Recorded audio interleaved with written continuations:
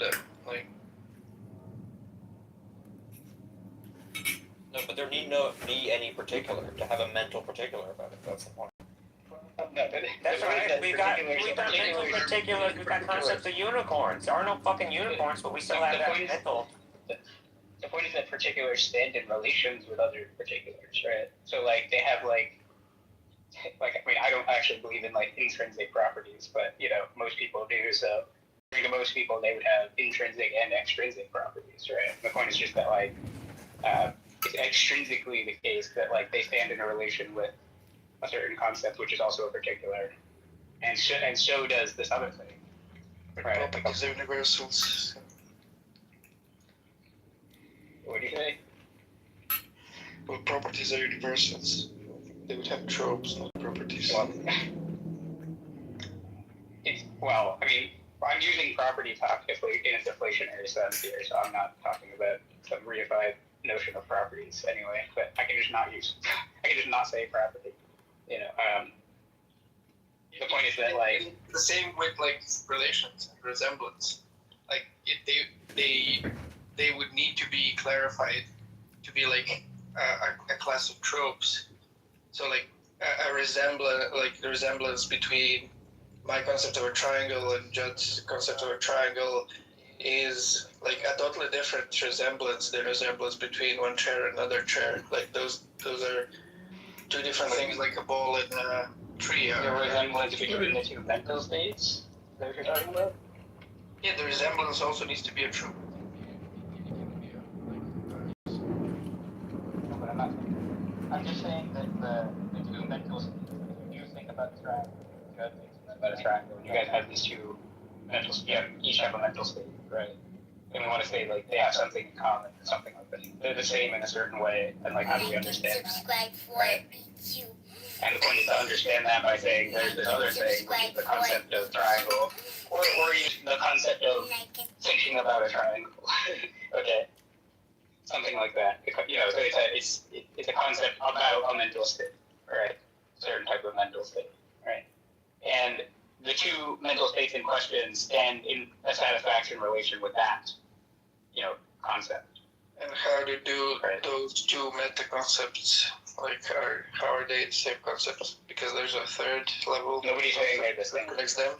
They're close. They don't have to be the same. It's close enough. Which two are the same? Like there aren't two. I only have three things here so far, right? So we have like your mental state and Judd's mental state, right?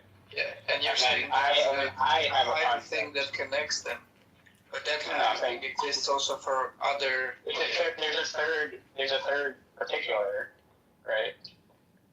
Now, if you were going to ask me like about some other similarity, like yeah, I am just going to say the same thing each time. You can say it's an infinite regress if you want to. Yeah, we're just going to mention it. It seems that it's just going to go into infinite regress. Yeah, I don't think it's a benign regress.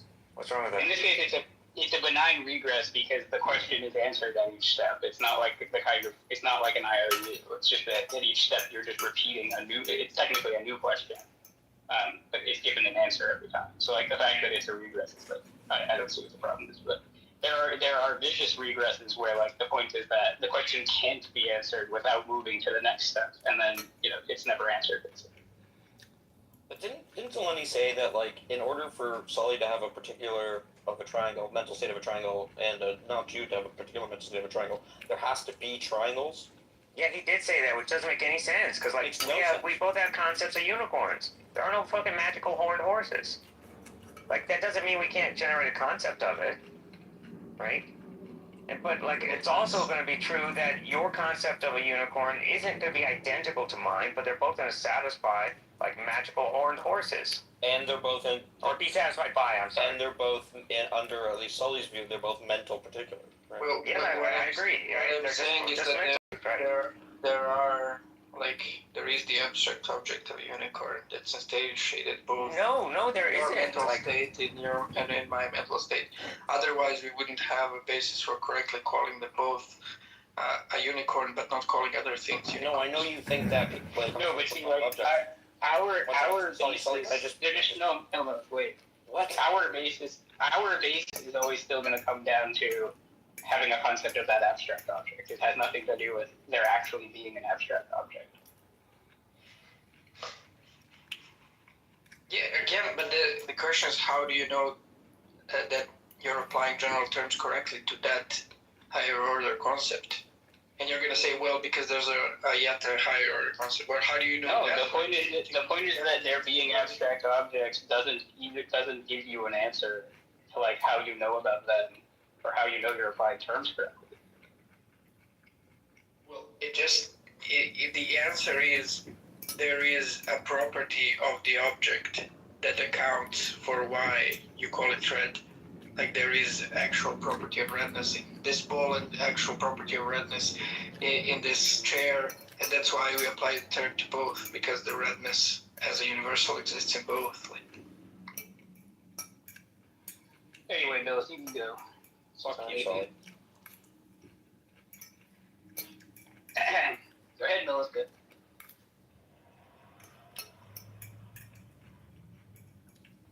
I mean, Zeleny, it sounds like you're just saying nah, right? Like, I don't see. Yeah, it doesn't. It sounds like you're just. Oh yeah, you didn't make an argument there, so. There are no unicorns. I do not believe there are unicorns. Dead Yeah, in it's just a them. nah, right? Basically. What are we talking about dead in them? Like, maybe you You don't repeat like the it's. claim that you need a universal for blah blah blah. Yeah. So like, maybe you don't agree that things like you could have a concept without like there being some abstract object like actually existing, but like you're not giving a reason to think it's impossible other than just saying it's impossible. I'm literally like pointing out the fact is when you say this ball is red and this chair is red, there is nothing that's shared by these two chairs. Like there is no thing that they both have that accounts for why you're calling both of them red, according to you. Like there is no. They both satisfy the concept. Present in both. Yeah, they both satisfy like the concept. The same thing applies to the concept.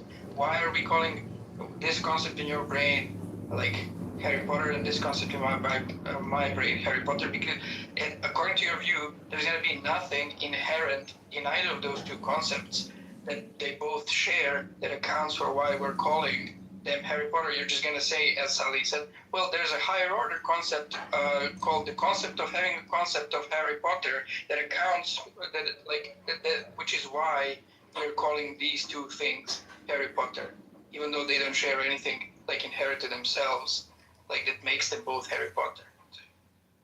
Well, I don't know what you mean by inherent to themselves, right? Because the thing that is going to be the reason that will say that your concept is the same as mine, right, is just going to be because like the relation between the concept and the referent, right, the thing that's being called, this has the name, right?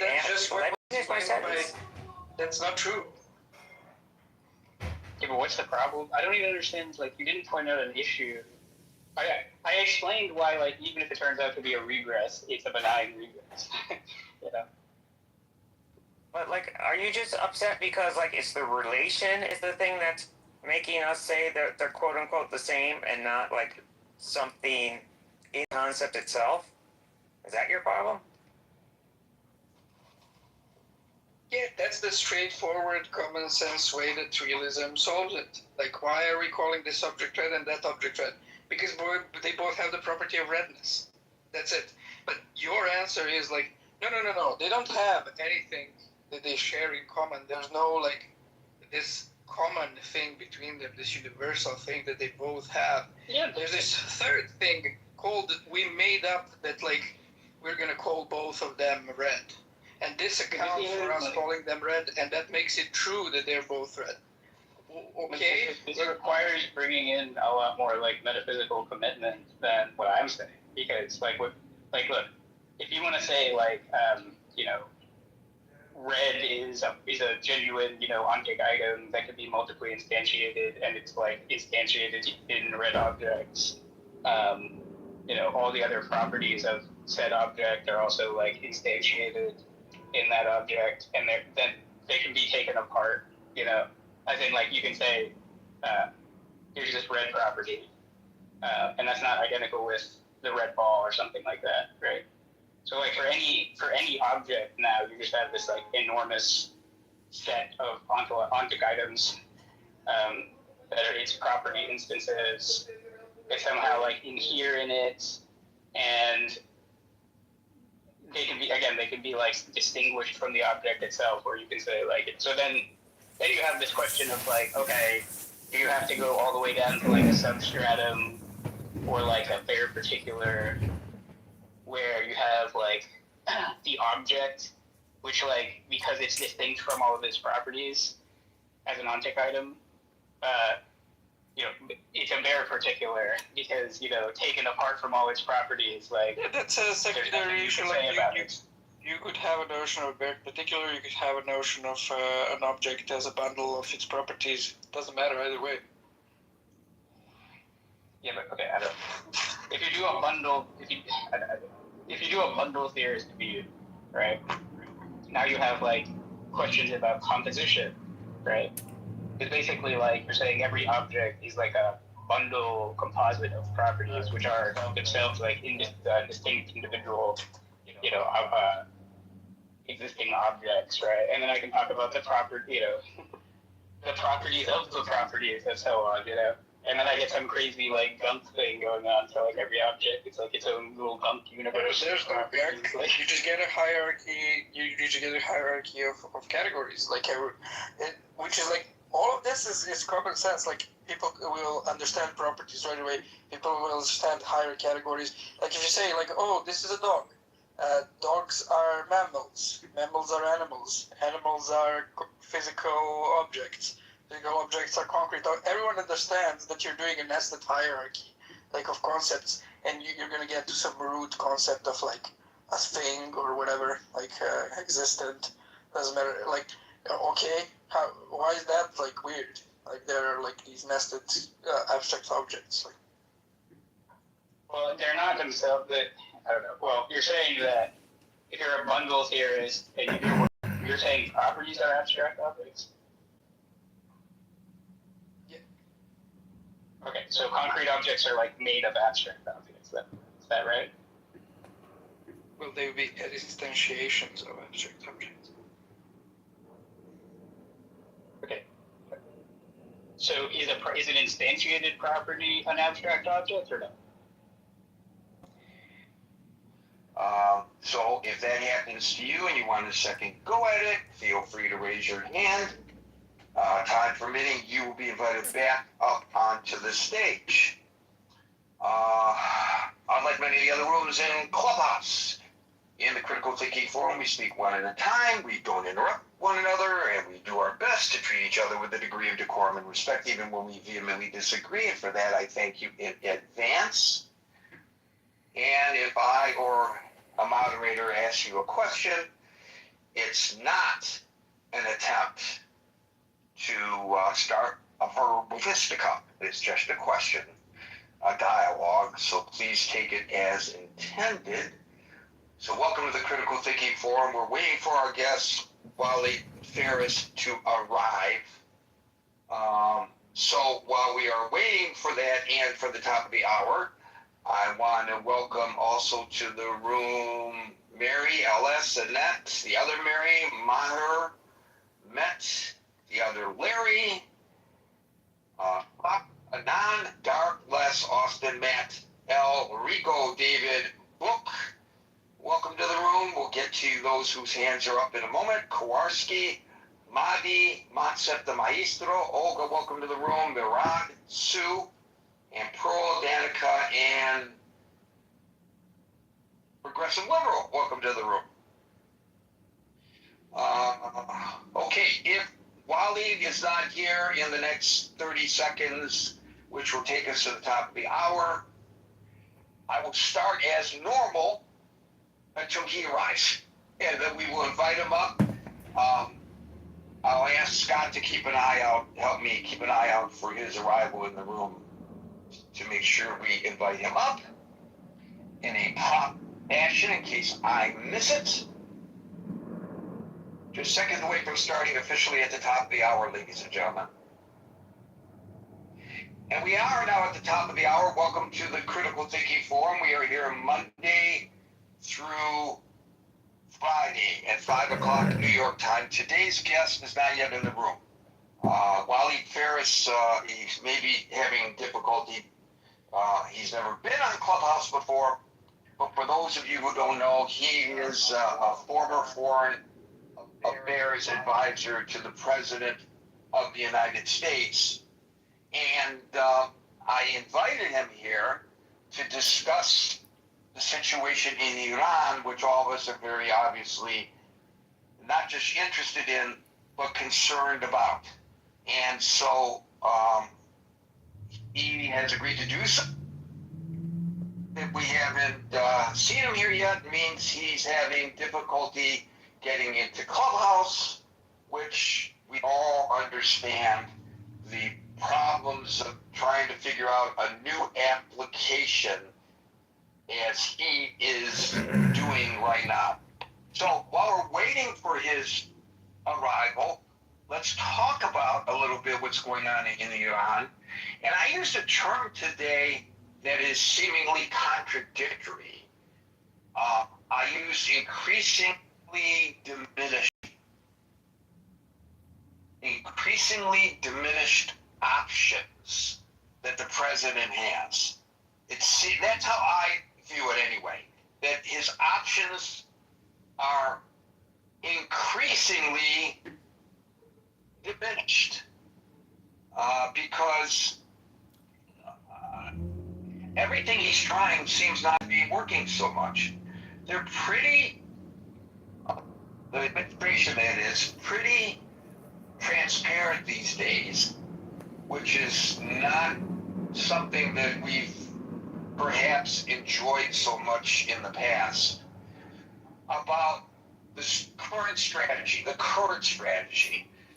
not the original strategy, not the various iterations, but the current strategy. It's pretty obvious that the current strategy is the carrot and the stick.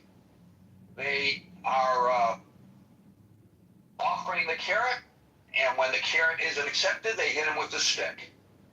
And the theory here is, and the press secretary just said so yesterday, the theory here is if you hit him with the stick, soon enough, you beat that horse into submission. To continue the analogy, here comes Waleed. You beat that horse into submission.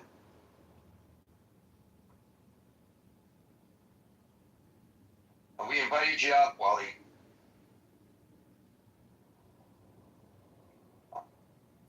But I don't see you appearing on the stage. There he is. I knew we could make this happen. How you doing, buddy? So I was just giving a little introduction to what's going on, and I told folks who you are, a former foreign policy advisor to the president, an expert on the situation in the Middle East, with a particular interest in the threat that jihad has on our society, and not just our society, but globally, of course. And I was suggesting that I've been using recently a contradictory term. I say increasingly diminished, or some variation thereof, that the president's options are increasingly diminished. And my observation, for what it's worth, which may not coincide with yours, of course, is that the president is trying both the carrot and the stick, and when the carrot doesn't work, he hits them with the stick. I think the press secretary suggested that yesterday. That's actually the current policy, trying to get them to the negotiating table, trying to get Iran to agree to something.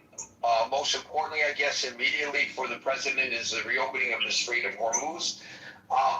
First of all, am I correct in my analysis? And secondly, is it really what you would advise him to do? Were you still in that position at the White House? It's exactly what you're saying, but let me put it in perspective.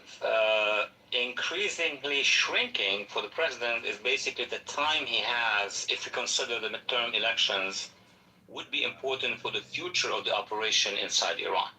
And most of us from all sides believe that certainly if one of the houses, one of the assemblies is gone, House or Senate, it's going to be extremely difficult for the president to carry on the war. It's not impossible, but it's going to be difficult. If he keeps even thin majorities, then the sky is the limit regarding what he wants to do with the scenery in Iran. Certainly, the regime knows that. The regime knows that very well. That's why their battle since January, since the first wave of strikes, then they offered negotiations. Not that we offered negotiations, the brokers offered negotiations, which means the regime. The goal has been basically to gain time. I've repeated on national TV maybe 60 times that the goal of the regime is to gain time, and that's what they're doing. I even put July as the benchmark. And July came, July gonna go, and that's why I feel, I presume, that the president now is going full speed.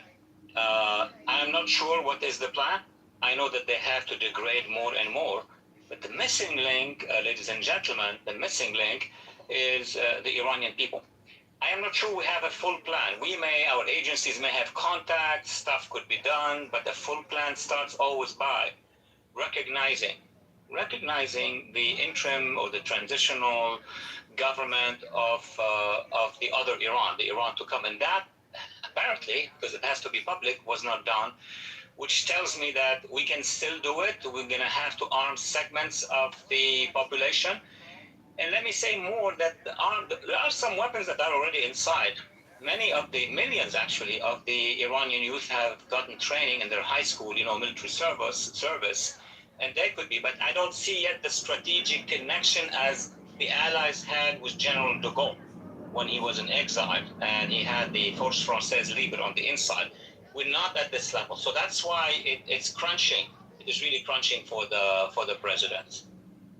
Well, I've often suggested, and I do not profess to be an expert, but I do profess to be someone with great interest. I'm well read on the situation. I do have contacts, although of course lately limited inside Iran. I have a lot of contacts in Israel.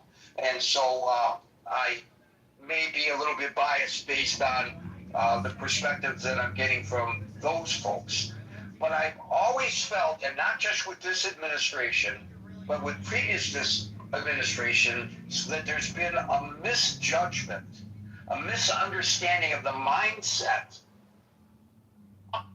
Did we lose him? Yes, we did. That's not good. Especially in the middle of my most excellent question. Let's give him an opportunity to come back up. Let me tread water here just for a couple of seconds. Well, at least we got one good soundbite. Can you contact him back channel on his phone or something? Well, I'm sure he's trying to come back in. I can check the back channel here in a second, but I'm sure he's trying to come back in. Look, guys, I said in the beginning, this is an experiment. I know they used to do this on Clubhouse all the time. They bring brand new people in, famous people in, interesting people in. That was how Clubhouse got its initial reputation. And for some reason, that kind of went by the wayside with Clubhouse. I don't know. People find different platforms. I have no idea. I still think for this kind of interaction, this is still the best platform. And I gotta presume that those folks went through some of the same issues, growing pains, if you will, as we are having right now. So let's continue the conversation without Waleed, and then he can jump right in as soon as he comes back. So, Scott, I was going to ask Waleed, well, you know the question I was going to ask, and that had to do with the misinterpretation, not just by this government, the misunderstanding by this and previous governments of the mindset of the Islamic fundamentalists who are running Iran. And I was going to ask him, at least his opinion, about where he thought we can actually even go vis-a-vis negotiations, because I think, at least from my perspective, there's a trust issue. Yeah, you know what's interesting, Gary? I don't know if this is on topic. You can flag me if I'm committing the Cardinals. But when I think about that, about misunderstanding the mindset, right? And I used to talk ad nauseum about the liberal society stuff. What's funny about that is, if you look at Trump's speech, which I'm sure he didn't write, no president writes their speeches, but I mean, he signs off on it and stuff. In Saudi Arabia, right? That was a speech that recognized this was not a sort of George Bush, Barack Obama, everybody loves freedom, the world wants liberal values sort of mindset. It was, hey, you do things differently. We're not going to come here and tell you how to run your culture, your society. You're prosperous and you've done it without Western do-gooder values. I'm editorializing a little bit, but, and if you look at his security document that came out, we talked about it last year, that was also very multicultural in its awareness, and it was a kind of a Huntington Clash of Civilization sort of framework where, again, it seemed to recognize that there were significant differences in the world and illiberal differences and cultural differences, and that was going to be taken seriously, and that Western civilization, he talks about Western civilization in that document, and again, in kind of a Huntington way, which is, as I get older, there was a time in my life when I hated that book. And now as I get older, I find it more and more compelling. But, yeah, I mean, I thought what your friend Waleed was saying, too, was great about buying time, right? You got these people that don't buckle the way we would buckle. As we were talking about yesterday, just don't buckle the way liberal democracy would buckle, right? When you have to take poll numbers and stuff about a war, it's not the kind of operation they're running. And so, yeah, I think that it is interesting to misunderstand the mindset. And again, we're giving them time, which I think is an interesting thing that Waleed said, that's, the time is on their side, not ours from Waleed's perspective. I found that really interesting. Okay, I don't know what else I have. Well, I want to jump on something that he said about his perspective, and I'm certain as a former Foreign Affairs advisor to the president, he has the contacts, some of the same contacts that he had while he was in office. These guys and gals tend to keep back channels going after they leave officialdom. And of course he has his contacts in the Middle East, long-standing contacts in the Middle East. And he suggested, I think the direction he was going in was that there may be attempts for a support of a popular uprising in Iran, and we hear Alan and other expat Iranians raise this issue often. But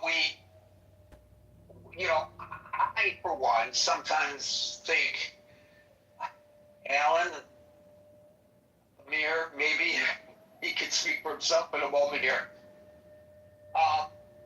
Is this just wishful thinking on your part? Or is this something that actually can occur? Remember, you're starting from a baseline of 0 weapon. I cannot imagine, with the number of weapons that are available to the populace here in the United States.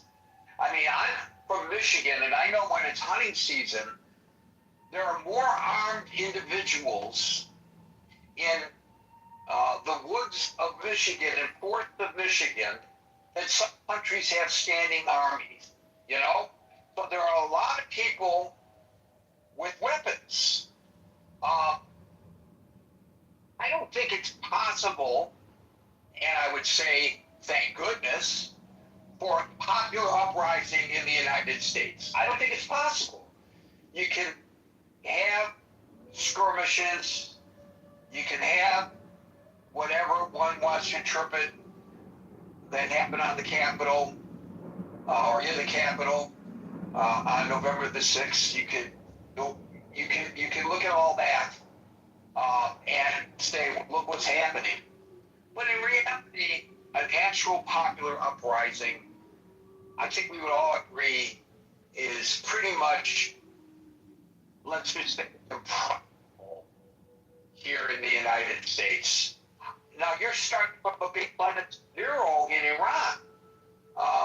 Although he suggested that there are weapons that have been secreted into the country and put in the hands of the young Iranians who are fed up with this regime. But, God, I gotta wonder, is that even possible? Yeah, I'm with you on that. I mean, in the United States, like, despite all the guns we have, right? I mean, you'd have to have tanks and surface-to-air missiles, and I mean, look at just the sheer firepower. You're right. I mean, starting from where they're at. This is what my Second Amendment advocate friends always remind me, right? Like, you can't get steps to stage a rebellion without guns. Yeah, no, I think that's, yeah. And also the fear you have, I think, not just guns, but the fear that not only does the regime have such asymmetrical force, such radical asymmetric force, but they're not knowing in your consciousness that they're not afraid to use it. Sort of. Right? That they'll kill tens of thousands of their own people in a weekend. By the way, I missed those protests, as you noted yesterday, Gary. I guess I just dialed out on social media. I missed the protests on campus. I'm sure they happened up at NYU. I just didn't see them. Right. Very, very well said.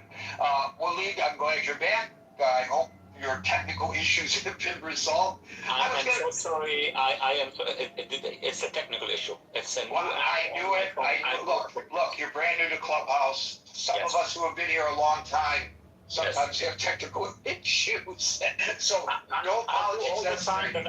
All the time that I promise, I'm with you, gentlemen, ladies. Yeah, I know you are, and also believe me, all the people who are listening are absolutely understanding, because at one time or another, we've all suffered similar issues. So don't worry about it. I want to get back to the point that you were making, and that is, and I was just asking Scott that, and I'm sure you know where I'm going with this. They're starting from basically a baseline of zero. There's a Second Amendment there. How do you actually have optimism that there could be some kind of a popular uprising? Well, input number one is I am deeply connected to the various elements, not just one major element, various elements. Should it be the older ethnic, territorial, regional uprisings? Of course, everybody mentions the Kurds, but I also have been interacting with the Arabs in the Ahwaz or Khuzestan, with Baluchistan, and that for the last 10 years. It's not only yesterday or the day before. And it seems to me that those components have already prepared themselves for a form of a guerrilla, but they have expected. See, at the end of February, they have expected, when the president made those posts asking all Iranians, including the Persian majority, which is the most important, that they need to continue to march. They need to identify their oppressors, which means, in diplomatic language, there will be trials, there will be courts for mass killings and war crimes, so on and so forth. And obviously, the term, help is on the way. All of this was basically convincing the Iranians, millions of them, to take to the streets. They did. 52 or 53,000 people were killed. That's, in sociology, that's the ultimate indicator that the population will rise. There is no way they're gonna coexist with the regime. The problem is that the regime has immediately went to Qatar and to others and told them, let's offer something so huge to the administration. And the administration, obviously, when they decided to negotiate, the president said, okay, we're gonna give them a chance, thinking that it will be resolved in a few weeks. What did the regime do? They went back to the population and crushed the cadre. They have been executing almost 2 or 3 a day or 4 a day since then. So they did a big maneuver, which is to calm down the clash with the United States obtained that negotiation, which took too long, many months, made some mistakes, because I think their lobby in the United States is telling them, look, everybody wants the deal, Democrats and some Republicans wants the deal, so therefore don't just get the minimum, try to get the maximum. And that explains why the brokers, our brokers, will come back to the administration and say, well, they are determined, they want to do business with us for $300 billion. That's dizzying. And it took that long to realize that the regime is not in the business. The regime was in the business of pushing us to July, and now, of course, they're working on August to get us weak. Us meaning the supporters of the president weak before losing the election as they thought. That was their plan. Now, it's critical between now and, I would say, mid-September, what the decision in the Oval Office is going to be. And the president said that we're going to crush their ability, strategic ability to recover. That's what they're trying to do now. And we know a few months ago, the administration was saying we destroy the Air Force, Navy. I made that statement earlier on in the winter that they lost the strategic weaponry. What they have are about 475,000 militiamen, the IRGC and the Basij, and some of the Mukhabarat, meaning the intelligence services. That is a continental problem, meaning, yes, we took out all these weaponry systems, and yes, they said, okay, now land here and fight us. So this is how they convince themselves and us that the American public is not ready for a fight on land. And on the other hand, they are disarming, or they are deterring the civilians. It's going to take the president to decide that he's going to send our forces to destroy the remnant of the strategic ability. And meanwhile, as I said, the missing link, which I think is going to happen, but I'm not sure when, what day, what week, we're going to engage with the Iranian opposition and people and have them take to the streets. Why? And the first question is, why did he? And the second question is, should he have? Why did he take the foot off the gas after giving so much hope to the Iranian? You know, gentlemen, ladies and gentlemen, I can't even answer the question because I'm not inside the wall. But I have my connections with the administration. I served as an advisor early on, so it doesn't count much now. But from analysis, from simple analysis, as I have analyzed the Obama-Iran deal, because we have now the information, we don't have the information about the negotiations now. I do trust the president that when he feels that he has been betrayed by the negotiators, with the Iranian or the regime negotiators, he's going to explode, and he is exploding. So whatever the regime now think they have to do to take back the confidence, the confiance of the president, I don't know if they're going to be able to do it. But at the time, I mean, follow me, and that's something very logical. Those who put pressure on the administration are of two kinds.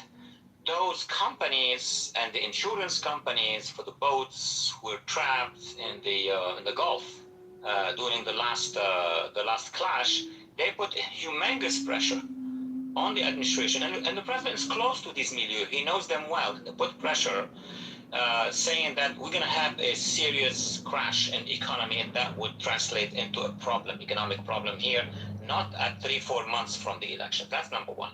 But number two, probably more important, is the fact that the same companies, the same financial interests who got engaged in the Obama deal have approached the regime. This is between information and assessment. I would say more assessment than information, but it has merit. Approached the regime and told them, look, we are ready. Because companies have no policies. They don't care if it's Democrat or Republican. And the numbers that we see, we can convince the administration and those close to the administration to present is close to $300 billion. That's twice the size of the $150 billion of the 2015 deal. Now, when you have that force, it's a lobby by itself. It's a lobby by itself, meaning it would present the case that the regime is going to moderate, that we killed, 2/3 of 2 generations of leaders. We have, or the analysts who made that conclusion said, we killed many of their leaders. They are afraid. They are on the run. And that's what mainstream academia and media have been trying to convince us. If you tell them this is a good deal, you'll survive, we'll make money together, then they may come. They came. And when they came, they barely signed the MOU. And the MOU did not do much details, but they revealed to us what was behind the MOU. It was $24 billion go straight to the regime. We assume with $24 billion, they're gonna immediately calm down and not go to war because they'll lose that cash. But the most important one was the $300 billion. So with the imagination, what we can do with the $300 billion, well, we will have time to see how we can convince the regime to accommodate the population.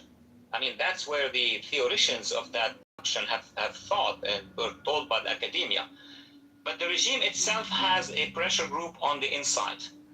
The IRGC radicals, the Basij radicals, they fell, meaning those negotiators on the Iranian side or on the Republic side felt the radicalization that took place over the past 46 years. So there is a chunk inside Iran, and that chunk is in the IRG mostly, that told their negotiators, yes, we will do a deal, but we don't want to appear as we have lost. So the narrative started in Iran by the regime. We're going to sign a deal with the Americans. The Americans have lost. That's why they are offering a deal. And we found out, actually, our intelligence first services, and then the president. The president is very pragmatic. They don't give a deal, we're going to give them hell. And that's what's happening now. But having said that, if we strike the remnants of their forces, and I repeat maybe for the fourth time, the only segment between us and victory is to mobilize the Iranian opposition. And to conclude very quickly here, we may also count on weapons that have been sent by the Artesh, which is the classical army of Iran, smaller in size, but they're still inside the country, and they would close in. That would be the equivalent of the French resistance and the Allies meeting mid-distance. Well, it's interesting that last comment, while you mentioned the French resistance and the Allies, the president actually did not put together what one of his predecessors called a coalition of the willing. Was this something unattainable, or was this something that he miscalculated, thinking that we could do it alone with the help of Israel? What's the story about that? Because I've always felt, and I may be wrong in my assessment, that if he had been able to put together a coalition of the willing, this might have had a different outcome by now. That's the greatest question. Here's a timid answer to that, because we still don't know much about the details of what happened, but one can imagine, one can project it. We know how these things function. We know the lobbying. We just spoke about it. The coalition of the willing this time was more than enough. Power, the sheer power of the United States, it's huge. And the sheer power of Israel.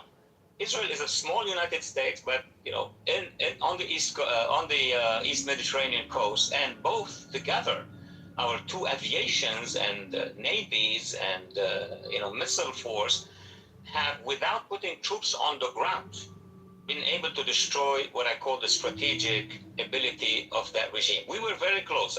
In my own numbering or quantitative analysis, I would say we were at 75 to 80% of the win. To a certain point where some officers of the IRGC have been trying to negotiate through third parties, including Oman, including at the time Qatar, to see how they can, they message actually the administration saying, okay, if we break away from the regime, if we bring down the regime, they were lying obviously, but they were concerned at the same time. What would we have once that regime will go and we come? And you remember, some of our officials, including the administration, said, well, we're talking to the right people meaning those officers who sent messages and said they're ready to do it. They were psychologically very close from chaos. Imagine we had the demonstrations not happening in January, but the armed demonstrations happening in February or March. It would have been very different. Now, your question is very accurate. Did we have a plan from the beginning? And I agree with you. I think we had a will, but not the plan. How do we know? Because the component of that plan did not tell us that they have been contacted and that they are going, on the ground to organize. Whatever they've done on the ground, especially the Kurds and some of the Persian elements, they've done it on their own. But I am quite sure that our agencies informed the administration that if you want it, we can make it happen. And by that time, the negotiators, I call them the brokers, may have been able to bring messages of good news, meaning the regime is ready. Didn't we hear from the president multiple times? We have reached them, they are messaging us, they are ready to sign, they are ready to negotiate. Translate this into reality. It means he doesn't do the phone calls. Actually, his envoys are doing the phone calls. So the remnant or pieces of the regime told the envoys, tell your president, we're ready. And they did it at the time where they felt that their towers are going to go down. They waited till they lost all what they've lost, and then they have been crushing the population. They were really afraid that even after 52,000 people killed, multiply this by 5, imagine how many vendettas, how many, probably about, you would have 200,000 to 300,000 Iranians on the front with their weapons. It doesn't matter if they had missiles. Missiles can win a revolution. AK-47s, individual weapons, especially from when Israel, at the end of that confrontation, started to target the checkpoints, the security checkpoints of the besieged, the lower militia, the lower SS, I call them, and the IRGC are the higher SS. They started to have losses, and the Israelis sent those birds, the drones, the mini drones or the medium drones. Every time the security, the Khomeini security would shoot against the population, the demonstration, the mini drones will go down and will eliminate besieged in the middle of Tehran. That was almost the pre-collapse, the pre-chaos, and we kind of saved them by giving them all these chances. So I'm going to ask this question that will probably reveal my bias, and so I apologize for that a little bit in advance, but it seems to me that the president has been unsuccessful based on the pronouncements and all these quotes, especially from the Republican side, while they are anonymous, but they come from credible journalists who cover the Hill on a daily basis, that they're telling, not just the Democrats, but the Republicans are telling those seasoned journalists who they trust that the administration, even though they've been coming up to the Hill and having closed-door sessions, hasn't made a case for the funding of all of the above that you have mentioned. Is that a roadblock? It's a roadblock, but I have followed the systems of the Islamic regime, guess when, since it started. I was at dinner with my brother, I was like a kid in Beirut, and so for all these decades, I followed their system, how they do it. They are very strong if the population hasn't made a decision to go against them. We could send all the missiles we have, short of nuclear, obviously.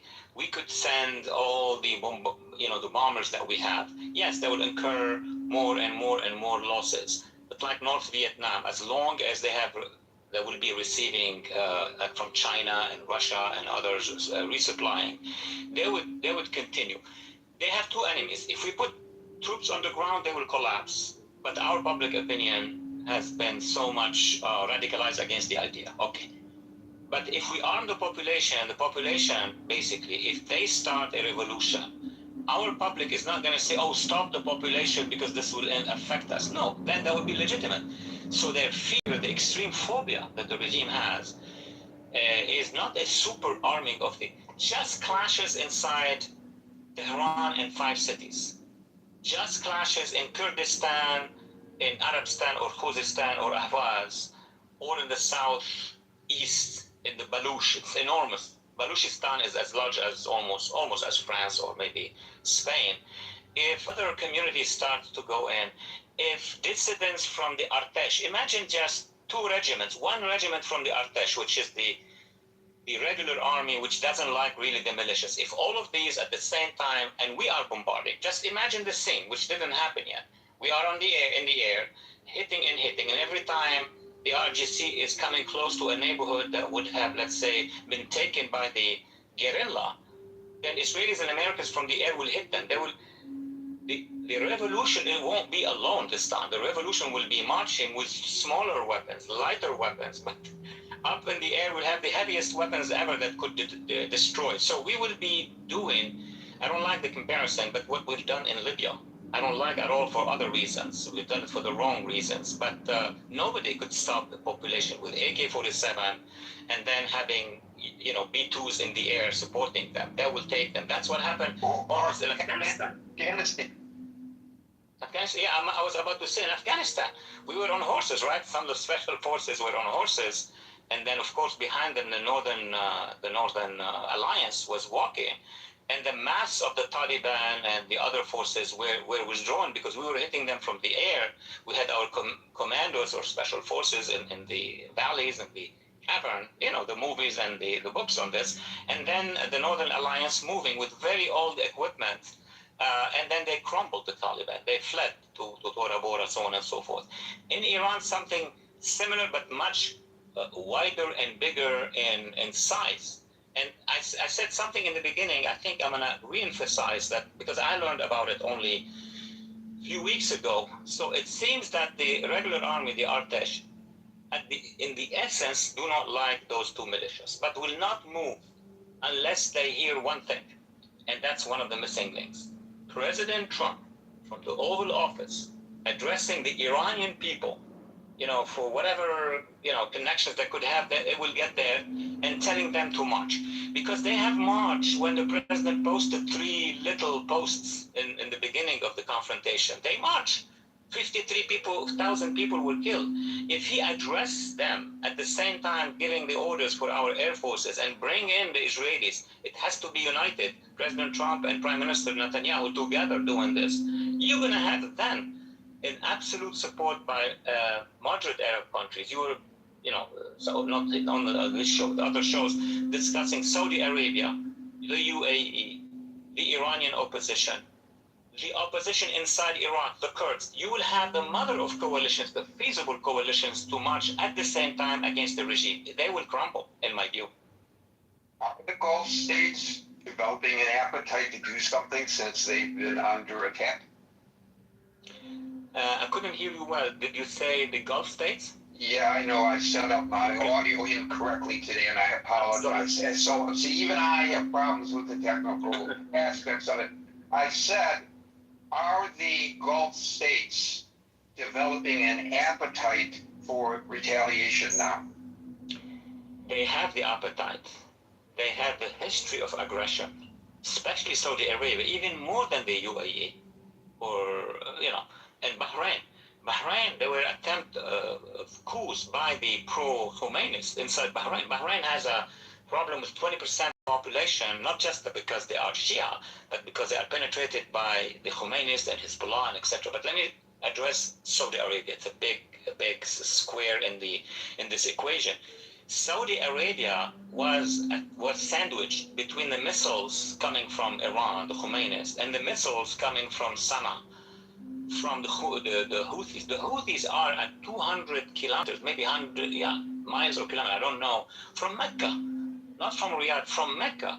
And the Saudis have suffered. But let me say one thing about the Saudis, because it's not well known within the American public. There are still struggles within the kingdom.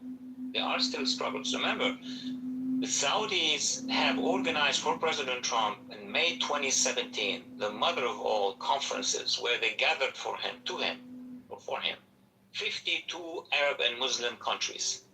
52, minus Qatar, because Qatar had a different policy. But the bulk of the Arab and Muslim world was there, led by, at the time, the influential MBS, who was Deputy Crown Prince. Now he's Crown Prince, and he is the Prime Minister of Saudi Arabia. And I don't know, but soon enough, he will become the King of Saudi Arabia. So they have offered the US, and President Trump took that offer and delivered 2 things. At least one was the withdrawal from the Iran deal. It was huge. It hits the regime in Iran, it hits the Europeans, their companies a lot. And second, what is very important, it designated the IRGC as a terrorist organization, redesignating it. Plus, at the end of his first term, he eliminated the head of the Quds Force, Soleimani, which is enormous. We were on the offensive. They were with us. The Saudis even more than the UAE. Now at this stage, because of the 4 years of Biden demobilized the US support to the Saudis at the Gulf. the Saudis were under the pressure by the Biden administration, and they were asked to withdraw from Yemen and to stop the bombing on Yemen. It was a huge setback for them. They were asked also to disengage from their war along with the UAE against the Muslim Brotherhood. So what remained in Saudi Arabia, the faction that follows MBS. MBS is with us. He's with the West. I'm not concerned about anything they do with China or Russia or this little aspirin deal they did with the regime in Iran over the past 2 years. They want to be our allies.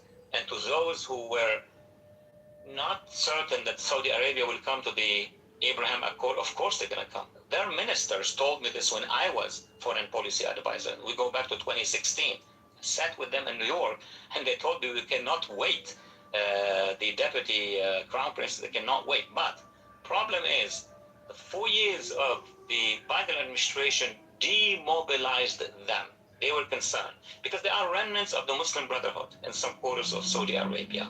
And it looks like some of them are, let me not go too much into the detail, but some of those quarters who operates from some agencies in Saudi Arabia are in connection still with the father, with the king. The king is ailing, but those classical, traditional, Islamist inclined who are against all these reforms are still around. So MBS cannot operate if we have not made a decision to bring down the regime. Because some of them told me over the past 2 months at least, see, we told you. You guys in America, you encourage us to confront the regime in Tehran, and suddenly your brokers come with a draft for a deal with them. We cannot play with our national security like that. So I would say at this point in time, the Saudis, though they have two wings, if we bring down, if we are serious, if we arm the Iranian people, if we mend fences with Israel, do that white confrontation with the regime in the goal of bringing it down, not to bring it to the table of negotiations, Saudi will change. Saudi will be on the offensive. And I am interested, not interested, I'm surprised that the UAE has been engaged militarily. They have been doing most of the operations across the Gulf from the Arab side because they are the bankers. They have a lot of money which has been deposited by private sector in Iran. And they don't want to lose this ability. They don't want to see the regime coming and take it out that money. And then Dubai is all about stability. So they have more interest than the Saudis as well. So in a summarized way, yes, the Gulf will be marching not behind us, but to our sides if we decide that big overlord campaign, meaning the Normandy, meaning getting all the allies at the same time coordinating against the regime. And before I let you go, and you've been very generous with your time, I got two things to say. The first one shows my bias, and the second has to do with what you did up on Capitol Hill yesterday. I want to give you the opportunity to tell us about that. But you and I are in accord. This is Gary's bias here. You and I are in accord when it comes to the removal of the regime, because that's the only way you can stop these jihadists from terrorizing the Middle East. And as you point out, they're not just terrorizing Israel, they provide a threat. Look at Jordan. There's a huge threat to the Jordan kingdom there by those who would like to overthrow them because they don't see them as being carriers of the Islamic torch in the manner in which they feel the Islamic torch ought to be carried. So I would just add, to me, I'm with the Iranian people. The solution to all this is removal of the regime, and I think the president maybe, hopefully, starting to understand that after all these failures at the negotiation table. I agree with you 100%. I knew him, of course, I was his advisor for a period of time, and he's a, let me put it that way, he's a real estate strategist, not just to sell and buy and, building, but he sees it as a map. He understands maps very well. When I showed him, I'm just going to give a little bit of something that happened, what I was advising him the first time in a briefing in New York, before he wins, I brought a lot of maps. I love maps, and I put them, and he said, give me the information on the maps. He can see the balances of power. He can see where the oil is. He can understand, So he will be sensitive if he has, and sorry to say it, the right advisors at the right time. But then you have another pressure that comes, Mr. President, we can get the deal. He loves deals, but he knows the ground, and he knows when those deals are lying deals, that they're not going to get him what he wants. So having said that, I would say that I imagine the president now, in his conversations with Pete Hegseth, with Secretary of State Rubio and others, and still the Israelis, he understands that this regime is not going to give him what he wanted, which is a partnership, business, etc. He knows that they're lying. So now he still hears, with one ear, he still hears what the negotiators are bringing, but the way he's giving those orders to destroy the regime, to do that, indicates that he's tilting towards engaging fully. I hope his advisors, I wish I can be an advisor now, I hope his advisors are presenting to him logical ways and very quick ways to mobilize the population, the people of Iran, and to close in with our military. Well, I held you much longer than I promised to, so again, I want to thank you for your time. But before you go, please tell folks, because it didn't get the kind of coverage it deserved, yesterday's launch of the International Freedom Coalition on Capitol Hill and what that has to do with our fight that everybody here agrees is necessary against global jihadism.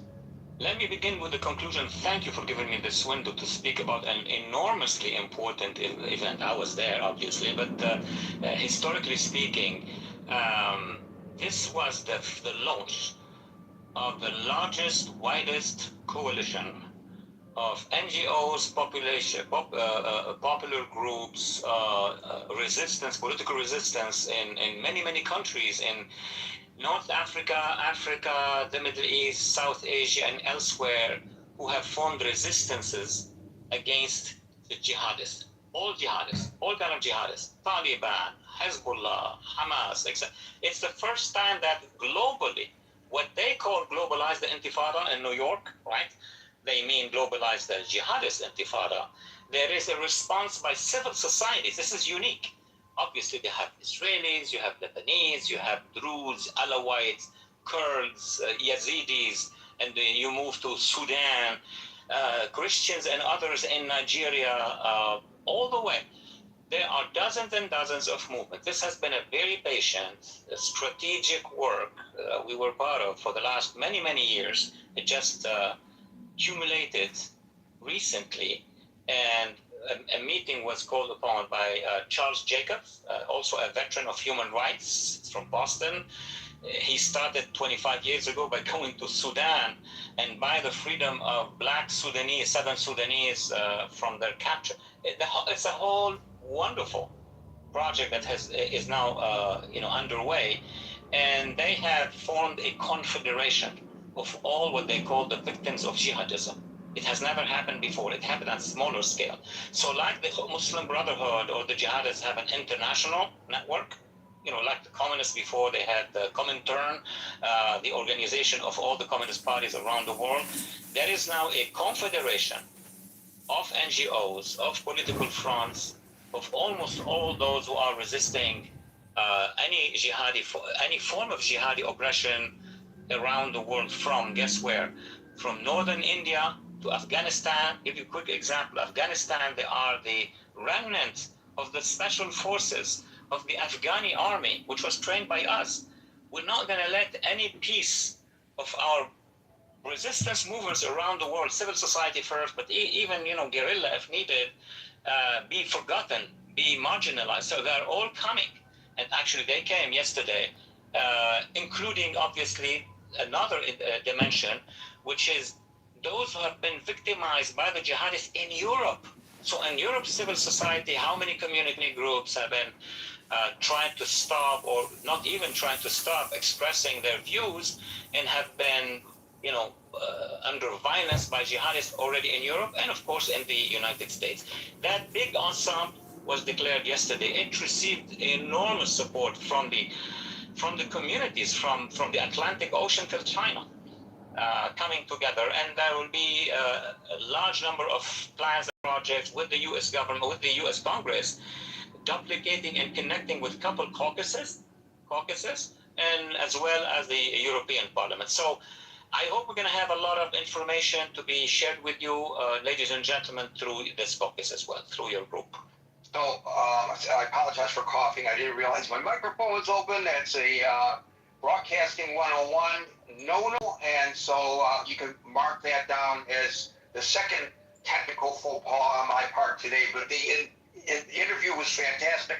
Folks, the main chat linked above on Facebook Messenger, I put a link there just now to the International Freedom Coalition website, which I encourage you all to go to right now and peruse. Wally Ferris, so thankful that you were able to overcome the technical hurdles that Clubhouse presented you and persevered. And this was a terrific presentation, and you're welcome here anytime that you have something to say. Just tap me on the social media shoulder, and I'll set it up. Thank you, Waleed. Thank you so much. Thank you for the clarity and your commitment to tell the story to all of us. Thank you so much for having me as a guest, and I'll be happy to come back. We will be happy to hear from you anytime. Thank you, Waleed. So, folks, you heard it from the horse's mouth, somebody who actually knows what he's talking about, unlike me, who pretends to know what he's talking about. Not true, Gary. Come on.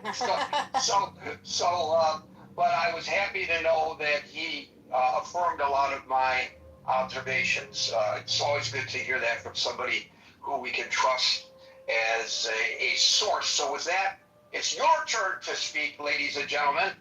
So we will start with Scott, followed by Marshall. Yeah, can you come back to me? Absolutely. Marshall, followed by Ed. It was quite interesting. I think I found the machinations of the administration probably the most interesting part of that. He at least seemed to have an idea of what Trump was thinking. And that's more than I have, so that's nice. Yeah, I kind of like the anecdotal aspects of his presentation where he kind of pulled the curtain back a little bit so we could see what goes on in the Oval Office in the mind of the president. I had not heard, other than from our Iranian friends who join us on a regular basis, including Alan, that this popular uprising is something that is seriously being considered. He laid out a blueprint. I don't know how accurate it is, but he's obviously closer to this because he lives and breathes it. Wouldn't that be something if there were to be a popular uprising? I think he intimated that if there was a popular uprising, it would force the hands of Congress. He didn't say that, but I think it would force the hands of Congress to fund whatever the United States feels needs funding, Marshall, whatever the president does it. Yeah, I imagine so, yes. If it turns out that way. I worry that it's Ahmed Chalabi all over again. Ahmed Chalabi persuaded us that Northern Iraq was good, the Kurds would come out, and we ended up betraying the Kurds. And so I hope what we have heard, it really does demonstrate the thought in the Oval Office. That would be very nice to hear. You know, he says he wishes he was an advisor now and to the president. And I would say the president needs an advisor such as him to properly articulate to Congress and to the public the vision, because he agreed with my preparation that this administration has not been particularly clear in articulating that, and that's what causes the pushback, I think, a lot of it that we see. One of the other things that he talked about, and I was unaware of this, and I thought I was pretty well looped in. Maybe Abby knows about this, and let me go to one. Gary, I'm missed ready, by the way, after Abby. I'm good. Okay, sure. Abby, you missed it, but he said that in the initial prosecution of this war, the Israelis were using medium-sized drones. Every time the Revolutionary Guard or the militias set up checkpoints, they got attacked by the Israelis. Every time they turned their weaponry on the populace, killing, as we now know, more than 50,000 people, the Israelis were there pushing back at the oppressors of the Iranian people. Now, maybe the people in Iran recognize that, and maybe you are looked at to a greater degree than I am, or most of us are, with regard to this, but to me, this was news. I didn't hear a lot of it, but I do know that the Israelis had a drone factory in Iran, that they were actually manufacturing drones there for their use. So it could have been part of that whole operation. I don't know. I definitely would like to find out. I'm gonna yield to the next person because I didn't hear a lot of what he was saying, but that one would be interesting to discover if that's where those drones came from. Thank you, Abby. We'll go to Scott, followed by El Normo. Yeah, Gary. Yeah, great. I hope he comes back. I mean, it's interesting to have an expert like that. He was I give him thumbs up. He was fantastic. Very optimistic about the United States coming on board, I thought. I was just looking up, the most optimistic polls are that 60% of the country's against the war, right? It goes as high as about 70, depending on the polling sources. So, I mean, to say that if we saw an uprising, I mean, again, I think what you were saying is and, I was just repeating you, the unlikelihood of the uprising with no guns. I mean, that's just difficult, right? I mean, it's just, when you have not just a heavily armed regime, but one that people know are not shy about using them, not shy about killing tens of thousands of their own people in a weekend. I mean, that's just a weekend at the office for these people. And again, as we noted before, I was thrilled to see all the protests at places like NYU when that stuff happened. It was wonderful. Students are very conscious of global injustice these days. But I think that's it was interesting. I thought also you contextualized Trump very well. The map stuff, right? You want to get to Trump, show real estate, and that was a very interesting insight, right? That how different presidents think, and just how personality shapes people, right? Like, how the team of rivals people versus the real estate people versus, it doesn't matter the temperament of the person in the office, not just the information they're getting, but just, the way they see the world emotionally, psychologically. That was really interesting. Yeah, I mean, I think that this is, I appreciate his optimism, right? I don't know that I share it. I don't know I don't know that where we go from here. And again, this is not to diminish a significant weakening of the conventional forces of the Iranians, right? I mean, I think we could continue probably to do that, right? I think if Congress will fund it, which again, that's another question that we have to consider as we assess where the conflict's going. But if Congress would fund it, I think we could pummel them. But as we thought before, will that bring them to their knees and doesn't get us closer to the nuclear dust? I call it the nuclear decade. Doesn't get us. I don't know that it gets us closer to that. I don't know what the end game is here. I don't know what a victory would look like. I'm not saying there isn't one. I'm just saying I don't know what it is, right? What is it? Is it we talked about? Is it regime change?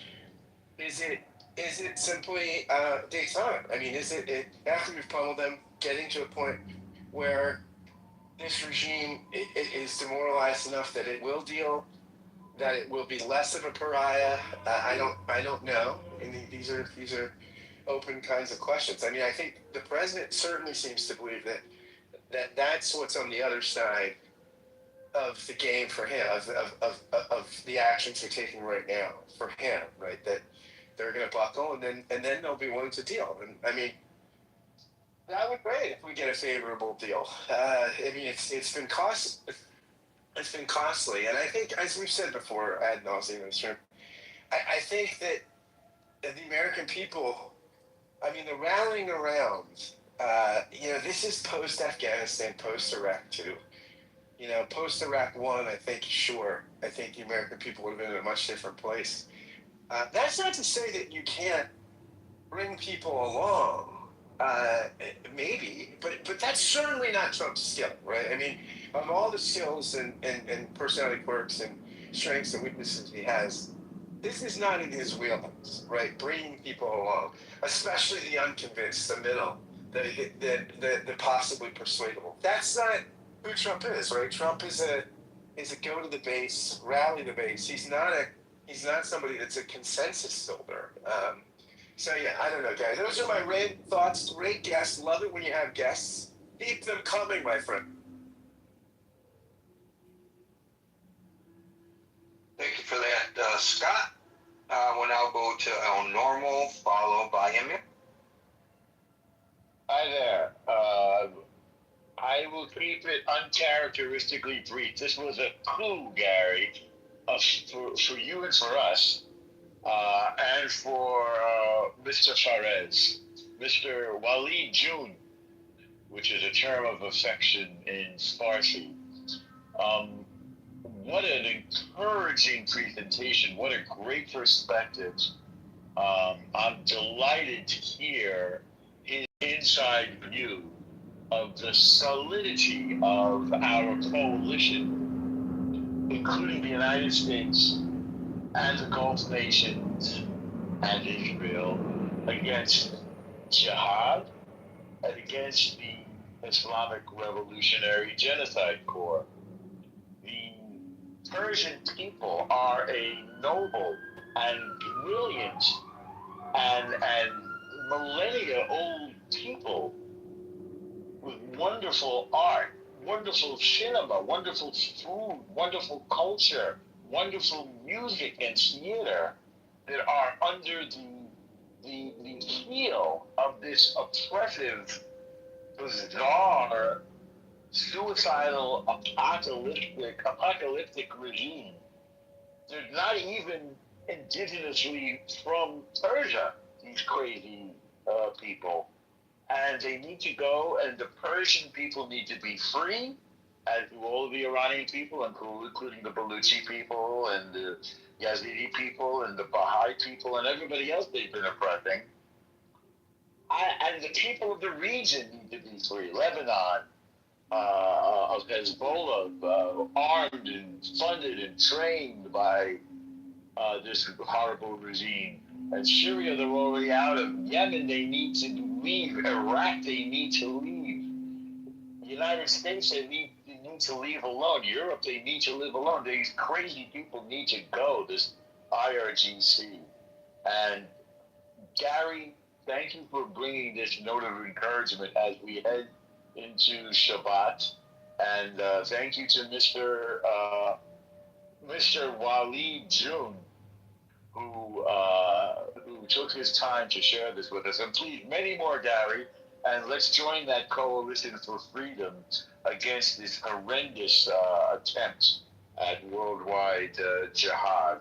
Finally, some encouragement. After the betrayal of my party, Gary, the Democratic Party, and the horrible mistakes made by both, unfortunately, Barack Obama, for whom I voted, and Biden, for whom I also voted. How they can be so wrong-headed and so treacherous, I do not know. But let's turn it around. I'm surprised to hear how highly he spoke of President Trump, but I am delighted to hear it. And I'm wishing us all success in this struggle against oppression. Thanks again, Garrett. Thank you for those kind words, Norm. It was tempered. He did point out diplomatically that this is not the art of the deal, buying and selling an apartment building or a hotel in New York City. You're dealing with a different type of mindset, and the president, the president went in and said, look, we can all win from this. And it sounds great. Anybody else would have grabbed it. It's actually a lifeline to them. But that's not how they think. And he's now starting, the president, as Waleed told us, is now starting to understand that. And I think most importantly, when he characterized it, he basically said, not in these words, the president's getting pissed. And I think we all know what happens when the president gets pissed. And I don't think it's a pretty outcome for the people he's angry at. So let's see where this all goes. I will note that one of the things that Waleed Ferris points out is that this is not just about Iran. It's not just about Israel, as many people are trying to frame this. This is not even just about the region. This is about jihadism globally. It's a global network. And now we have formed, I think he's at the helm of this, the International Freedom Coalition. There are representatives of jihadism, including Middle Christians, Yazidis, Kurds, Americans, Europeans, and other groups from across the world. This is valuable if for no reason that they may be powerful enough to take this message and re-educate people who have been led astray by propagandizing as to what we are dealing with. When, I remember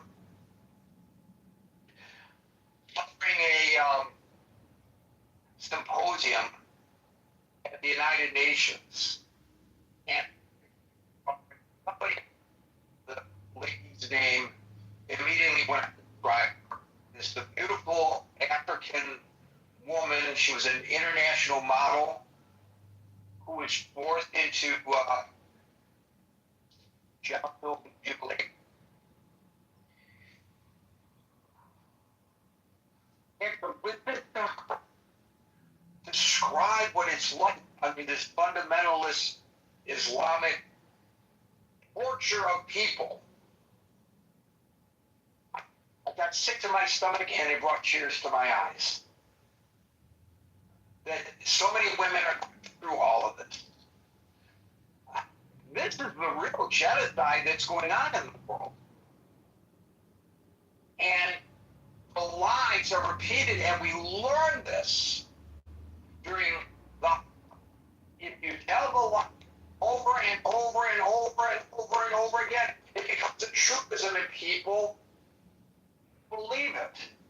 Your only real counter.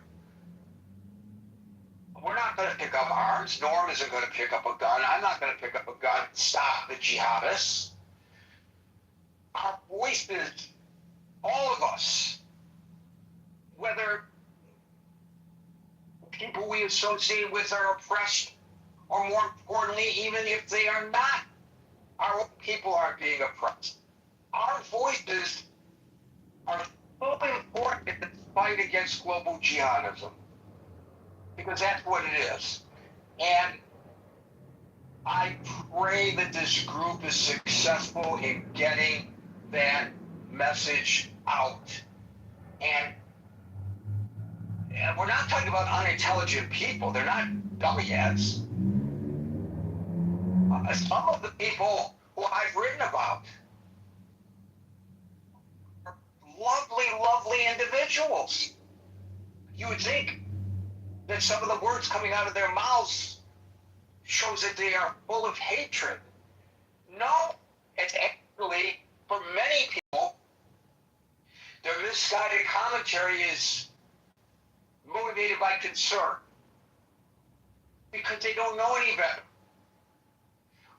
And in our liberal society, and I don't mean politically liberal, our liberal society, we hesitate to call things out for what they are. Maybe for fear of not being fair to groups of people. Well, here's the counter argument to that. The people these human rights violations in the name of their jihadist agendas, who are they being fair to? They do not deserve our empathy. The people who suffer because of them deserve our empathy.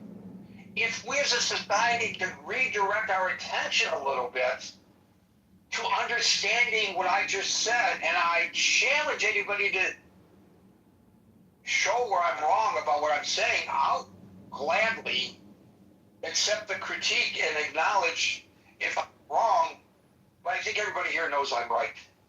So, God bless him and his program. That's all I got to say. Thank you, Norm.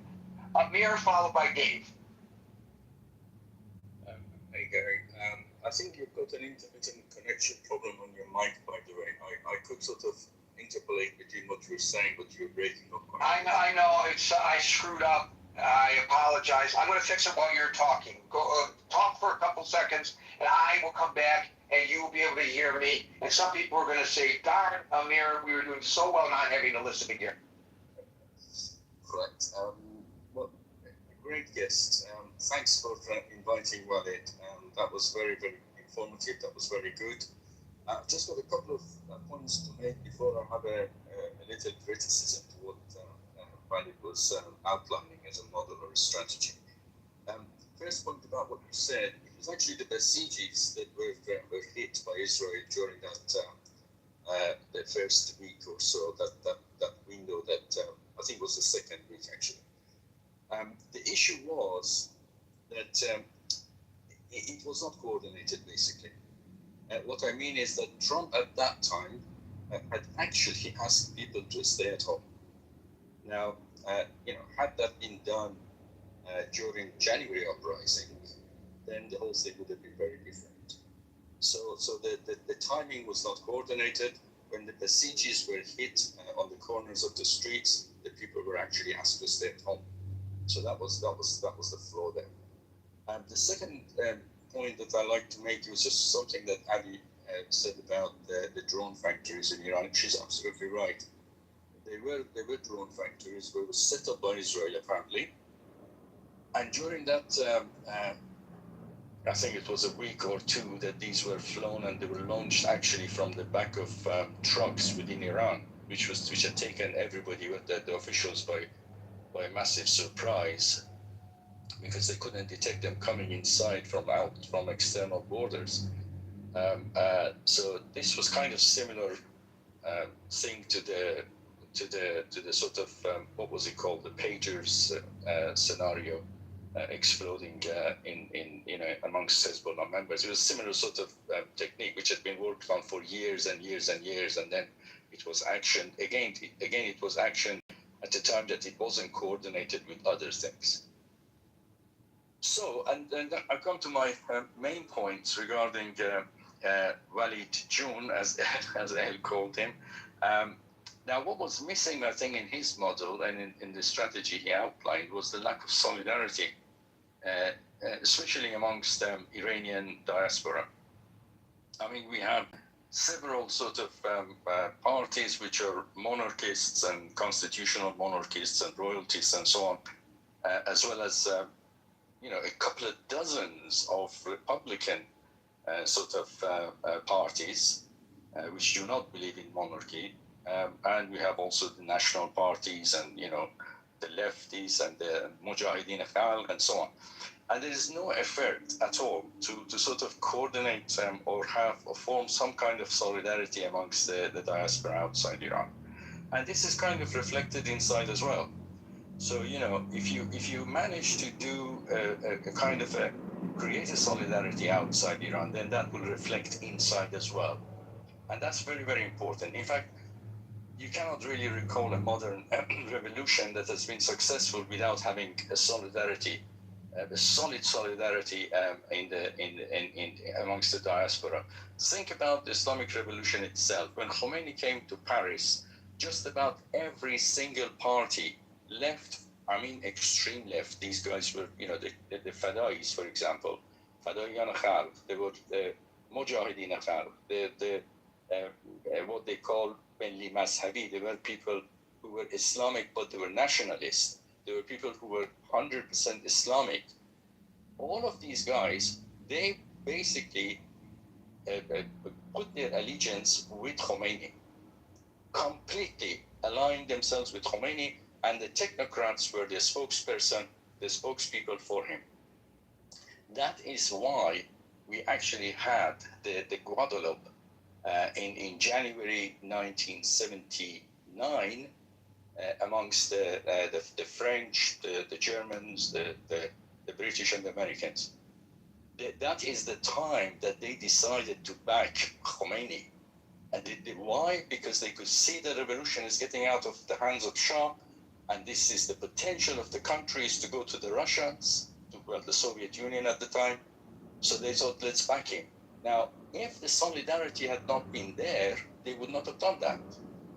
Now that's very, very important, and this is an important important lesson for Reza Pahlavi, who is claiming to be the leader for the opposition during the transition period. Now, if there is no solidarity, Trump is not going to back you, and that's very important message.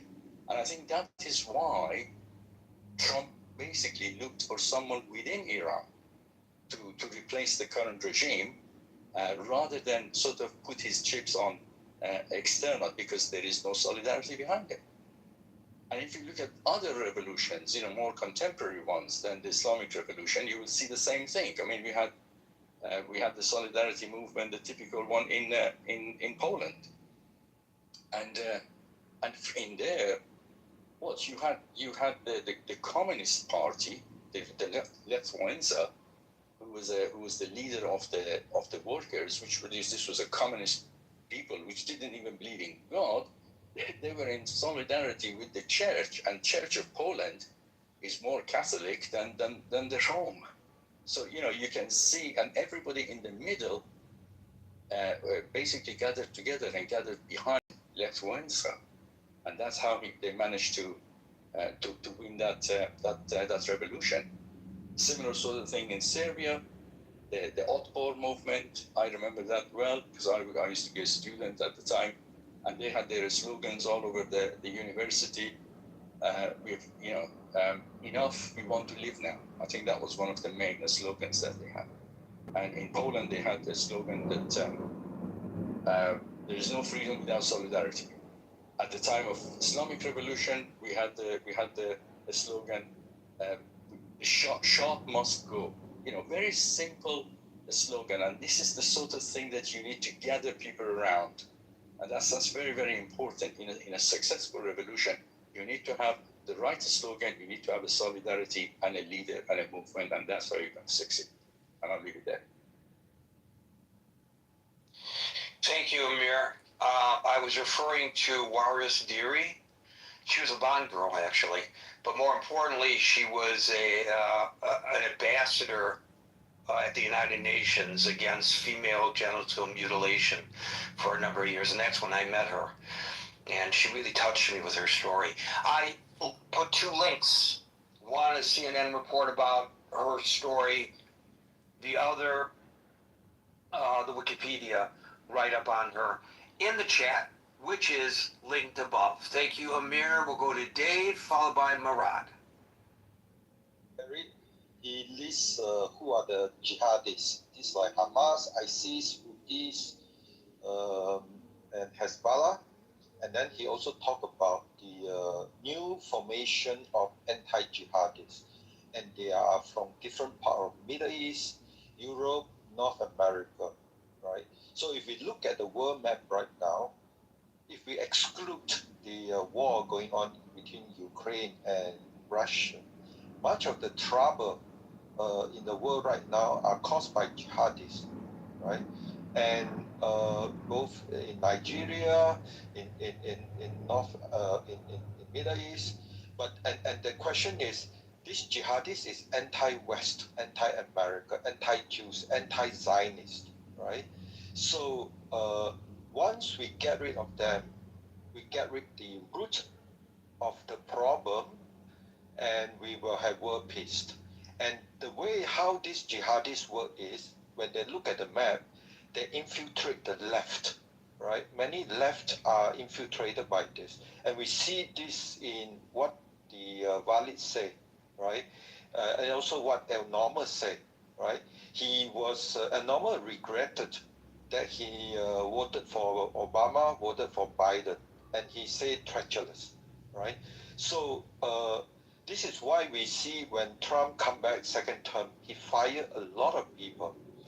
And potentially these are infiltrated by the ideology of jihadists. And so basically, once we are clear that jihadist is the root of anti-world peace, and now we are anti-jihadist, we are talking about the beginning of the end of anti-world peace. So we have to help the left to wake up from all the indoctrination, infiltration by jihadists. And by doing so, we will end up an important step to, lasting world peace. And the Ukraine and Russian war will just a matter of time. But the root of all problem right now in the world, anti-Jews, anti-Zionists, all these are the root of jihadists. And they infiltrated the left. Hello?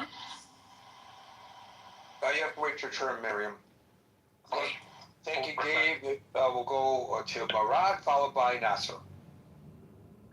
Thank you, Gary. Gary, unfortunately, I lost the previous speech of Mr. Forrest, but I tried to speak to the point about the strategy. Gary, my heart is deeply saddened by 50,000 Iranians slaughtered by the Iranian regime the past, and in the past few days, this pain has been renewed. The 4 young American soldiers killed in Jordan by the brutal Iranian regime brought tears to my eyes, especially the innocent eyes of Isabella Gonzalez. But yesterday we had two beautiful twin sisters in Iran, 20 years old, who were executed by this regime in Isfahan. But this is about the strategy. In my opinion, the further we go, the more deranged the Iranian regime's strategy will become. A regime with a sick ideology that instills in its people that I am the successor to the promised savior, and perhaps in the rightful place where I am sitting, the promised savior will appear this Friday to help you and me. So I see no obstacle to bomb Doha, Dubai, Kuwait, Manama, Riyadh. Even if the US military soldiers enter Bandar Abbas, I will shell the citizens of Bandar Abbas and American soldiers together with a clear conscience. In contrast, President Trump recently confirmed my claim in his words We have not yet shown the Iranian regime anything. We have not shown the Iranian regime anything. Let us not forget that the United States even has technologies that it has stored for the next 50 years to unveil. This is a step-by-step war by the United States. The Abraham Lincoln is grinning on the deck and lower decks on the IRGC's speedboats. Just Musk team is capable of disabling the entire IRGC's communication equipment. What is Trump's strategies that tolerates this regime animalistic nature to such an extent? I think that this war will continue for various reasons in the next 18 months until America being a state of severe war, and ultimately with a glorious victory. On severe war status, the US Supreme Court is convinced to keep Donald Trump in power and postpone the presidential election due to war conditions. But now let us all get past the Democrats and maintain our unity for the victory of freedom over terrorism. That's what I wanted to tell you, Gary. Thank you very much.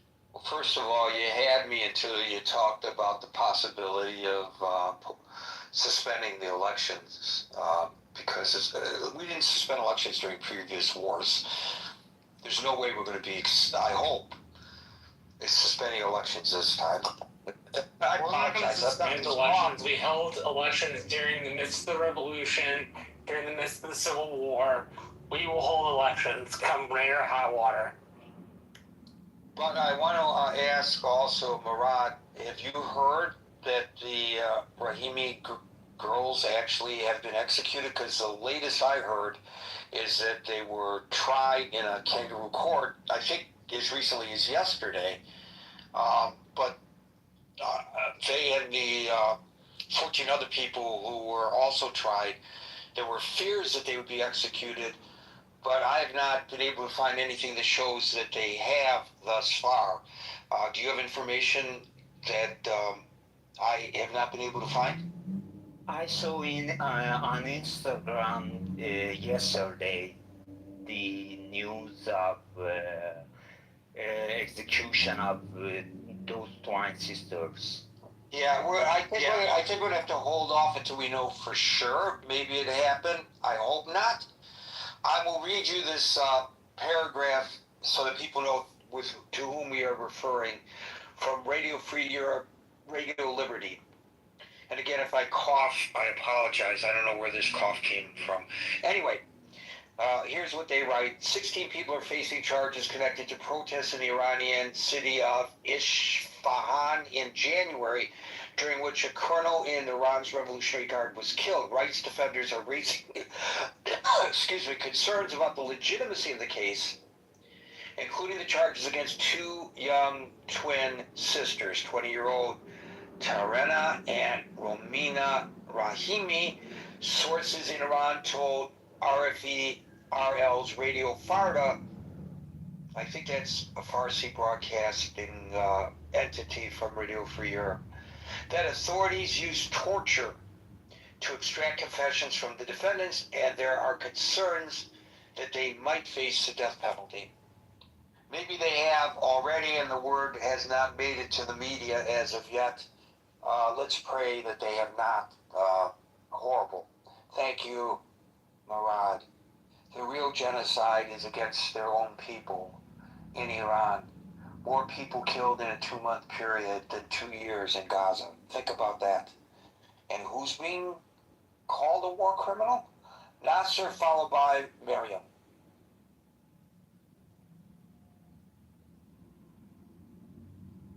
Nasser. Ayasaki. Sorry, my microphone was not opening. That's okay. I think a lot of people are suffering little technical glitches today. It's okay. Yeah. Yes, thanks Gary for the time and letting me to speak on this stage, and hello everyone in the room. For the first and foremost sentence that I'm gonna refer to as the President Trump's recent words about people who are asking the foreigners or the foreign countries to bomb their own country. He says, I hate people who want their own country bombed. They're such stupid and idiot people. So unfortunately, we are dealing with those type of Farsi-speaking so-called Iranians, who unfortunately there are my country's people, and they come to your stage and they justify the war against their own country and their own people. Shame on them. What are you talking about? No, sir. What are you talking about? Oh, Miriam, you gotta wait your turn. I'm also from Iran. I know you are, and I want to hear what you have to say. But I will now, because this is our protocol, ask the same question. Nasser, what the hell are you talking about?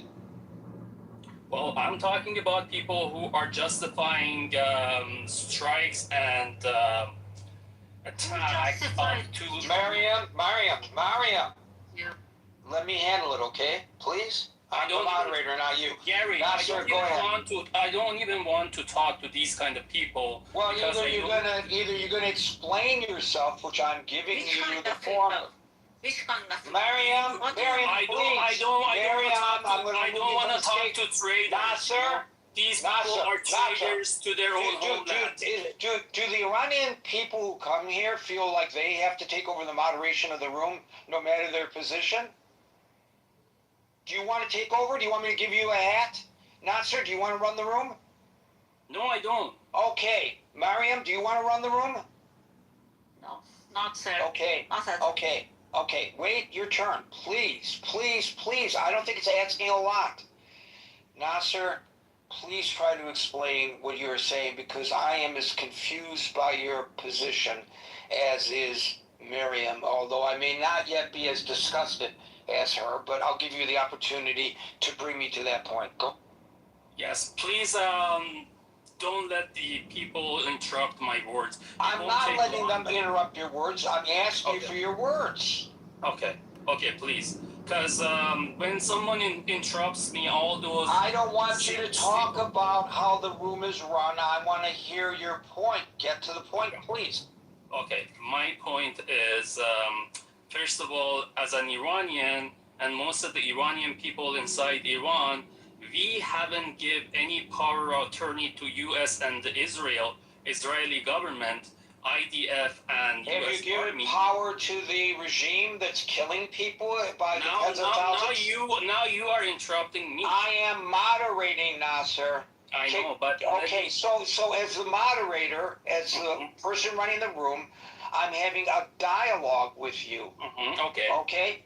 Did the people of Iran authorize the Islamic Republic of Iran's mullahs and the Revolutionary Guard and the Basij to kill over 50,000 people in 2 months? First of all, the number 50,000 people is a big propaganda that... Okay, thank you. Mariam, followed by Soren. Sir, you're lying like a bitch. See, you could see. Did I handle it okay, Mariam? Yes, you did. Okay, go ahead with your point now. No, I don't want to, because he's so... Everybody who heard him knows that was bullshit propaganda coming out of his mouth. Everybody knows that. Bullshit idea. Right. But go ahead with your point that you initially wanted. He just doesn't recognize that people were died. People that I know were died. And he's just saying, no, these were people that we don't know who they were. Right, but you didn't come up to the stage to talk about him. I'm talking about the real realization that I have seen with my own eyes. Are you serious? What's your point? What's your point, please, Miriam? When you first came up to the stage, this was not in your mind. Please tell us what was in your mind. I'm anxious to hear what you have to... My point is that for the decades, this Islamic regime has ruined our life for ever and ever. Like, from the beginning, when I was like a little kid, they ruined our life. They just implanted something in our mind that it's not true. Like, death to America, death to Israel, death to whatever.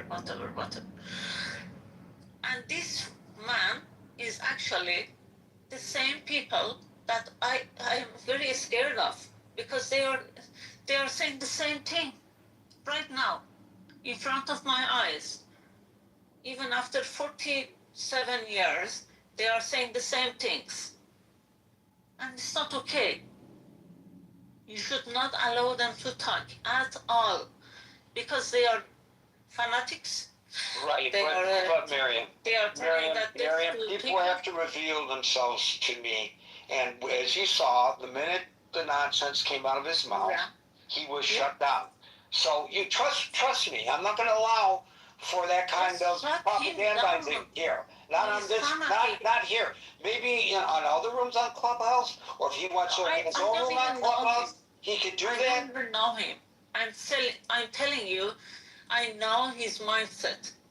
This is the people that say this to America. Okay, did you listen? I'm going to try one last time.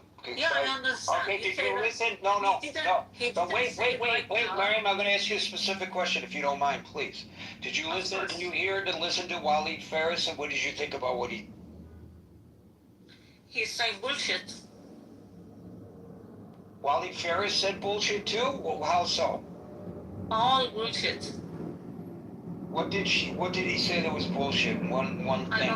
I actually don't want to comment on that. All right. If you're gonna accuse somebody of saying bullshit on the stage, and then I ask you what it is that I think you're obligated, since you made the accusation, to explain what upset you about what he said. Because if he misled us in any way, and you have knowledge that he did, then we would appreciate it if you had taken the opportunity when presented to set the record straight, but you just lost that opportunity.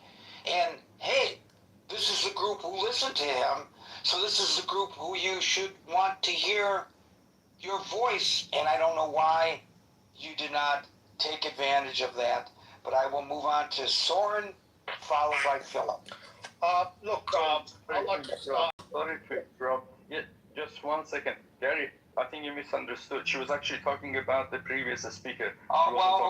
She was not listening carefully to me then, Amir. Soren, it's your turn. Look, I'd like to start with sending the condolences to the families of innocent schoolgirls just recently. I know, I feel the same way. Thank you for expressing your condolences. Philip, followed by him. Hi, thank you so much, Gary. I really appreciate the way that you give all sides, an opportunity to speak and try and understand what the truth is. And the truth is not easy to find, of course. I am concerned though, because I've heard several speakers in the room, including yourself, say that 52 or 53,000 people were executed by the Iranian regime. And I'm just wondering if you actually have fact-checked that, because it's not a completely verified true statement. According to the Iranian regime, around 3,000 people. Okay, wait a minute. Hold on, Philip. Are you going to go by the numbers that the perpetrators give? No, of course not. I'm just saying they say. They say around 3,000, and they say 53,000 people have been detained. But I mean, no. If you read Time magazine, if you read Iran International, if you read the reporting of various different news organizations. If you read the independent verifications from a number of human rights activists, of course their numbers are going to be higher than the official regime figures. You are absolutely correct in saying the regime, the people who actually pulled the trigger, claim that they killed over 3,100 people because they were rioters and foreigners who interfered in the internal workings of Iran. Now, you can perhaps counterbalance the 50,000 figure with the Iranian figure. I would say probably the truth is somewhere in between the two, and I would give more credence to the outside observers who are trying, and of course it's going to be unverified. Who's your source? You want to verify how many people are dead? Normally you go to the government. When a plane crashes, you go to the cops and you say, how many people died in the plane crash? That's verifiable. But when it's the government killing the people, you have a closed society, of course the numbers are unverifiable. But it's on the low end, they're saying 30,000 to 36,000 people in a 2-day period only, January 8th through the 9th, were killed. I appreciate you sort of clarifying and justifying, that's... I'm not justifying, I'm just saying that what credibility is there in what the Iranian government tells us about the number of people who were killed? How can you go there? I want to see you as a kind of a credible source, and not saying simply as a fact that 53,000 people have... Okay, I will put it this way. Credible news organizations have quoted higher numbers on the number of people who were killed. The more moderate number that is being used by Time Magazine and Iran International is that 30,000 to 36,500 people were killed in a 2-day period, and this was verified. That's all the numbers that they could verify, in spite of an internet blackout. So if you want to argue, no, it wasn't 36,000, it was 35,000, or it was 30,000, or it was 20,000. I'm going to quote Hillary Clinton. What difference does it make? They still perpetuated a genocide on their people. If in your country, your government killed, quote unquote, only 3,100 people who were protesting over a 2-day period, would you say, it's only 3,200? No, of course not. I said okay, so why do you even bring it up? Because I don't like to hear misinformation in this room. Well, it's not misinformation. It is if you state as a fact that 53 or allow other people to say. Ladies and gentlemen, I'm going to rewind, and I would ask, ladies and gentlemen of the jury, to disregard when I said 50 to 52,000 people were killed. And I would like you to readjust your thinking to believe that what I said, the proper wordage that I should have used, and Philip is exactly right, 50,000 people were reportedly killed. That is accurate. And then my last point is just, you can't fight fire with fire, and violence begets violence. So give peace a chance. Okay, that's good. When the guy is pointing a gun at me, and he's gonna kill me, that's what I'm gonna do. I'm going to sing, all we are saying is give peace a chance. Amir.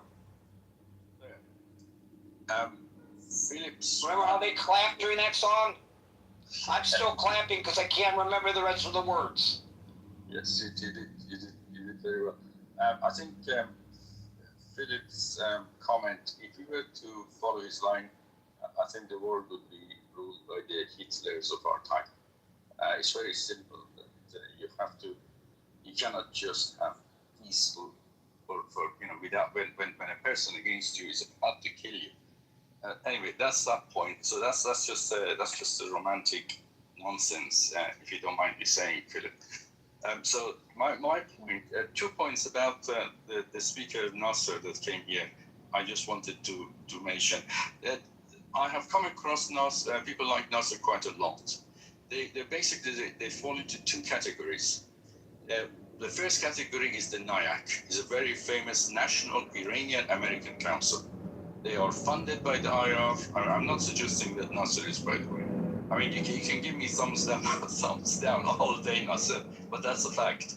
NIAC is funded by the Islamic Republic, and they are lobbyists at the Congress, and they're very well placed people. I mean, these guys work at top companies, top multinationals in America as well. So they have a lot of influence. So beware of NIAC, National Iranian American Council. That's the first category. The second category are basically the people, Iranian people on the left, who are prepared to sacrifice the country and the people for their fight against imperialism. And they see America as the arch enemy. They're the same people who supported Saddam against America, the same people who supported Gaddafi, and anyone who rises against capitalism and imperialism, these guys come into the arena. And that's he cannot fall out of one of those two groups. He's either that or he's directly being funded by Islamic Republic. I reject both of those, except the fact that he is very much on the left, and he is prepared to sacrifice Iran and the Iranian people for his ideology, which is dead against capitalism and imperialism. And that's all I have to say. Thank you, Amir. Mariam, I brought you back up to give you a second opportunity, but please speak to what I asked you about what Waleed brought to the table today. Waleed, the guest. Sir, I have not been listening for the past half an hour. So Okay. So let me listen a little bit, so I know what are you talking about at the moment.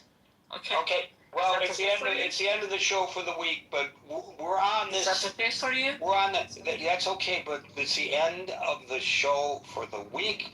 But this is the kind of thing that we talk about every day almost here in the Critical Thinking Forum. So I invite you to come back, folks. We are here Monday through Friday at 5 o'clock New York time. So until 5 o'clock New York time on Monday, for the next edition of the Critical Thinking Forum, everyone be well, and as John Leno and Yoko Ono would tell us, peace out.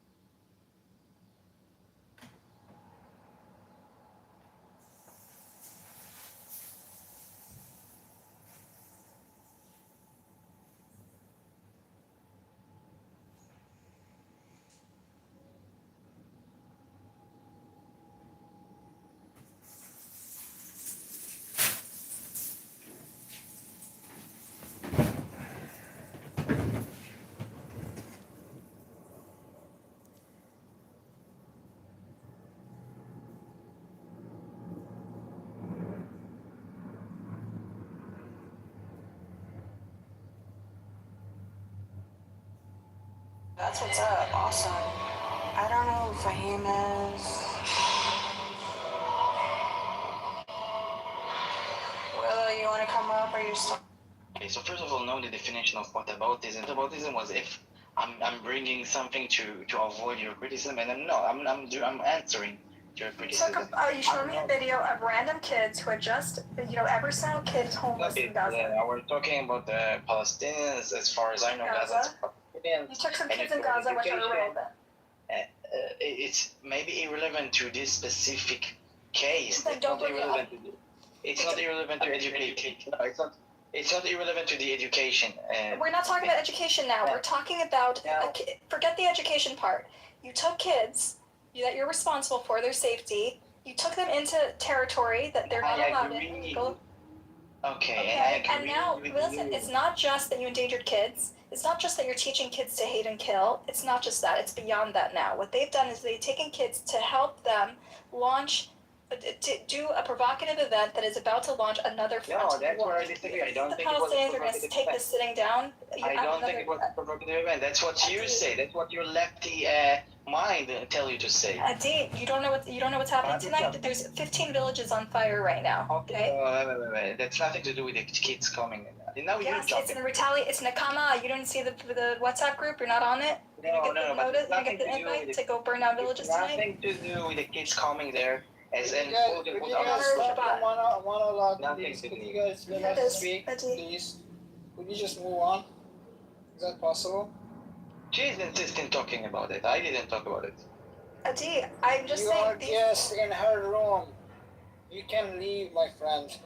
No, Adi, if she's talking to me, I will answer. Thank you. Adi, I think you need to leave it alone.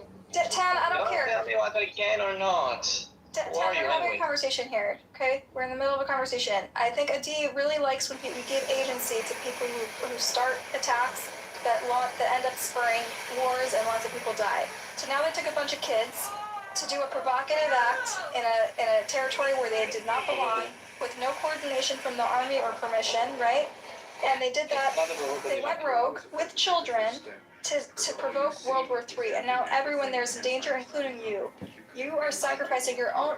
I don't know if you're kidding or not. Zero agency. What they've done. I don't even know how to react to it. The severity of what they've done here. Are you serious? Do you think they went there to What the hell?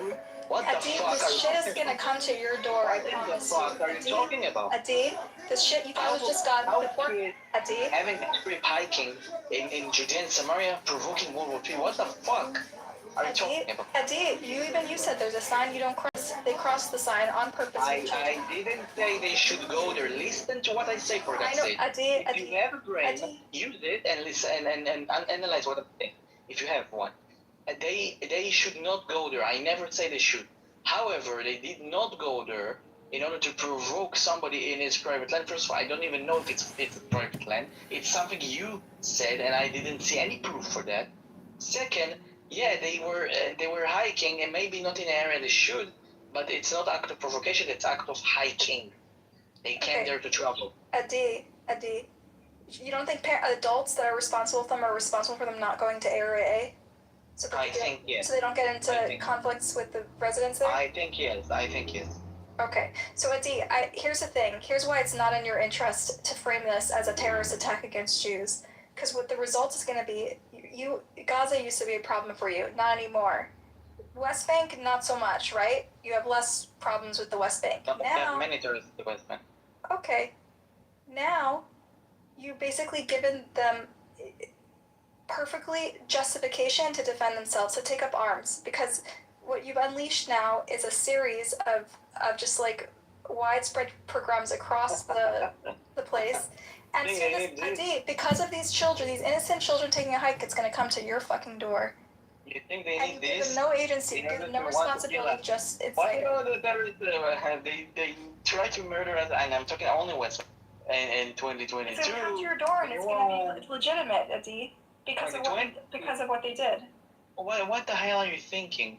They were trying to murder us for years now, from the West Bank. No, they weren't. They've been sitting ducks while you guys forced them out of the house. Not true. You have no fucking idea what you're talking about. Read about the 23 wave of terror. I mean, You don't have idea what you're talking about. you guys made the claim that tons of Jews have died this week, and you found 0 Jews that died. So. No, I didn't make this claim. It's No, norm. you're blaming Norm. There was terror attacks and Jews were definitely injured, not killed. Yeah, and we're sorry the Jews were not killed. But how yeah, many? Well, do you know how many terror attacks there were the other way though? No, you don't, because you don't get that on your IV of propaganda. Okay, and I'm not claiming to know anything in the Palestinian side. I care about my people.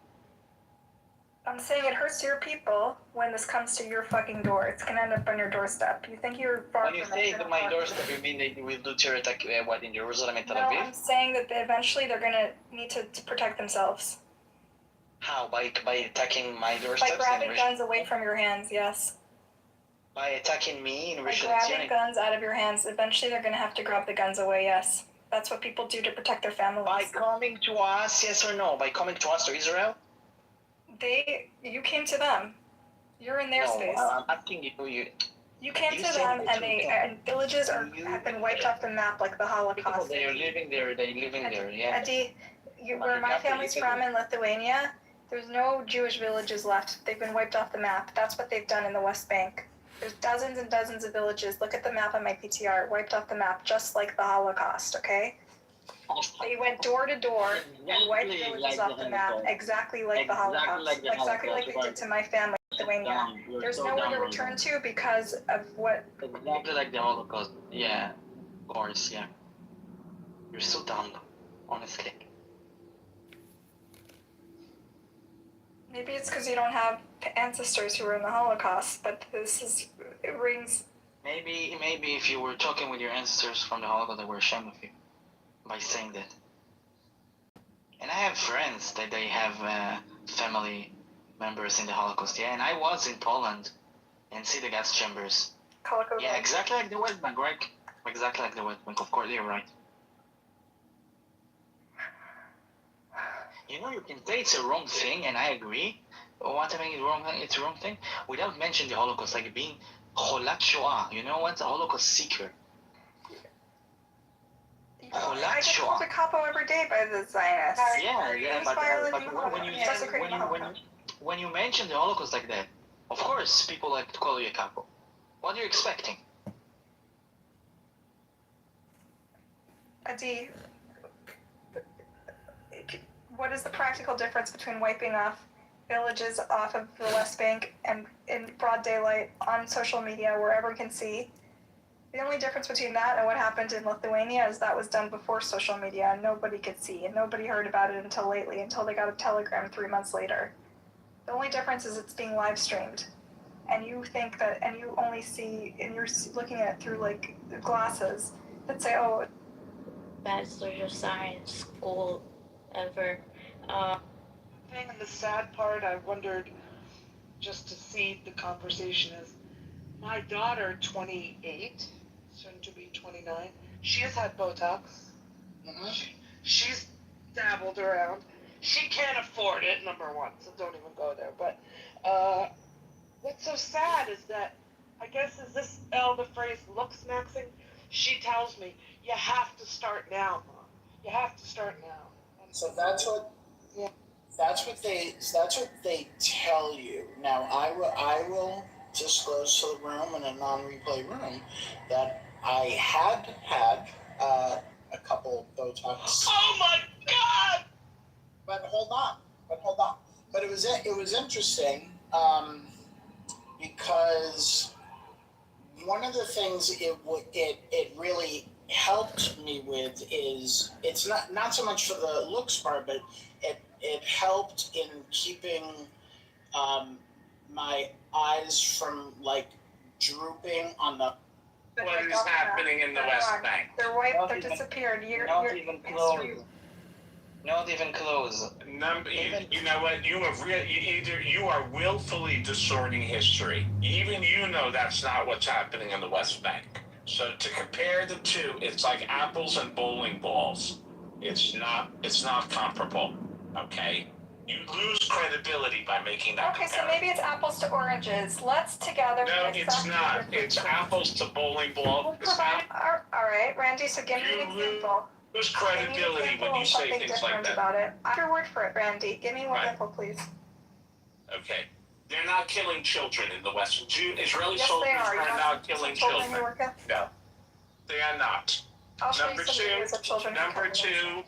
number two, Palestinians can go anywhere. They can leave. The Jews in the Holocaust would have loved, Anne Frank would have loved to have left. You know, the big crime that you say is that they're destroying towns and people have to leave. Anne Frank would have loved to have left Amsterdam and gone somewhere else. Okay? Some major differences. You need West Bank. Because it sounds like you're really just shooting from the hip. You know? I don't know why you feel compelled to slander your own people like this. But you need some real research and thinking about what you're doing when you make these random actions. Why are you taking that? Now. What kind of validation are you seeking? Listen, I want to dissect the facts with you, Randy. Muslims? My friend, let's go through the facts, okay? Yeah, let's slice and dice it. I'm open to what's happened in the Holocaust is a million times worse than anything Fair, the you're IDF right. There's ever always did. a scale difference. I never said apples to apples. Okay, But there okay. are You know what? similarities in Why don't you focus on that scale difference? Randy, let's have a conversation. Calm down. The scale difference. But Randy, you didn't say Randy, my friend, calm down, please. I'm gonna read something from ChatGPT about the villages, okay? Buttercup, my friend. Buttercup, my enemy. Okay? You want to call me your friend? You're my enemy. He's going. Okay, I'm gonna have to feed him. You're being really disruptive, honey. Alright, so 44 communities have been completely uprooted or forced to leave their homes since October 23. 13 additional communities were partially displaced during the same period. 117 total communities facing full or partial displacement pressures and restricted land access in Area C, according to Amnesty International data. And most of it is because of settler violence, nighttime raids, physical intimidation, outpost expansion, rapid and military measures that restrict movement. So those are the facts. While there's always no two genocides are the same, and there are always differences. Of course, there's differences in scale, right? In the Holocaust, 2/3 of European Jews were murdered. That doesn't change the fact that there are many common characteristics, and it's a warning. You know, anyone whose family experienced displacement on a systematic scale like this can see it. Knows it when they see it. That was beautiful. You should say it one more time, but they may get mad at you. It's an unfair and ridiculous comparison. I'd avoid it if I were you. I understand, Pearl, but I feel that Pearl, there are some Jews that think it's taboo to compare anything to the Holocaust, and there's many of us, the way we interpret our Judaism and our culture and our shared trauma, Pearl, throughout our lives and in our Hebrew schools and in our communities, is we see the Holocaust as instructive about man's capacity towards evil, and it's a warning for the capacity of man to hurt other people. Okay, and so many people, including the founding Zionists, saw in the militarization of Israel something that smelled familiar to them, to the people who had just survived the Holocaust. So I'm not the first person to draw this analogy, and I won't be the last. And part of the way we interpret what happened to us during the Holocaust, Pearl, is by learning lessons and being vigilant against this ever happening again. Brain rot, bitch! And we're not saying that person, but similarities would be a betrayal of our heritage and our family history. And you live in US, right, Buttercup? What do you say? And you live in US, right? Yes. Okay, thank you. I am really sorry that the country that I am coming from is hurting your bombs and your soldiers. I apologize for that. What country are you Emrose is back, by the way. Emrose is back. I think she should come back up on stage.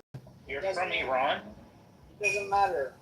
Like, I guess some Nazis killed your ancestor and we have to pay the price. And I'm really sorry that, we heard your bombs and... I think he might be. He's trolling. So, Okay, I don't know what you're talking about, so. He's saying, why would someone like Randy take it out on Palestinians when they had absolutely nothing to do with the Holocaust? But I think that's his comment. But that shouldn't be directed at you because that's not you're arguing exactly against Randy. You're saying we should treat the Holocaust as a lesson for all people. Never again applies to all people. That's Buttercup's position, which is the opposite of Randy, who's trying to use the Holocaust as cover to try and downplay the genocide of the Gazans. Just to be clear, that Buttercup is not agreeing with Randy. She's disagreeing. Well, I don't know where she stands with Randy, but he was trying to deflect, trying to use the Holocaust, classic Zionist tactic. We've all got to constantly, the whole world has to feel guilty about the Holocaust, and therefore nobody like the Palestinians can have any sympathy, because nothing could have been worse that happened to the Jews in history. That's his fucking argument, and many people are getting fucking sick of it, you know. Hey, Bubbles, you want to weigh in on the incident this morning in the West Bank, or what? No. Okay, smart. Rolf, I don't trust your intentions. I think you speak. Yeah, I don't give a fuck what you fucking think, you stupid cunt, so shut the fuck up. I'm so my sorry, intentions Rolf, are my own fucking you gotta go down. Alright. That was an easy one.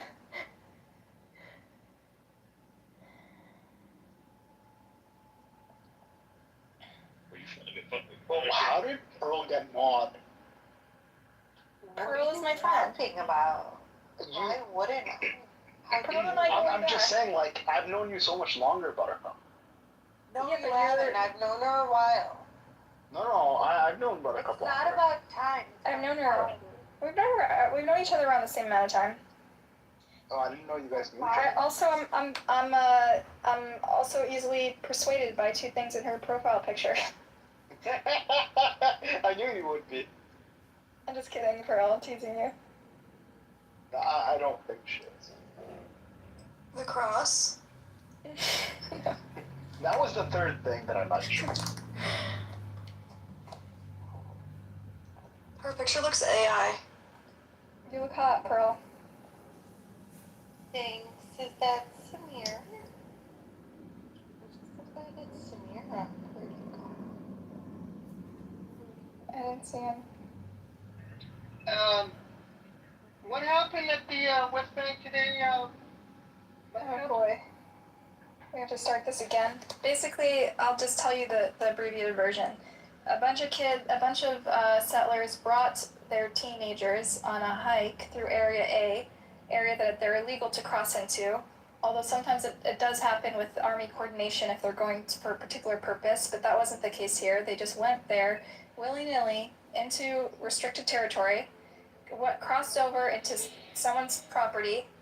The guy, an unarmed farmer, there was a confrontation with some unarmed farmers, a Palestinian farmer who was unarmed, and then some settlement security guard joined in with a gun, and they started hitting. There was a scuffle, and the Palestinian farmer tried to take the gun out of his hand to protect his property, and one guy who had pointed the gun at him turned out to be like a big, famous, notorious terrorist, got shot and died. And that's what went all over Israeli newspapers and TV. Everyone's like, oh, there's a terror attack in the West Bank and a Jew died. What actually happened is 4 Palestinians were shot in the fallout. Our soldiers showed up. There's videos all over the internet about it. And you can see the scuffle where the unarmed Palestinian, tries to wrestle the gun away and then shoots the guy who had attacked him. And because of that, Adi and others here are saying it's a terror attack against Jews. A guy that wrestled a gun out of his assailant's hands and then shot him. They're saying is murder. They're calling that murder. And because of that, it's unleashed a wave of terrorism. She didn't provide any proof it's actually private property. She's just saying that. But even if it was public property, to wrestle a gun out of your assailant's hand and then shoot them is completely okay. People fighting each other. It was not only the guy with the gun fighting. He was his assailant. Again, the Palestinian terrorist is the one shot first. Yeah, he shot the assailant who had a gun with his own gun. He shot the assailant with his own gun. Yeah, but he was on the ground. In action films, when you see the person being chased by the perpetrator, and they need to like be a hero and save themselves, they turn the perpetrator's gun on themselves. That's exactly how you save yourself, right, Eddie? It was on the Watch ground. any action movies like where like you have to like escape like bad guys? That's what you do. You wrestle the gun away like a hero, and then you turn it on the perpetrator. That's how you save your life. If it was not hijacking, like taking the gun, no other gun was pointed at. The fact that an Arab. By the way, the taking number a gun, of dead is not 4, it's 6. We killed 6 people. Because afterwards there were rampages and 2 more people died or something, right? Anyway, so now, Mohammed, all over the West Bank, like 15 villages are on fire. There's been like a mass organization among these settlers to like burn down Palestinian villages in retaliation for what they consider to be a terrorist attack, which in fact was a guy wresting a gun from a perpetrator and then turning the gun on the perpetrator. But Adi, we've been fighting with Adi all morning because he still thinks that this is a cold-blooded murder, unjustified cold-blooded terrorist attack. It is. You don't watch enough action movies, Adi. Go watch some more action. Yeah, I will watch Avengers and then I will. Quentin Tarantino lives in Israel. You should watch some movies, see what happens when a perpetrator turns a gun on victims. I'm waiting for Doomsday, and after that I will change my mind. That's how it happens in every movie. That's how what heroes do. They take away the perpetrator's gun and they shoot him in the head. That's what they. Yeah, honestly, you're just being un-American right now. Who, Adi? Yeah. He's saying, like, if you're an Israeli and someone points a rock at you, that's fair game. But if you're why were they bothering the hikers in the first place? No, the hikers were they took children into areas that were illegal and contested territory. Why did they do that, Bubbles? For a school trip? And then, while the shooting was going on, there's videos, Bubbles, of the kids laughing and cheering at the violence. The kids were excited. You saw the kids cheering and whistling? Mm-hmm. It's awful that they raise their kids that way, right? The kids are celebrating a horrific bloodbath.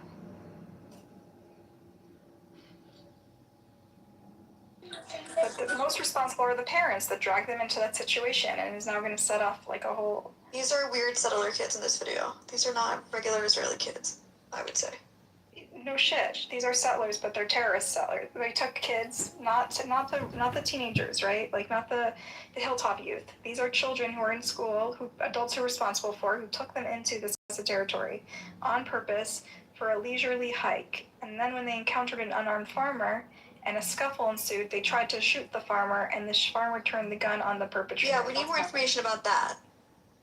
He was not unarmed. The moment he took the rifle, he's armed. That's how you fend off a perpetrator, you fucking dumbass. You shoot them in the head. That's what you do when someone's trying to kill you. You don't know that, Lizzie? What do you learn in the army? You did basic training. What do they tell you to do if a terrorist attacks you? Do you take their gun away and shoot them in the head, or you let them live? The moment he took the rifle, he's not an unarmed. It's not like he's in handcuffs. You guys shoot handcuff people. This guy is attacking him, and he tried to assault him with a gun. Yes, you're allowed to shoot someone who's actively assaulting with a gun. The guy attacking him after he took the gun from the other guy. And he was on the ground, by the way. He was not need to shoot. I know. Okay. He should have taken his gun and give it back to him so he can shoot. Adi, your soldiers shoot people in cold blood that are handcuffed. Not take the gun from the first place. Adi, yes, there's a famous case. Adi, who's that guy who there's a lot of protests because he's like the one Israeli soldier who was like arrested for shooting a handcuffed Palestinian detainee? You mean Azai was not handcuffed? Yeah. But people are very upset that he's been arrested. Again, you're not telling the story. They're trying to liberate. It's become a political touch point. He was not handcuffed. He was neutralized on the ground, and he shot him. He shot a neutralized guy. So it's the same thing, same situation, right? No. No, it's better or worse what he did? Who did a worse crime? The guy who was an unarmed farmer, or the guy who's a soldier shooting a neutralized terrorist on the ground? Well, Elor Azaria act against the orders, and he was sent for jail, like, properly so. He was not just sent to jail. However, I would should suggest he did the justice with a terrorist. However, he should not take the law into his. What's happened today is a Palestinian terrorist taking a gun. You're not a terrorist if you come unarmed, Daddy.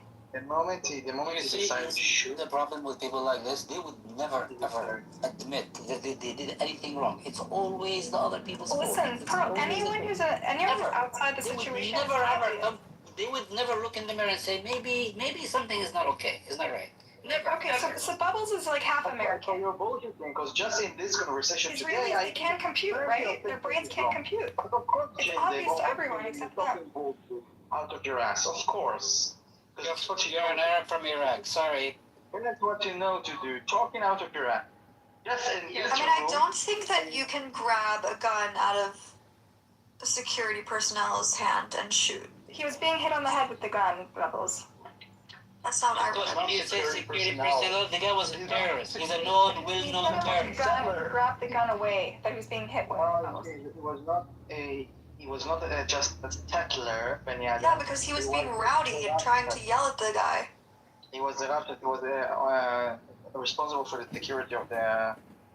Fucking settler, bro. What would you do if you're in a crazy crowded situation, people yelling, and someone's pointing a gun at you, telling you to get the fuck away? I would turn around and walk away. That's not what these people did. That's not what's happening. Bubbles, it's not. They trespassed on his property.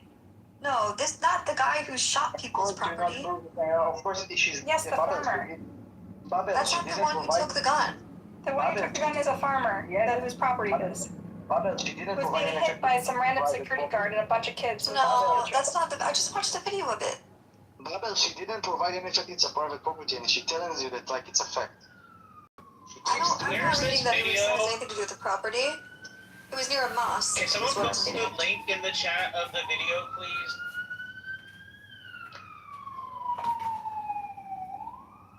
Sure. There are two angles. I've seen the angle from the Jewish side and the angle from the Arab side, because the Arabs also filmed it. Wait a minute, you just went from his property to behind the mosque? That's what this article says. Near a mosque. I'm just trying to figure out where it was. It says mosque. I don't know. Well, Buttercup said it was his property, which obviously changes the whole thing. It says a clash erupted near a mosque as dozens of Palestinians tried to push them out of Tel, which is the name of the town. I'm not seeing anything about a farmer. I'm not seeing anything about property. I don't even know why did the word mosque come into play anyway. There was no mosque. Because it's not the mosque. It's about like where this occurred. It was by the way, the person who shot the Israelis is just someone random in the clash who decided to take the gun. No, it was not someone do something. in the clash. No, it was not.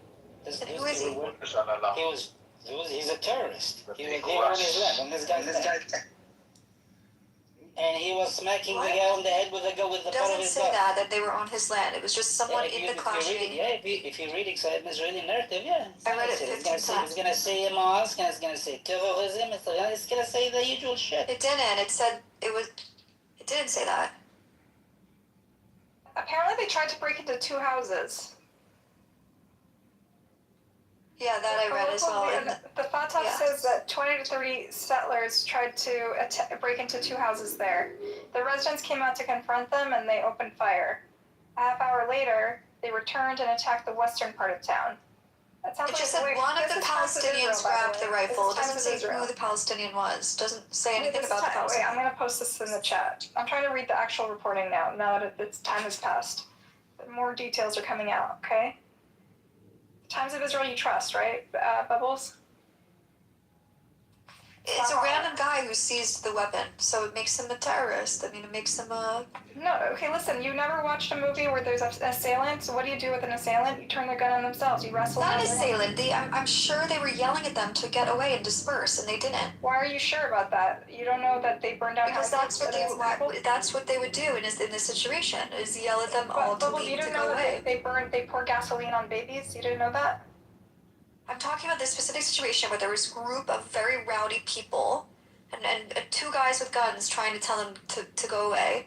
one of the random rowdy people took the gun and shot the guy. You can't do that. Just go away. No, that's not what happened. They came into their property. But the settlers came into the Palestinian property, into town. Property. There's like 30. There's 30 guys there yelling at the two guys with guns. No, there's 30 Israelis kids. with guns. 30 Jewish kids. No, they're not kids. No. There's also 30 Palestinians standing there yelling and making a crowd. That's where this all. This is the Watch the video. I just stay out of our town because they broke in.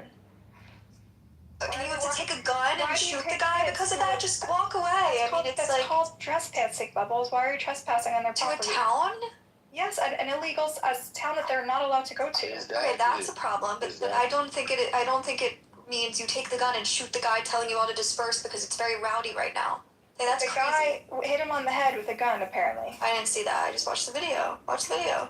Well, if he did hit him on the head, then it's self-defense, right? Yeah, because they're approaching them. If the guy, why are they crossing into territory without any authorization? Here, read the Times of First Israel. First of all, it's not clear if it's area A or B. It says okay, I'm going to read the Times of Israel because it's taking, just to settle this, okay? This is now all the facts are out, okay? 2 Israelis and 4 Palestinians were killed Friday after Palestinians snatched a weapon from a group of settlers who had raided a Northwest Bank village and opened fire, leading to fears of reprisal attacks throughout the territory. The incident began when several dozen settlers entered the outskirts of the village of Tel on what they claimed was a hike.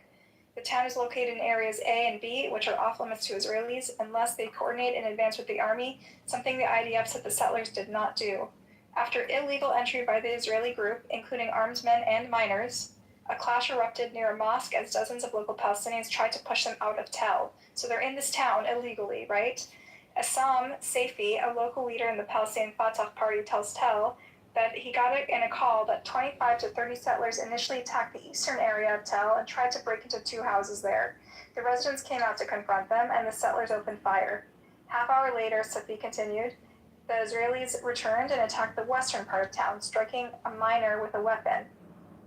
They struck a kid with a weapon, okay? Around this point, a civil defense squad from dispatching Chabad Gilad settlement was dispatched to the scene, along with our artillery soldiers stationed nearby, the IDF said.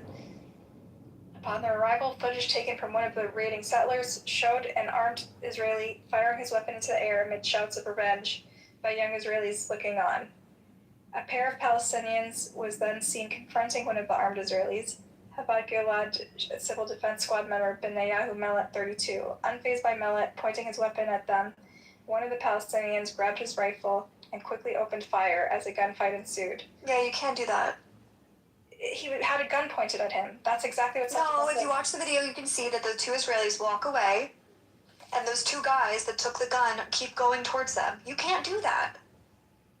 Why are they pursuing these 2 guys with guns? In an adrenaline situation, who knows why they shot the gun? But the confrontation. No, I'm not saying why. I'm saying why were they? Who started the confrontation? But just watch the video. They were pushing into them. Their guys with guns, and then they stole their guns and shot them. What the fuck? You can't do that. Bubbles, do you think it's normal for a group of 35 men and children and armed people to barge into a town and try to break into? No, but I also don't think it's normal to steal a security personnel's gun and shoot them. I think that's also not normal. If the gun is being pointed at you when they're invading it's your not town? I don't think it was being pointed. I think it was They're invading their town. They're illegal. They're holding the gun as they're approaching a gang of 30 people who are very rowdy.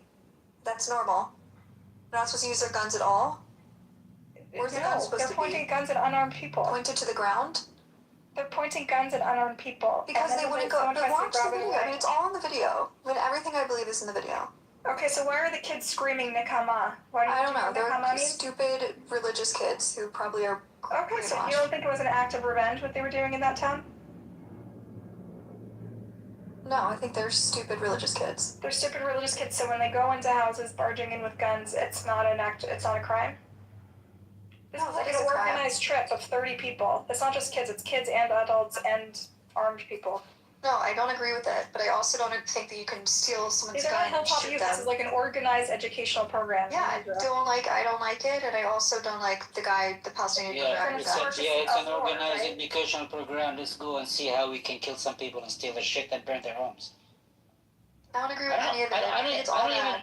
I don't even know the terms you're using is like an outing. This is not an outing. Those people don't go out on outings. Right, they claim. They go out to terrorize people. Quote unquote outing. And they're idiots. They're like claiming it was stupid a people in this hike that they're town. barging into houses. I don't agree with any of When you it. go for a I hike, think it's you all barge bad. into houses when you're on the hike? It's all bad. It's both bad. It's all bad. But who's the perpetrator? Who started it? I guess the Israelis who were in the town. But I still don't think you can grab someone's gun and shoot them with it when they're just trying to disperse a rowdy crowd. How do you know that's what they were doing? Do you know because I watched the video 25 times and I read the article. Have you ever been in a settlement? Do you know how they operate? Doesn't matter. You can't first of all, the guy was walking away, and then the other two Palestinians keep going up to them and then take the gun. Of course, if you're approaching people with gun, why are you approaching him if he has a gun pointed at you? It's weird. Go away.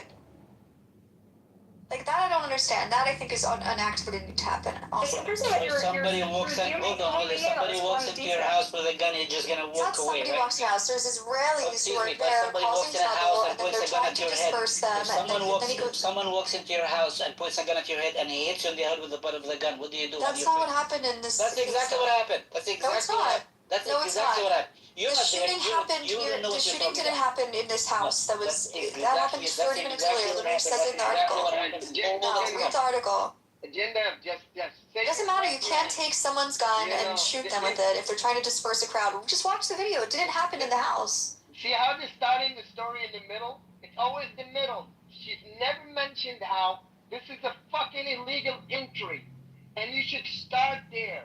Oh, we did mention that. Were you not listening?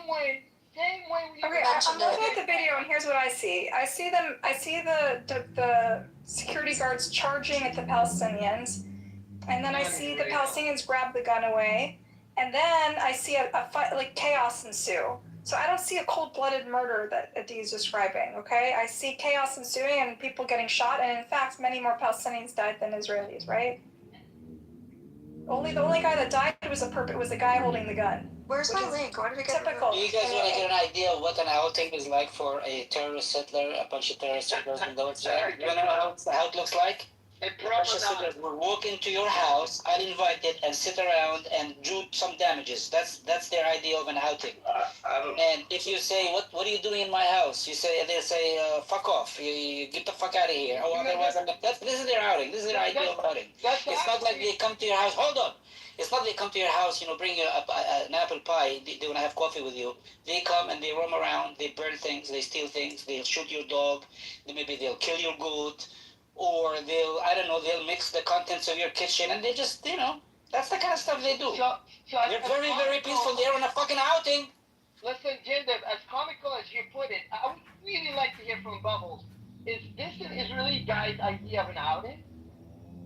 By the way, the gun wasn't pointed. If you call, who are you gonna call? Ghostbusters, or are you gonna call the Israeli army? And the Israeli army shows up, and they surround the house, and they keep an eye on the settlers. They don't do anything. They're just waiting for them to commit more aggression, more acts of terror, more acts of shit. And if a Palestinian says, "Get the fuck out of my house," he gets killed, or he gets picked up and put in jail.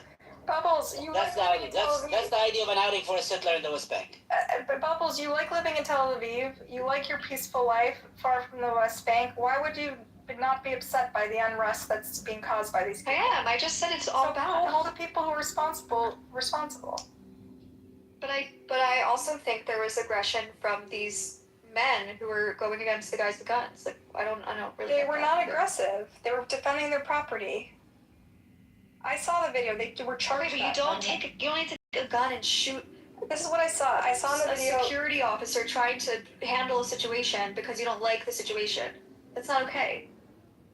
The situation was they were defending their houses. The boys were no. The situation in this video is that there's these two. What do they call them? Civil whatever. Charging at the Palestinians. What do they call it? Civil. To security guards or something. Whatever. Civil security. They're trying to calm the situation down, right? And then these guys are freaking angry, obviously. Is that how you calm the situation down? You charge at people with guns? They gotta get them dispersed.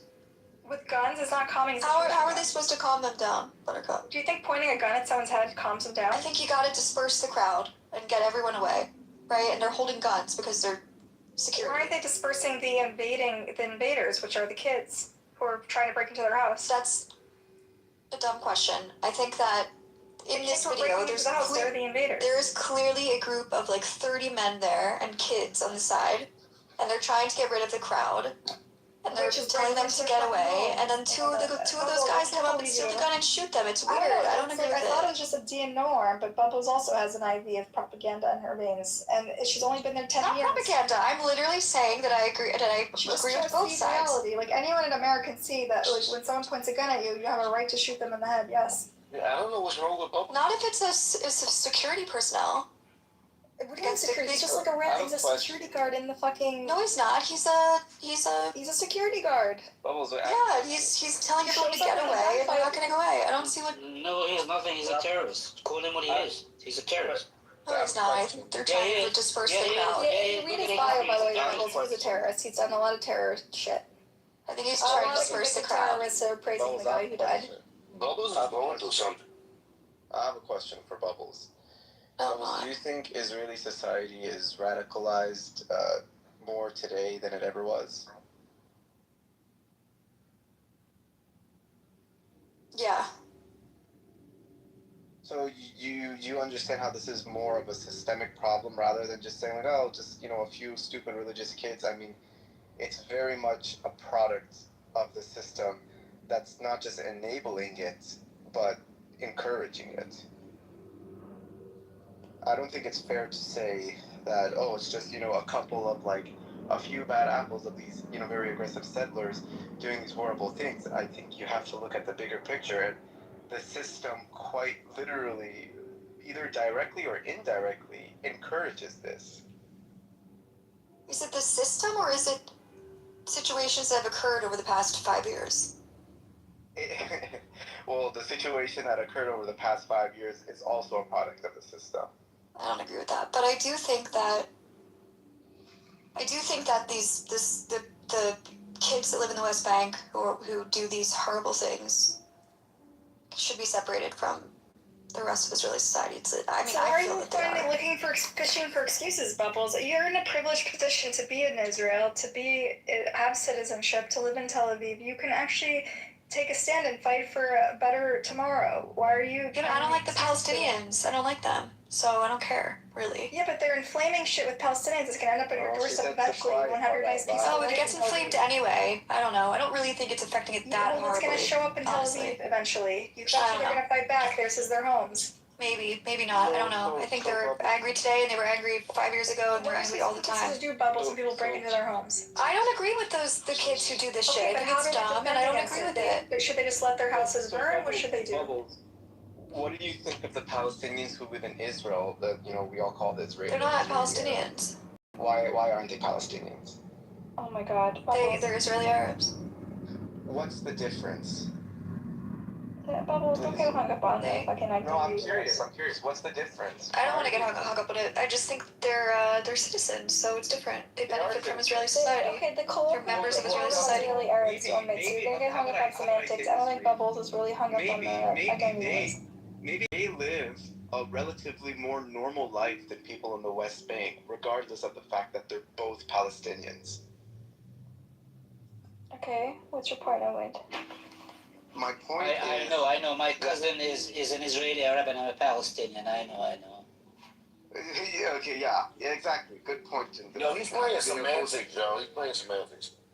No, my point is, you're gonna put blame on things in the West Bank because they're acting aggressively. Well, no, I think they're reacting to their situation.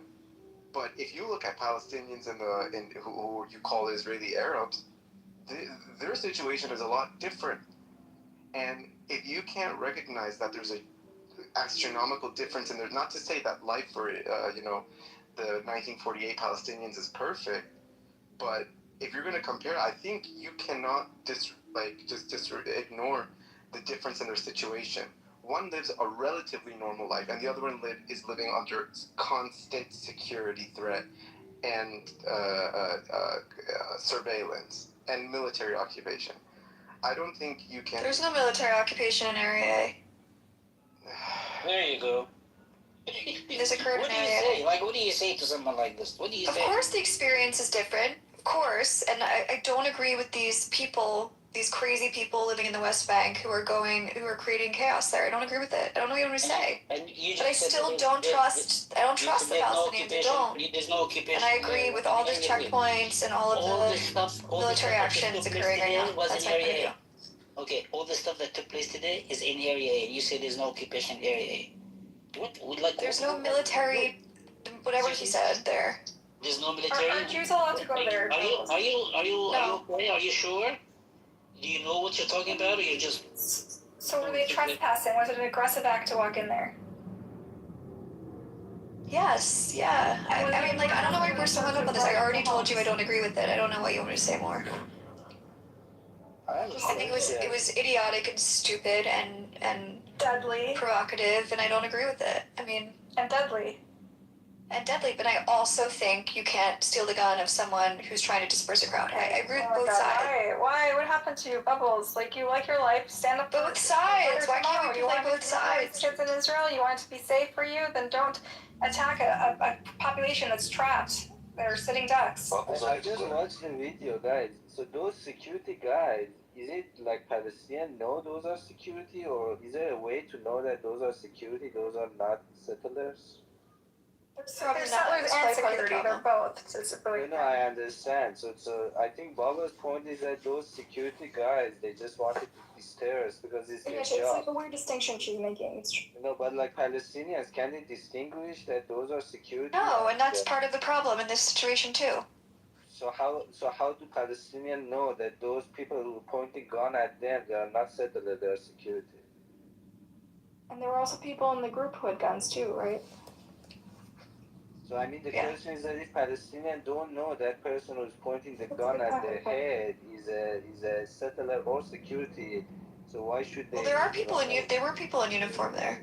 No, I know, but in the video that I watched, that person who pulled the gun was not. Yeah, the people who they were in regular clothes, Bubbles.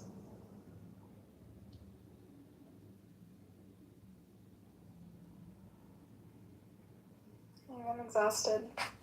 And I'm worried for. It's a really unfortunate situation. I do believe that every single one of those Palestinian men, though, probably would destroy my life if given the chance. So, fuck them. But it sucks. Oh my god. I don't think they notice you. Sorry, it's what I believe. I wouldn't go as far as destroying their homes or going in places where they live. Wait, how is this surprising to you? That's the radicalization of Israeli society that the one guy was talking about. I don't know who it was. Like, Bubbles, she's a she moved there 10 years ago. She's American. She understands the stand your ground culture that we have in America. She understands that people don't have a right to just trespass. Yeah, Bubbles living a bubble. Okay, listen, hold on. Her dad I live in a bubble. I love my bubble. Buttercup. Despite the fact that Jews in America tend to vote Democrat traditionally, especially now there's a shift. I hate when you explain Jews to me. Yeah. In Israel, they tend to be a lot more right wing. Just because you accept. I'm talking about Bubbles specifically. Yeah. No, but this is common. This is the mindset of the kind of Jew that would move to Israel. I heard because she's a friend of mine and I know where she comes from and her political. I'm just not surprised. Well, because you don't know her very well. You're stereotyping her with all the Jews like you always do. No, I think that this is quite common, actually. Like, what Jews want for America and what Jews want for Israel are very different.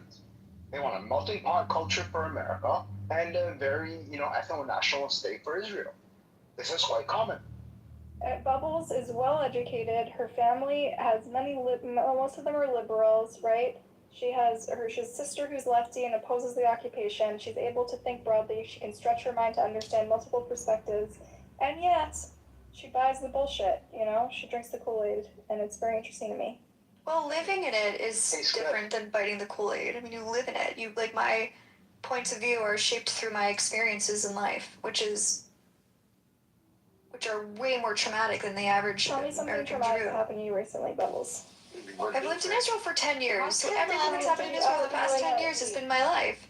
I mean, that's a totally different experience than an American Jew just, trying to figure out what they want for Israel. But I live here. Your life Yeah, seems but you live pretty in Tel Aviv, idyllic. which is the equivalent of living in Los Angeles. You live in La La Land. No, it's not. We experience terrorism, we experience wars, we experience everything. Only recently, after the Iran war. No, which you no. support somehow. What do you mean only recently? There's ongoing missiles from Hamas every single year. Every single year there's ongoing missiles from Hamas to Tel Aviv. Every year. They've never In the spring. Hamas has reached Tel Aviv before? Yes, every single year I've lived in Israel. For 10 years. Yeah, it's true. Well, didn't you know Hamas reached Tel Aviv before October 7th? Absolutely. Did they ever actually reach there, or they were intercepted before they got there? Yes. What do you mean? Did they reach or were they Why intercepted? It doesn't fucking matter. You're in a bomb shelter because there's missiles being detected in your area. How often? Who cares? You don't think that's There's an Ashkelon more that traumatic than a happened New all York the time. Jew getting on a subway? In 2012, rocket hit my city, Rishon LeZion, and hit a building from Gaza. Yeah. Okay, listen, I agree with you. It is a tough place to live. That doesn't But it shapes your point of view, and that's why, I mean, the one guy here says it's radicalized for systematic reason. I think it's radicalized because of lived through experiences, or both. Bubbles, I also seems like, listen, you're a person who wants to raise a family in Israel, right? You're a person who wants a better future for your kids. You probably don't want your kids to serve in the army, and yet you're not interested in anything. You're kind of blasé about things that make things worse, and don't do anything to make it better. I just don't get that. Why would you want to? If you're invested in this country and you have the privilege to actually make things better, why are you just shrugging your shoulders at the people who are making things significantly worse and more violent? I'm not shrugging my shoulders. I don't agree with it. Yeah, but you also don't give a shit because you've already stereotyped the people they attacked as hating you. No, I do care. I do think it's bad. I do think it's provocative. But it affects you. I don't think it helps anything. Your kids will continue to be fighting for their lives because of you being blasé about it. I'm not blasé. Well, then protest the settler movement. Go and help farmers, defend them. I don't know, fucking do something. I'm not helping Palestinian farmers. Fuck that. But I don't agree with the people doing what they're doing. For the hostages, to free the hostages? Of course. Did you protest against Those are my people. Supreme Court reform? Yes. You did? Okay, good girl. Did you, did you protest against the children who were murdered in Gaza? No, I don't care about them. You don't care about children, the babies, like the protest. I'm not having this conversation with you, but it's not my people, so I don't really care. Wait, why should you have to care about the babies and children that in Gaza, but she's Israeli, so like...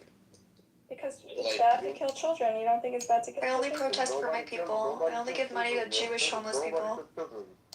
You only give money to Jewish homeless people? Yes. Damn, you're really brainwashed. What do your parents think about this? Your dad must be so disappointed in you. Nobody for children in Gaza, like, for sure not Israeli. He's just disappointed I'm giving my money away. Hold on, I'm actually kind of interested now. Bubble, given your history, what made you, adopt this identity or like? Because we're sick of it. We're sick of the terror. We're sick of trying to make deals. We're sick of trying to do this. You were in America. You were in America. You might make Aliyah if you have lefty parents, or your dad at least. I don't have lefty parents. I think they're moderate parents. They don't believe in like settler crazy shit. Uncle Buttercup fucking exaggerates everything. I love Buttercup. No, they're lefty compared to her. Well, like they're not communists. No, only half of my families. But Buttercup, I don't really want to share the politics of my family with this you're right. group of people I don't know. It's like... You just speak about your personal experience. I have a sister who made Aliyah, who reminds me of Bubbles. Bubbles has an older sister who's critical of the occupation, who reminds her of me, and that's why we're friends, because it's like engaging with my sister when I talk to her, and that's why it's like a little. Sometimes it pains me a little bit when we find these like insurmountable differences, Yeah. Well, what can you do? What's the topic of discussion? A cottage. I want to know why Bubbles have pictures of so many cottages. Because it was the best day of my week, finding it. I heard there is a lack of of cottage recently. There's a shortage in Israel, right? And there was a shortage, yeah. Yeah, and then I heard that the ones they're putting out now are actually bad and sour, so I'm nervous. Anyway. Cottage cheese looks too much like discharge, which is why I find it so disgusting.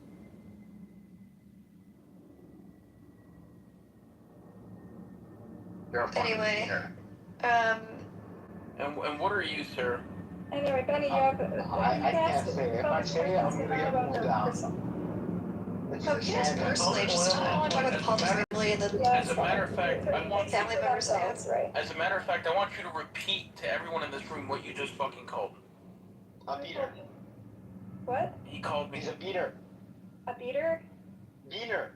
Oh, that's not nice. You have to go down now because that's racist. Okay, but I'm a sand nigger. Okay, you're going down. Yes! Get him! God, that was so I have a awesome. hard and fast rule. Benny, in 5 minutes after timeout, you can come back up. Man, that was so cool. Buttercup coming to my defense, man. Who is this, Goo? Yeah, it is. You're like a Latino, that's why you called me like that? You're just going down because you're Goo. No! Goo. Ah! I heard like a yell on the way down.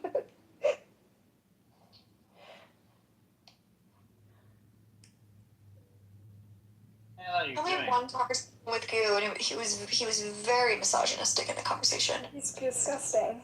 He's been like disgusting to me from the beginning, and then then I got doxxed, and all of a sudden he's like, if I knew you were hot, I would have been such a dick.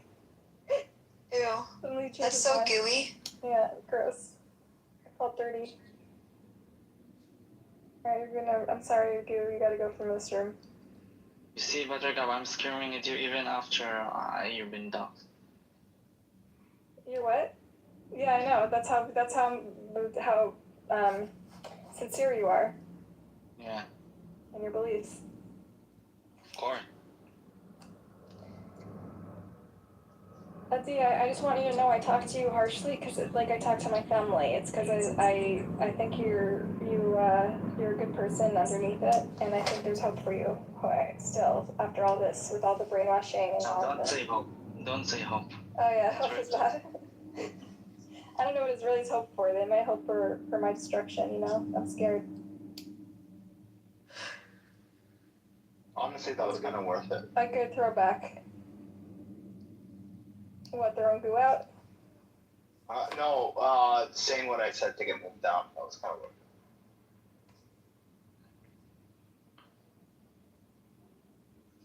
it. Greater Rome? Yeah. Why? It's the dream, man. I thought the dream is to make the greater Syria. Well, I'm willing to accept being subjugated to Greater Rome. Fuck Rome. Burn down the temple again, baby. Come on. I were in there. Did you fast for the what's it called? The Tisha B'Av? Yeah. No, I didn't fast. Why not, man? Because I'm not religious. But still, fuck Rome. I don't need to fast in order to hate the Rome. Fuck Rome. You think you're gonna win this time?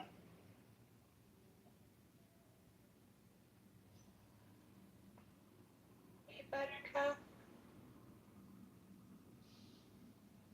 Buttercup. Hey. Hello.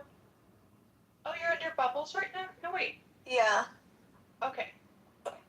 No, Bubbles is my twin. We have the same voice, but we're not the same. Yeah, I know, but you weren't here, so I said hi for you. Oh, okay. I said hi, but I was on mute.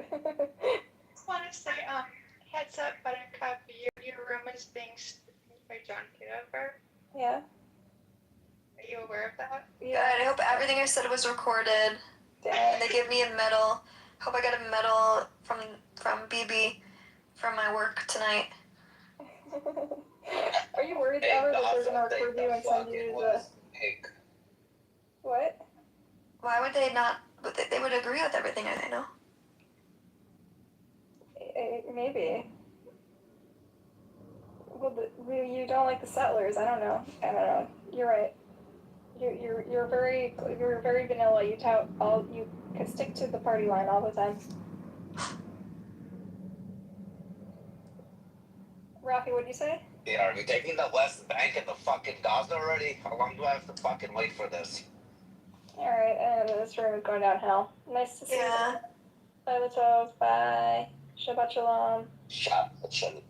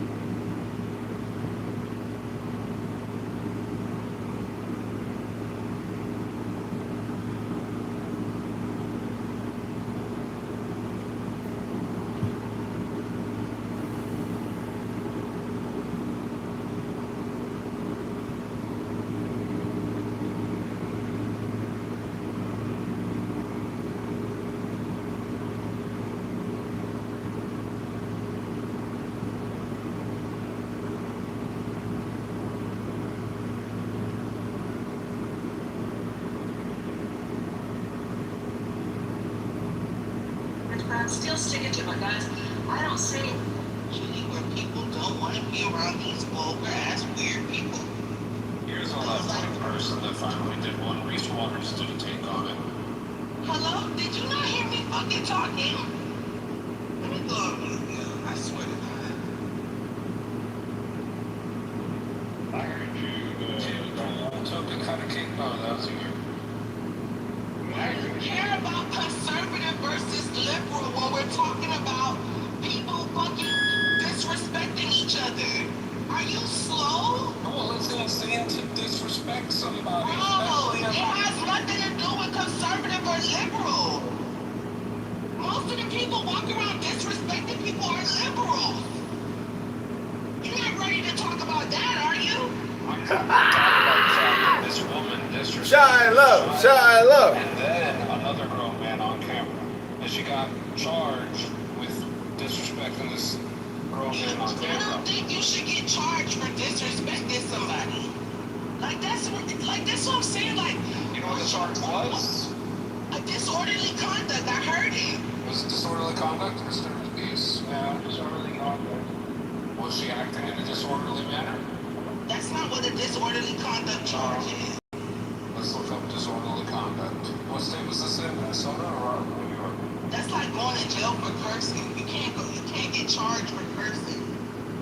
You can get charged for cursing loudly.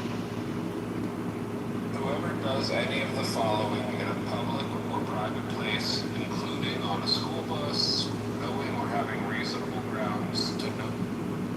What?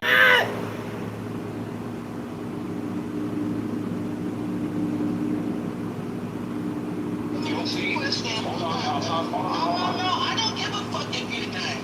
So going up to someone with a camera and asking them to call you a nigger because you just saw them call someone else a nigger. You didn't ask her to call him a nigger. Yes, that's what they just said. You did not ask him to call her a nigger. Yo, didn't you guys say he went up and was like, well, call me that? Why are you calling that little kid a nigger? Yep. That's not what he said. Bro, yo, Florida, can you go back to chillism? That's not what this guy did. Can you go back to the pits of hell in which you came from? I could. Please? I could. Go back. I don't want to right now. That's not what this guy did. You're not that smart. That's not what this guy did. You're not that smart. That's not what this guy did. So what did he do? I'll play the video. How about that? I don't know. No. I want you to tell me what he did. Let's just play the video so we're all on the same I don't page. want to hear the video. If you play it, I'm going to leave. Fine. Okay. I want you to tell me what he did. We'll just play the fucking video of what he did. Alright. Well, that was easy. Explain. That was amazing. Where were you sitting at? Yeah, I mean, can someone explain what's going on? By the way, I want you to know, Matt, Florida actually uses the N-word. So this is what I'm trying to say about the dumbass liberals, bro. The dumbass fucking liberals, bro. The dumbass liberals. He acts like he gives a when Florida uses the N-word. Did you just hear him say, why don't you say it to me? He said, why don't you have the balls to say it again? Dumbass nigga. He said, why don't you have the balls to say it He's again? alarming her and making her agitated. By making her repeat something. Listen. He was alarming you. Listen, that's why the charges were dropped. That's why the charges were dropped, bitch. Against the kid, not the It don't fucking, it was dropped in general, bitch. She was charged. Because she did not act in a disorderly way. She did act in a disorderly way. She didn't. You know what's more? This woman was walking up to a bitch with a camera and trying to make her reenact something she already did.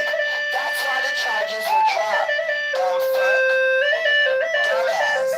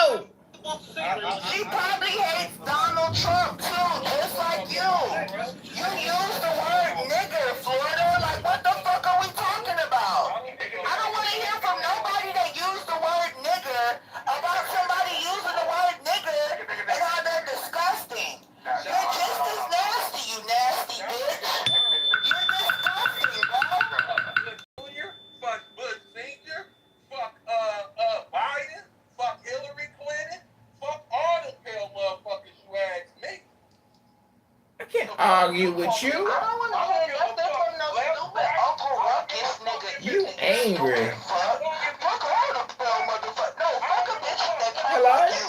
I'm not clicking up with Hello? somebody black just because they black. Hello? I'm not clicking up with a Hello? nigga that hate Donald Trump just because they Hello? black. Like, I don't give a fuck. Fuck all y'all Hello? weird people.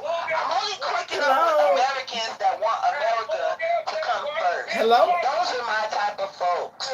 If you love America and you want America to be first, you've got me as a friend. You like honky? Left side, right side, fuck you. Shit. Give a fuck. Democrat, Republican, liberal, conservative. Hello? I don't give a fuck if you a straight cracker or white or. Jazzy, how do you feel about Kitover stealing your catchphrase? Well, I took it from someone else. I don't know. That's fair. Hello? Yeah. Yeah, I knew right away after I was in the trenches in a ghetto room and I heard other people saying hello. It wasn't special to Jazzy. I heard it in a New York room. They were like, hello. And it's the way they said it. It was really funny. Jazzy, the way you do it's the best. I can't even do it no more. Hey, real shit. How is it good to be white? And what's this guy? I don't know, but like, yo, I swear to God. Hello? Always. Shit, but just keep swearing to God. Hello? Fuck your God. Shit. You angry. I can't argue with you. I'm happy. Leave me alone. Hello? It must suck being stuck in Chicago with a bunch of ghetto black people. He's always imitating black folks. Like, it's the weirdest shit I've ever seen. You know, for somebody who just said that Florida uses the N-word, Somebody, you use the N-word a lot. N-word. somebody who had their balls up in the air with 30 phones in front of them in front Dirty of a pants. desk, right? Yeah. He calls himself grown-ass man. I don't know how you still show your face here every day. Your balls are so swollen from no sex, right? You're backed the fuck up. There's semen in there enough to start a shitload of children, right? You know what they say when you make assumptions, right? And Richard, did you want to say something? You came off mic there briefly. There's a lot going on right now, sir. I want to just let the foreplay happen. No, please talk. Go ahead. I don't know, Dr. Jasmine, she's making a lot of sense with this previous conversation from like 3 minutes ago, 5 minutes ago with Florida. Obviously, I didn't know if, like, I've seen Florida, I've heard him talk before, but I don't know too much about his personality, but he's apparently like a leftist, according to Dr. Yes, Jasmine. who uses the N-word, hate people that voted for Trump and hates Trump, right? But we'll call you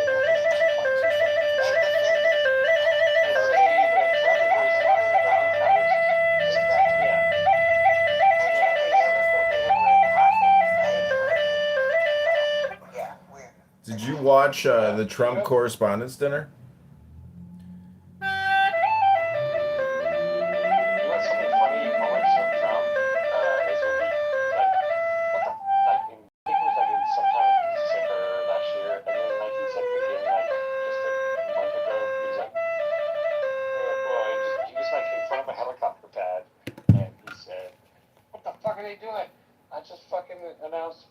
Audio recording.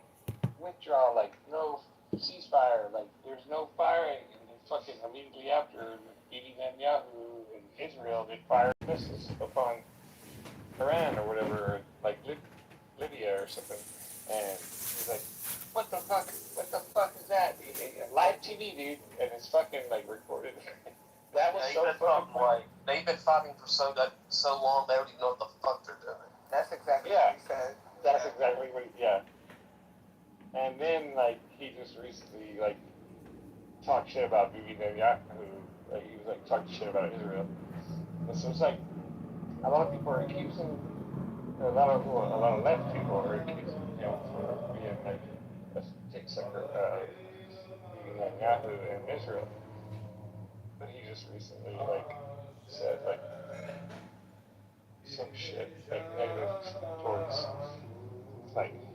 apologize. I apologize, guys. I'm getting ready to eat dinner. I can't talk much. Oh, good. Yeah, this lawyer though is funny. He's sounding off, going on and on and on, and then when he leaves, the people are like, "Did you smell it on his breath? Was he sober? I think he's drunk." He did kind of lose. He did kind of seem a little off his kilter, but I mean, he's probably just so fucking pissed at the judge, prosecution. He kept saying, "Get rid of this woke bullshit. You people are the problem. The media right here. You won't print it." He went off. Yeah, what everybody's saying is like he was like fighting the defense and the judge. Like that's how it was like a battle between his group and their group. You know what I mean? Like that doesn't like it was abnormally weird the whole trial, I guess. Judge won't even let him file or record his, what do you call it, objections. You have to record it during their breaks. She wouldn't let him do that, like basic stuff.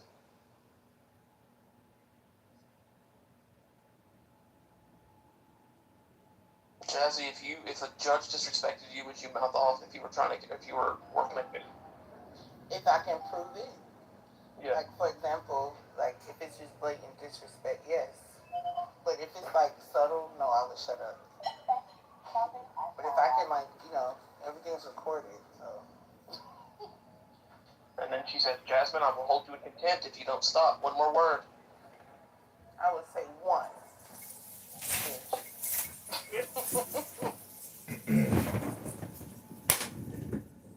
I just want to say that this woman, Shiloh, they wasted her time. They wasted the court's resources. Those woke faggots in Minnesota wasted everybody's time. This piece of shit should be deported. He raped, what was it, a 13-year-old girl, 16-year-old girl? This guy's a danger to society. He should be deported. Fuck it. He should be executed. Get rid of pieces of shit like this from our midst. Send them I think back. Shiloh should Goodbye. be getting rid of, too. She's just on another level of Really? shit. Really? Projection mirror says what? Projection mirror says what? You fat fucking piece of shit, loudmouth fucking piece of trash? Loudmouth piece of trash, fat fucking pig bitch? I think people like that should be set down. Along with people that rape 13-year-old girls. They gotta go too. But Shiloh's no innocent person. She didn't do what he did, right? And I don't think she should have went to court at all. But I'm glad it was exposed that she calls little black boys the N-word. Thank you, Shiloh. She's not. But I can't help. I mean, she's one of those women that like you find attractive, but you're mad at yourself for finding her attractive because she's like white trash, you know? And it's like you can tell she's white trash, but there's still like an angle. I don't know. It's hard to explain. Yeah, she's hot. I get it. Listen, unfortunately, you can be a piece of shit and be attractive like this. And look good. You see, Shiloh accurately diagnosed the piece of shit filming her. He is an N-word, and Shiloh was in the right. And the fact that the court is now censoring people for calling pieces of shit what they are. Hello? Go look at my underwear photo, fat ass. Go look at my underwear yoga photo, fat pig. Go look at my underwear photo, fat pig trash. Fat pig trash giggle, what? Projection mirror says what, fat fuck? Fat fuck, what? Hello, fat ass? I mean, you can't call a child something like that. Even if he's trying to steal from you. I mean, maybe I'm wrong, but I Yeah, you're wrong, dude. When somebody kills somebody, when somebody commits an act of violence, that's breaking the law. Calling somebody a derogatory term is not breaking the law. It is the law that you can say provocative things to obnoxious, horrible people. It doesn't matter if it's unethical or moral. It's not illegal. So fat pieces of shit who are sensitive about an N-word but don't give a shit about the crime problem in this country, don't give a shit about the rapes, the murder, the harassment, the abuse, the never-ending homeless cocksuckers on the trains lighting people on fire, slicing their fucking throats. They don't give a fuck about the crime. They're more concerned about sensitivities and getting called an N-word. Hello? Hello? Child, older name. I'm pretty sure you beat their ass.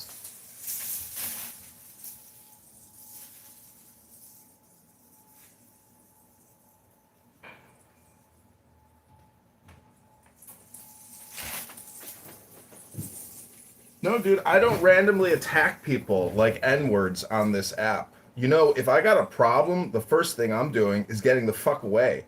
Or I'm pulling out my phone to film the fucker to put him on social media blast to get my social equity justice on the internet. I try to avoid violence. Unlike fat fucking piece of trash loudmouth cunts out of Florida and their drug dealers in Baltimore, fuck that fat piece of shit loudmouth cunt. Fucking pig bitch. What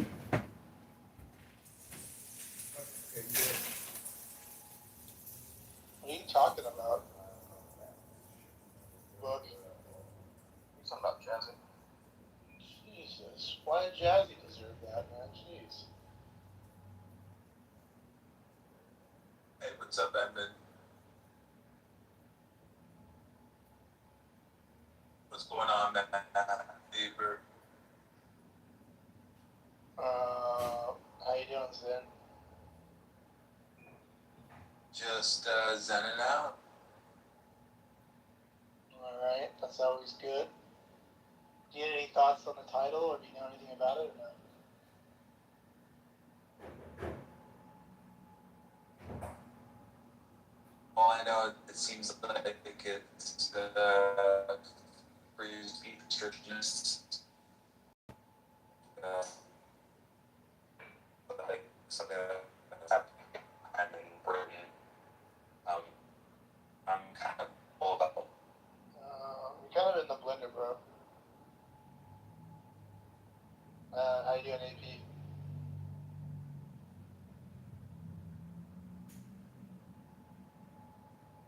What's going on, man? What's up?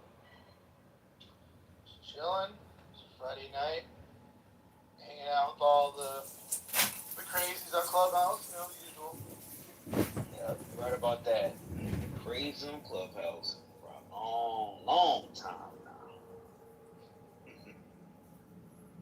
If you just think back to all the big rooms, like with Nelson Apega or, Grant Cardone and all these, super successful people, and you listen to what they talk about, it's just arrogancy. It's just raw, ruthless. It's not educational. It's just basically flashy, like flashing your value, your fake value. What's the word I'm looking for? It's all fake. It's like a bunch of like selfish people with no self-esteem, inflating themselves, and never talking about anything. It's just this app. They're grifters, right? They're grifters, but what I'm saying is, it's like vanity. It's like the vanity show. Did Graham grift away, or did he grift away? Who? Grant. He said Grant. Book said Grant. Grant's on a different app. He's on the other social audio app a lot right now. Oh, really? Wow. Yeah.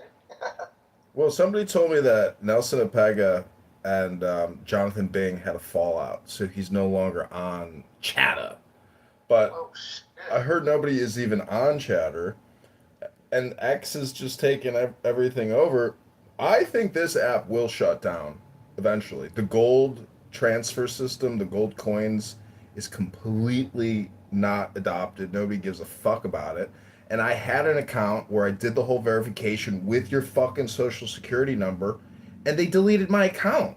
So it's like, if they're deleting a power user's account over and over, and obviously these faggot retards that run this app don't give a fuck about like the long-term value of it.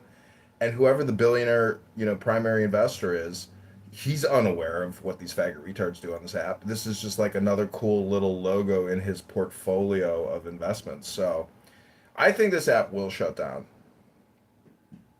Yeah. I'm with you on that. I mean, one day you just wake up. Yeah. I guess I better stop paying for this shit. As soon as you said that shit, let me stop. Let me go ahead and cancel that shit. God damn. Tomorrow, AP, you'll wake up and it won't even be there anymore. Yeah, but see, AP. Does Does anybody remember the clown? The clown? Yeah, early on Clubhouse. John Kitover? Edmund Dakin? Yeah, clown.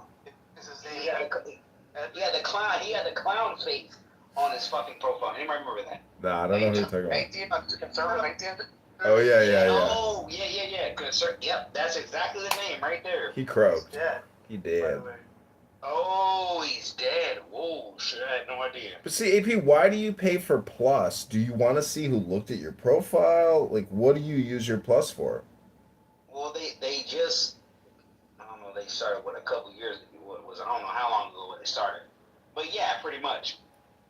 Because when you spoke, I'm getting rid of it. Well, see, I use Anonymous to go into rooms that I'm blocked from to live stream that room onto other platforms. So it has value to me. But if I'm the only one using it to basically re-platform content, well, I'm the, like, how can if I'm the only one doing it, their product is worthless. Like, it's just, it can't support the amount of data transfer and cloud they have to buy to fucking facilitate non-stop conference calls around the fucking planet.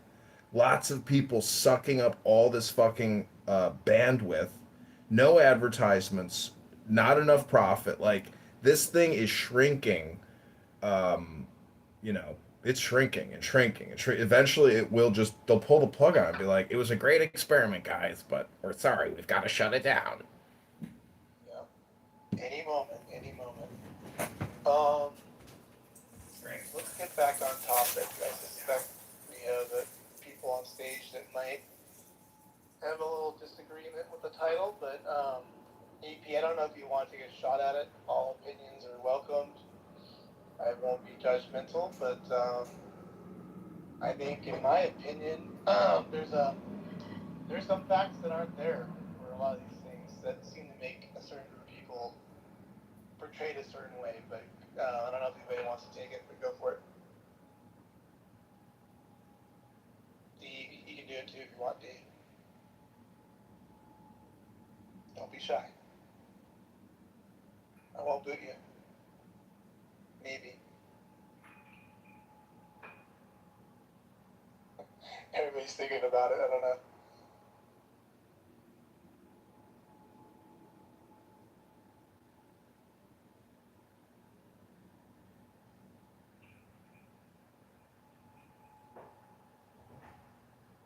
Well, I guess the app is dead.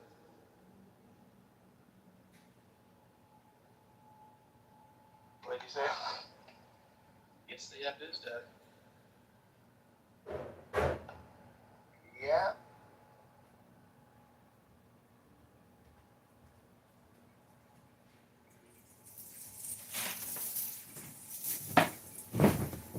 Did anybody see this Young Washington movie that came out at the beginning of July? Never, hadn't even heard of it, no. It's a great movie. And historically, Washington was trying to become a British officer, according to the movie, and he slaughtered and killed all these French in order to fulfill his ambition. And then it's such a crazy twist of fate that we're battling the French, slaughtering them in these French-Indian wars or whatever, and then we turn on the British, and then the French forgive us and arm us to the teeth to fucking kill the British. So it's like, it's just a good movie.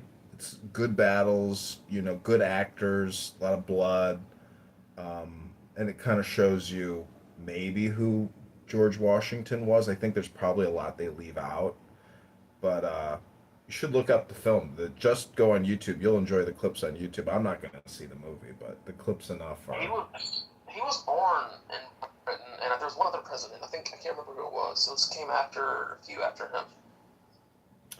I know Jefferson Davis and Abraham Lincoln, who fought each other during the Civil War, were both fighting, I think, in the Black Hawk Wars here in Illinois. Like, they were fighting the Indians to the death. And then they ended up fighting themselves to the death. So it's like, all this violence is retarded. It's a waste of time, waste of money, waste of effort.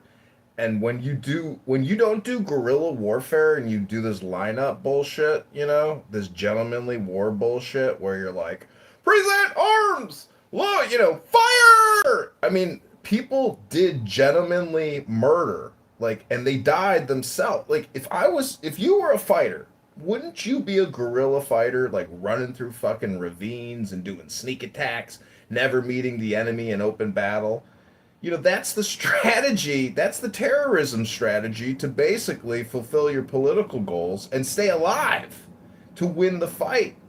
But if Trump deploys to Iran and the moment we deploy, it signals to every one of our enemies to start sending supplies to that point of incursion on the mainland. And that's when our soldiers start incurring tremendous amounts of energy to destroy them. So keeping a distance and not winning quickly, it's a strategy. I mean, we are in perpetual war, and we're spending 1.2 trillion a year. We're not shrinking the budget for military defense. It's only expanding, and it's never stopped. So we are basically an empire policing the world, regime changing here and there, and it's just not going to stop. It won't stop. And the liberal progressives or the Democrat socialists, even if they get in power, it still will not stop because that is outside of their control. You might think politicos call the shots when it comes to the multi-trillion-dollar United States military defense industrial complex, but they do not. They are outside of that boundary. They can't penetrate that. So in a way, we have like this third government, this third economy, this third America that you're a part of or you're not a part of it, but you can't stop it because on military bases, they got UCMJ. They do not operate on the same platform that the United States of America has to operate on. So I'm just trying to accurately diagnose and identify what I view as the reality in which we live in. Hello? So we went to war for Zionists? No. See, that would be a summation or a condensing, in one statement, which is not accurate. The more accurate diagnosis is that America is the Zionist entity, and little Israel is just our little mouse fart in the field. We are the elephant. Israel is the mouse at our foot. But if you don't see that the enemy is within, here in America, that we are the global hegemony, the sole survivor of the Cold War, look at Russia. It's burning. Moscow is on fire. The petroleum industry is in ruins. Iran is in ruins. Saudi Arabia is standing strong. Syria regime changed. Like, we have terraformed the planet. You think that Lebanese Patriot attack was just the Israelis? No way. That was CIA operation, maybe in conjunction, but the CIA carries out international targeted assassinations of what we believe to be domestic or international foreign terrorists. It's the reality. We are a militarized society pretending that we're liberal progressives. But that's what the faggot retard liberals want you to think, because they're just cosplayers putting out spam videos all day, every day, nonstop on all platforms. Every senator, every congresswoman, everybody in this woke leftist bullshit, they're just doing communication consulting, but they don't stop nothing. In fact, they just want to spend more because they know they're going to get more in donations. It's grifter upon grifter. We have like a fucking honeypot mountain of grifters. You could say the president is the chief grifter ruling from the White House. We have an interesting government. It's unlike any other historical government on the fucking planet. It's a system. It's a platform. And it's all run out of Washington, D.C. and Wall Street. I mean, those are the two pillars of our society: is Washington and Wall Street. I am complete. I am a book. I am what you should be doing and reading instead of listening to a book. And you should be reading a book instead of, wasting all your time here repeating yourself like you have brain rot from being a boxer and a 4'11" Corsican anti-Semite.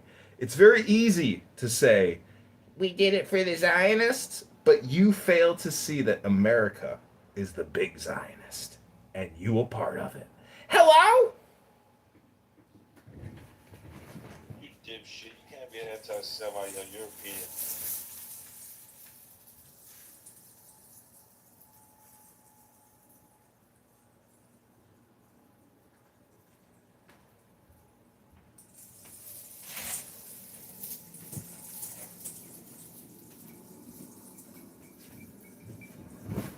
Yeah, a resistance. A guy so stupid he attacks an innocent person in the street because he's got a yarmulke on. A man of God, an innocent person.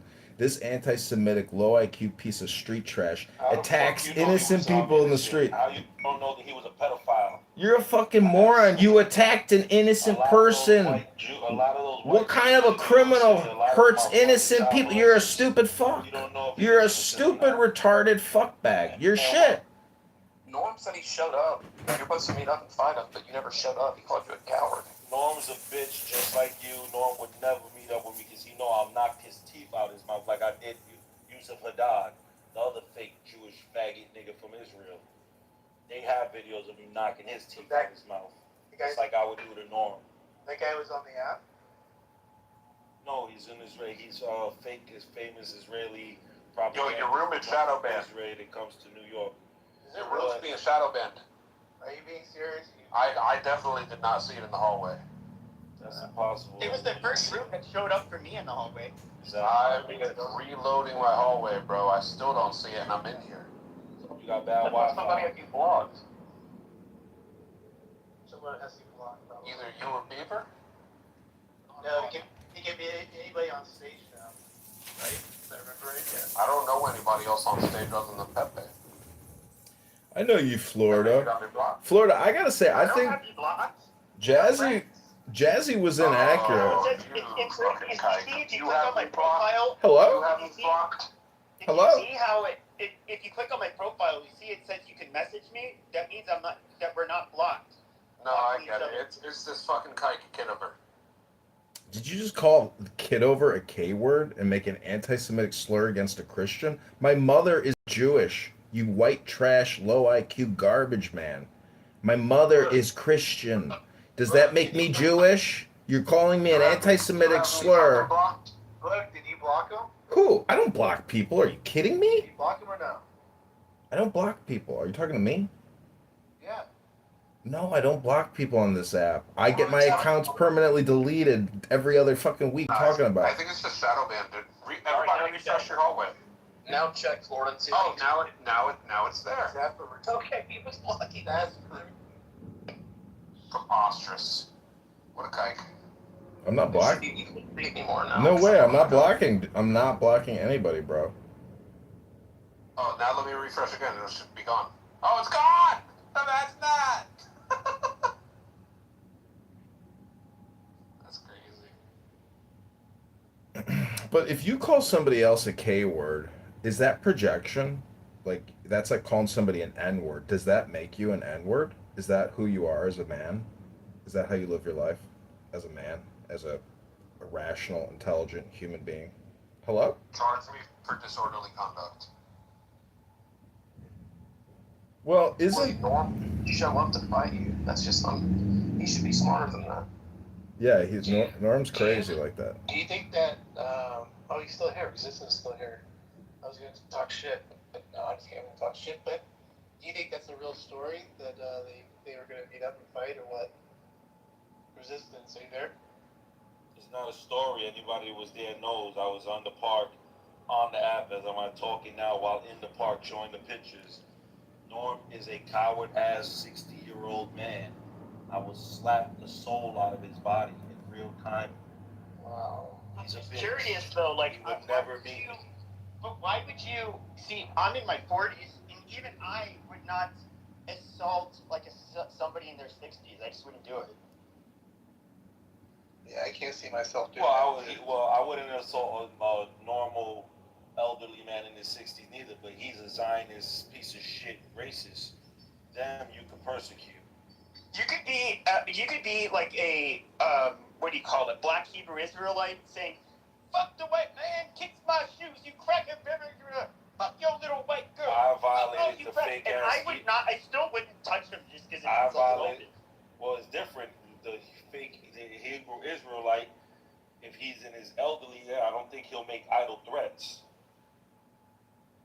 See, that's where it becomes different. If you're gonna run your mouth and make fake idle threats, and I'm gonna punch you in your mouth. Aren't you, a grown-up? And don't you know that this is a free conference call app for lonely, bored retards? Do you guys actually believe any of this? Hello? I mean, resistance, like, nobody really is taking what you're saying seriously. This is all just stupid hypothetical. Why would I give a fuck about what he's saying on that? Well, why would anybody give a fuck what you have to say on this app? Ever. This is how we know you're just a fucking synthetic cokehead. I don't give a fuck what resistance. Is that projection? I don't really trust that. I don't trust like that. I don't trust like that. I don't trust that I don't trust like that. Yeah, I don't trust that way, man. If any one of you bitch niggas ever in your mind to meet me in a New York City, I would get the shit I want in real timing. Wow. I don't care what you crackers say on the app. That's the only time you guys can say something is on the app. If Mamdani... Bitches in real life. Goofy goofball. That's all. That's why white cowards like you only stay around white That's all I can hear from you is that you're.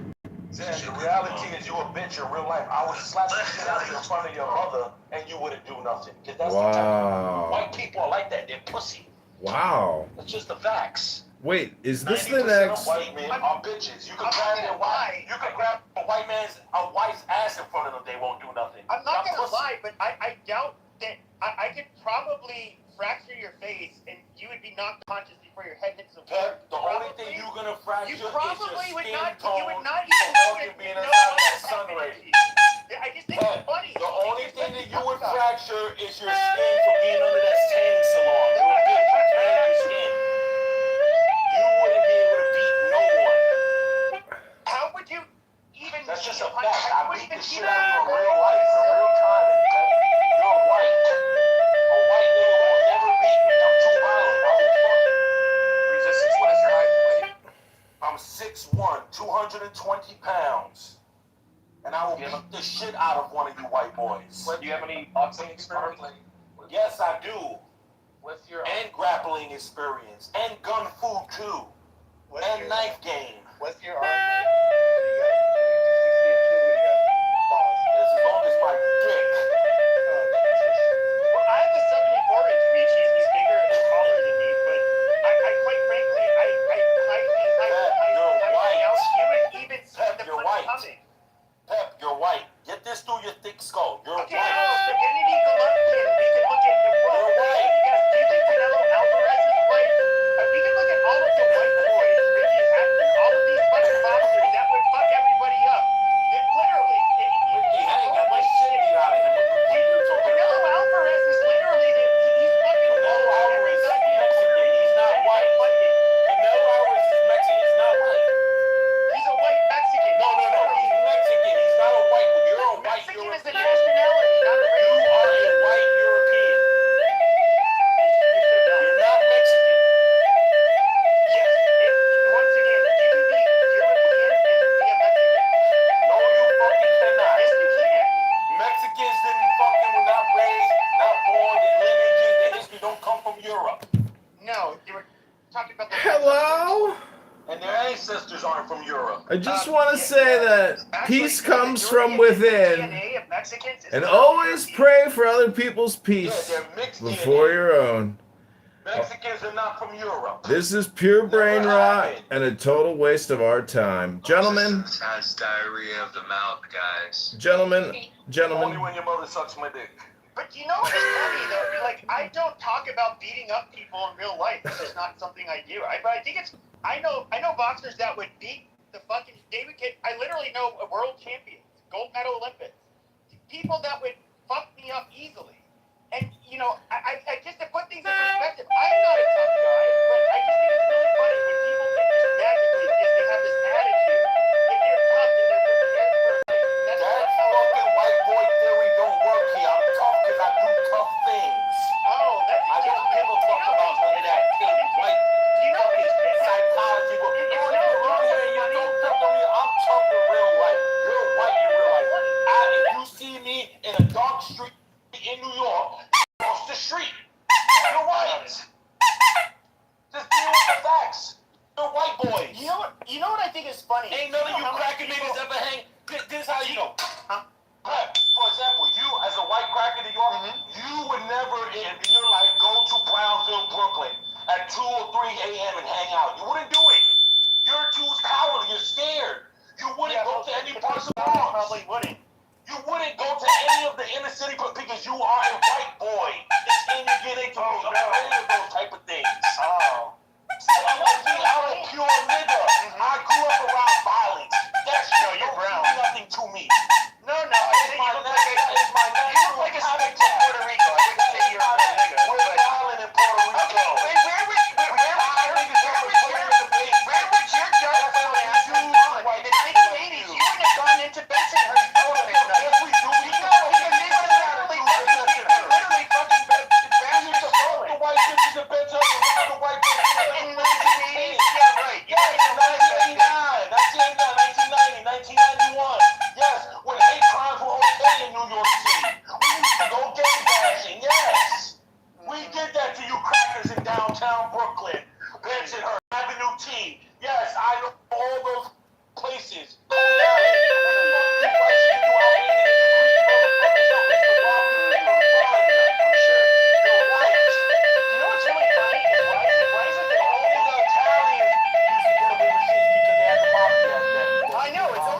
The whites can form gangs that actually have power and pull, unlike you fucking retards. The Russians used to do their little and their money, but they don't act like yes, they do. Yes, they do. They act like cocaine, degenerate, scumbag, alcoholic piece of shits. They rape women. Yes, they do. You're just a cheap Puerto Rican spick. Shut up. Yeah, I know. Y'all used to sniff all about coke, you fucking junkies. No, you guys didn't. No, it wasn't this. It wasn't you guys. No, because the Colombians and the Mexicans bring it in. Your girls hooked on that cocaine and they sniffed it on our dicks. That's a lie. Stop it. All right, KB. What's going on, fam? KP, can you send the Avengers over here to mop up resistance? KP, how would you diagnose resistance in society as a man, as a contributor to society, or as a communicator here on Clown House? Look, you're the clown worried about what other men diagnose this dick into your sister's mouth, okay? Diagnose that.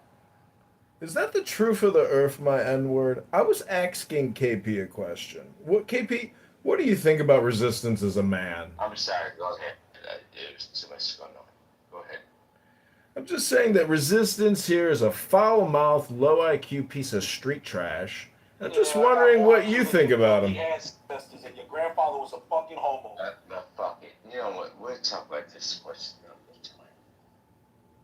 Well, I can see the Hennessy's having a good night. You're just mad because white people are inferior to Latinos. That's all it is. Oh, you think I go through... I don't get it. Now all of a sudden I'm not Mexican. I love it. It's so weaponized against me. You're a white Mexican. I thought you said there's no such thing as white Mexicans. Those are the Mexicans that think they're white. Colonel Alvarez don't think he's white. You don't act white. You act white. You bleach your skin. You do fucking... Yeah, I bleach my skin. I bleach my skin, yet I go to the tanning salon. You accuse me of two different things. Shit, my nigga. That's the most damn shit you can ever do. I go to the tanning salon, then immediately bleach my skin afterwards. And say you don't go to the tanning salon, Pep. Say you don't go into that fucking machine and let those fucking... Oh, I've done it before, for sure. I know you have. You're gay. Yeah, super gay. Is that a projection? That's the most gayest shit. But you allow your sisters to go and get some fucking thick eyelashes, thick hair, Women can do that. What the fuck that got to do with a man doing it? You probably shave your asshole and you shave your fucking. You're a dumb. Yeah, but Kay, he's Puerto Rican. He's not one of you nappy-haired people. He's not that kind of a Puerto Rican. So you want this big barbaric bitch standing over you with this motherfucking hair down to her asshole, telling you Yeah, we Afro Latinos. We Afro Latinos. Fuck is you talking about? Isn't it amazing the diversification and the discrimination, the discernment? All I gotta say is, that's because we fuck all their women. just when you think you've heard all the trash You talk, like to fuck men. You want to fuck them. You're gay. We can hear it in your slut. You drunk a 6-pack of Budweiser and you're looking for men at the bar. Shut up. What? it's projection, KP. The projection alert detection system. It's just a fact, man. You white niggas squeeze each other's asses like that shit is funny. Projection mirror says what? Projection mirror says what? Ladies and gentlemen, I just want to let you know that projection. Ladies and gentlemen, I just want you to know that Book used to squeeze his little brother's balls and then make fun like that shit was a joke because he's a weird white boy. Projection mirror says what? White boy. Projection is what's called making ad hominem projection onto somebody else It's not ad hominem. It's because a of your own self-esteem White issues. boys do that. You go to any junior high schools in America, white boys play those Projection fucking silly activation. games, punch each other in the nuts, Projection slap each other in the detection. ass. That's gay. White Projection activation. Projection detection. The projection activation detection system has been activated. You didn't go to a good fucking high school. Yes, I did. In my high school, niggas ain't slap each other in the ass because that shit is for No, faggots. you just jump off the goddamn high school table and fucking elbows. When our high school, when we went to your high school, y'all was scared to death because of some fucking bitches. No, you motherfuckers in the clothing. Exactly. Ladies and gentlemen, I just want to point out the way that resistance laughs. If you've heard, a little over half Mexican, and they would have no trouble knifing a dirty spick from Puerto Rico because they didn't like you guys very much for whatever reason. Whoa. Mexicans scared to death of us because we fucked their Mexican wars. Whoa. What is this, West Side Story? And the reality is Mexicans are pussies. Ladies and gentlemen, I'm going to step away from the mic. Matt Beaver, it's a pleasure as always, but I'm going to go into the real world because this is a faggot faggot conversation, and the projection activation system has been activated. The projection detection system has been activated. Shut up. Go to that real world, you bum. The projection detection and activation system will record all projections. We don't need to hear no announcements about where you're gonna go. Get the fuck out of here, you bum. Projection activation detection system. The loser can't leave. He's a loser. He loves Clubhouse. The projection activation detection ad hominem system has been activated and is recording. He's a loser. He can't leave. He'll be lonely. Loser. Let me ask you a question. Black man. I think get so offended when a white person speaks. Tell me. White people ain't got shit to say. They're a bunch of fucking clowns. Why would you say that? He's just saying this shit. He's just fucking. Projection activation projection detection system is recording. Oh, you still here, loser? No, let me go with this. Why would you say that when white folks gave you your fucking freedom? White people ain't give me shit, nigga. My fucking people die with the sword in their hand. Dude, us beaners made you guys. The only thing we ever did for the white people is give them our cocaine and let them OD on it. What the fuck are you talking about? Steady. What is you be talking about? White people, motherfuckers, all they want to do is sniff coke and sniff heroin and touch little kids. Fuck the white man. And guess who would get strong that hands? Niggas. be sure, the blacks ended up becoming the crackheads, and they're the ones who got fucked the most over by cocaine. If we're being honest, the Latinos did profit off of that group the most. That ain't cocaine. That's crack. That's yeah. Well, okay, it's a derivative of cocaine. Exactly. It ain't pure coke. Coke to a Still all comes from where? Latin America. Exactly. My people. We gonna make sure you crackers die. Oh, but you ended up killing off the niggas, and so what? There's gonna be casualties, like y'all always say in America, right? Casualties. There's gonna be casualties. My stomach is stupid. Stupid. Jesus Jones. It's just like when the white man created AIDS. They thought it was only gonna be, given to the black population or the Africans. And little they know, white people are a bunch of faggots, like going up to people's rectums, and then that's pretty sure AIDS started with faggots. White faggots, white ones. Oh, from Africa? So the first person to have AIDS was white? Was a white person who spread it to the Africans, yes. I think that was the first white person that acquired AIDS. I'm pretty sure AIDS existed in Africa. If I recall correctly, no, it did exist in Africa before white people. No, the white man gave the AIDS to the Africans.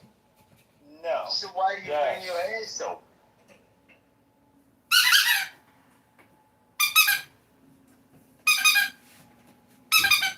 Oh, tricked them. They gave them.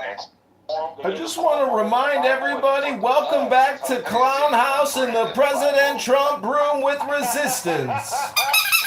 A premium clown. Their sisters impeding their buttholes, as resistance likes to say.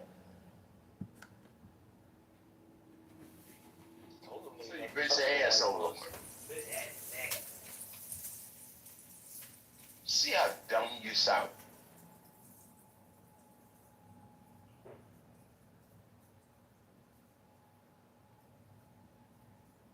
Conversation over.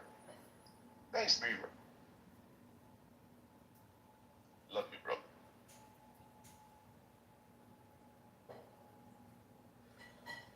The title of the room is Incredible because it's a perversion of fact. Okay. Well, the woman who was accused in this case of disorderly conduct, etc., was not only shouting, she was shouting loudly at a kid using racial epithets. She was found not guilty. And then she was also doing it to an adult as well. There's no evidence. Just like there's no evidence. Fuck off. Yeah, but here's the problem. Talk to yourself. You take care. No, Fly. There's no evidence of the child being told anything like that you're mentioning right now. Of course he ran. What a pussy. Yeah. What a goddamn sorry ass. If I don't mind me asking, why are y'all talking about that weak case, which is a misdemeanor, instead of talking about the case that happened in Georgia of the stupid white bitch and her white boyfriend that just got convicted and got 20 years and 15 years from flying the Confederate flag in an 8-year-old's birthday? That happened years ago, though. Yeah, and they got convicted today. So 20 years, dumb bitch got another one got 15 years. Good for them crap. They got convicted. And they were crying like bitches on the courtroom. No, they got convicted several years ago. Today, motherfucker, not several years. Today. No, because I remember they were. I watched that shit. What do you mean? Was it an appeal and they got sentenced again? I don't know if it was appeal or not. It was convicted today. I seen that. Convicted of, sir. They were convicted of hate crime. Obviously, you jackass. That's the only way you can get 15 or 20. No, I'm asking you. I don't know. I'm asking you. Don't be fucking asking me questions. Use your fucking computer like everyone else or ChatGPT. Typical white people always want the answers to everything so you can steal the ideas and then profit off. He's actually dark-skinned black, by the way. He's a white monkey. No, I'm pretty sure he's like black, like Caribbean black or something. Okay, where in the Caribbean you from? No, I'm white. Well, we know you're white, but where part of the Caribbean you from? I'm from America. You're from no fucking America. You're from the fucking British Islands or something. Yo, fuck. Must be motherfuckers. That ass black bitch.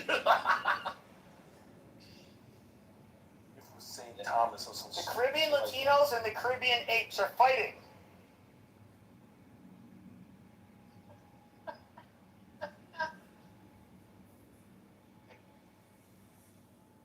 What's up, D? Happy Resistance?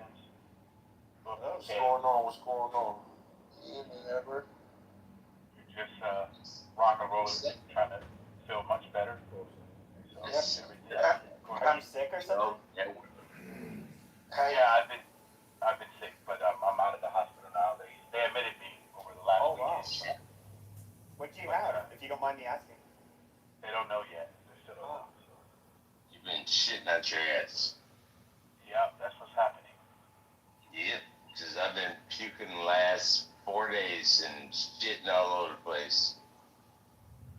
Did y'all see the other news in New York City? How a kite got stabbed by a Puerto Rican? Yeah, I saw that. Was he a convert to Islam? You know, these piece of shit Jews lie. The fucking speaks at Allah white. That nigga is a retarded Spanish nigga. And this is what makes it worse. This is why I hate those fucking Jews here. He also stabbed a Chinese or Asian guy, Japanese guy. I heard that. Prior to the Jew. He got the Asian guy first. And check this crazy shit out, because this is how scum they are here in New York City. They give him a regular stabbing crime to the Asian guy, but they uplift the charges of the Jew and call it a hate crime. Well, How if does they it can't prove, I don't know. if they can't prove, why you should have on stage. That thing is weird. Oh, Pepper's a Jew. Pepper's killing his ass so far up the Jew's ass, it's not even funny. Yeah, I that's talked it. to Matt and Bieber, and I with them. Amazing. Pepe You loving is not Mexican. somebody you want on stage. Pepe is weird. So say in Sav. Sav, sorry about that, Sav. But before you guys were having a conversation, we were talking about my health, right? And you guys had decided that wasn't important at all. No, I know. I wanted to hear it. It's just that other. Pepe is weird. Go ahead. No, I got it. It's just kind of interesting that we talk about situations that you have no contact with, but you have a person here talk about what they've been going through. But so for the last 13 weeks, I've been having some different disease spells going in and out. So my doctor ordered a battery of tests. It's not neural. So the next person I got to see is the infectious disease doctor, where they're going to run a battery of tests and see what's causing it. I did my MRI yesterday and done a whole bunch of different tests. I was losing blood, so they admitted me to the hospital for 3 days. But they found out what it was, and they actually patched that part up, so the bleeding would stop. So I was at 14.3, and I dropped to 10.6, and lost a lot of blood, but made it to the hospital in time. So that was so right now I'm on the mend of trying to get my blood count back up, and thank God they didn't have to do a blood transfusion, so I'm very happy about that. Amen. Amen. Are you okay? Are you doing better now? He said he's waiting to hear. Shut up, Pepe. I'm talking to Why are him. you coming in here to fight? We're not fighting. I'm asking him a question. You the one that started speaking. What was your question? I asked him, are you doing better now? Yes, much better. I'm doing much better. Amen. Amen. Can I pray for you, sir? Yes, of course. I take all the prayers in the world, man. God still heals, guys. And doctors can only do so much. But as it continues... You was losing blood to where, though? You was throwing it up? No. It was coming up my bottom. Oh. So did they think? How's mommy doing? So did they think that? So did they think that it's because of maybe like an infectious disease, like for example eating bad food or something? No, it was nothing to do with food. What happened is they believed that there was a vessel that burst inside my colon, but by the time they went in there the second time, whatever was happening was already closed. No, Joe, they checked that. It wasn't the kidneys neither, nor my prostate. So they checked out the PSA. They did a bunch of tests, but what triggered it was my dizzy spells. Because I went to the doctor because I was having those spells, and they were happening more frequently. But now they're like 1 a day, which is great, because there's like 3 a day, and they were like lasting 15, 20 seconds. Even when I was driving, I had to pull over. So it wasn't like triggered by like you standing up or getting up suddenly? Yeah, that's a few times. But even when I was sitting down, it happened several times. But right now, we just wrote everything out. So. Thank you, Lord, for making sure that Mr. Edward is good. You know, he's gonna be better. Amen. I appreciate it. You will remain in my prayers. Thank you, Lord, for that. You're going to be good. You're going to be good, and you're still going to be on Clubhouse talking shit. Feel me? So I'm gonna make sure to pray for Mr. Edwards in my prayers. Thank you. Appreciate it. Now, Mr. Edward, do you mind if I share your help that, coming through this with our other brothers and sisters? Oh, no, you can share. Go on, man. You know me, bro. You can share it, bro. You're like my big brother. Yeah, I know. Come on, man.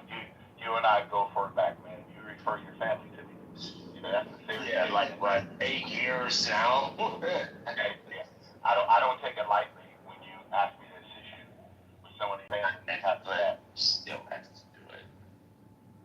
I don't take this stuff lightly. So, just confidence, knowing that my company will serve families very well, and I thank you for trusting us. Now you might want to close your ears for 25 seconds. You jackasses that's on here that don't know Mr. Edward. A good friend, brother of mine, assholes. I'm sorry. Go ahead, Beaver. Matt, Pepe, I'm sorry.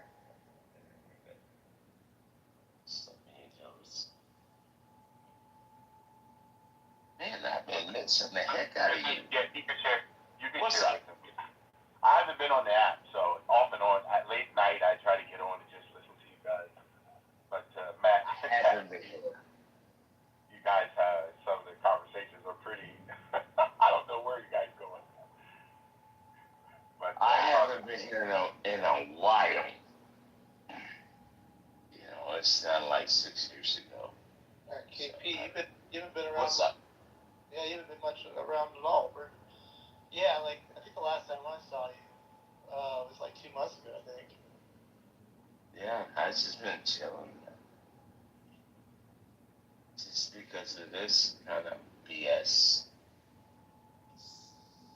S. You hear the S.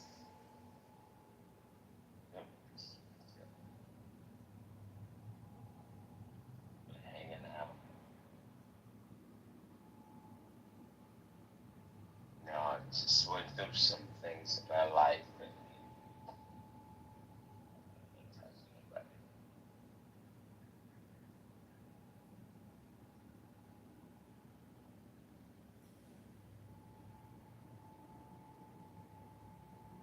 now I'm ready, man, to go there.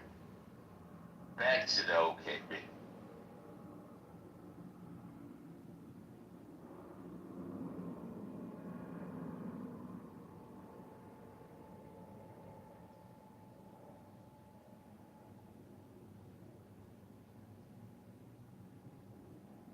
No, it was nice to talk to you and say, well,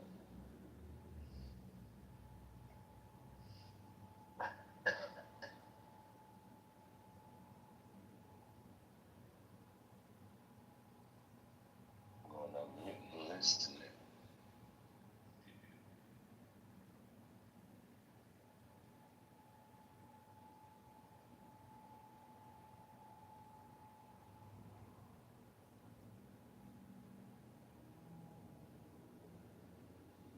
All right. What's everybody want to talk about? I changed the title. Feel free to jump in and throw something out. I don't know.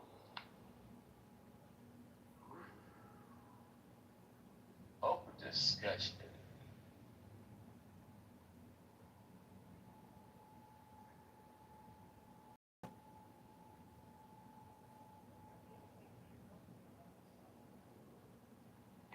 Your Minnie Mouse, Pepe. I say, KP, you're way too fucking intoxicated to be in the room. Alright, I'm out. I go to the audience. Good seeing you, man. Peace. Nothing personal. It's happened to me at times. You know, I don't think I can drink that much and go on a public app. Have you guys heard me drunk before? No. Have you been? Oh wait, you did maybe one time. But you actually got drunk? I thought you don't. Oh yeah, I've been drunk like several times. Oh shit. If anything, getting drunk, I like with me, I'll open my mouth a lot more. Like I just a lot more. A lot more? How's that possible? No, like how do I He's coming back. He's coming back. Hold on. Probably was. Like I end up so in other words, I usually try. Part of the reason why like you hear me stall when I'm talking is because I trying to think of like a way to put my thoughts into words, but like when I'm drunk, it kind of takes away that filter, and so like if anything, I'll actually talk a lot faster, and the words will come out just. It's because they're coming out like very unfiltered. So you may not catch it because of that, but yeah, generally it's I'll be more. I'll say things that like maybe ruffle feathers a lot more. What do you drink? Is it hard liquor or what? Just beer. But you get all riled up over beer like that? Yeah. What, like double IPAs in particular? Hey, Edward, this is... You get a bad book. Do you drink book? What's going on? Edward, I sent you that deep relaxation recording by Dr. Marty Rossman. And, this app really fucks up people's central nervous systems and their emotional responses, etc.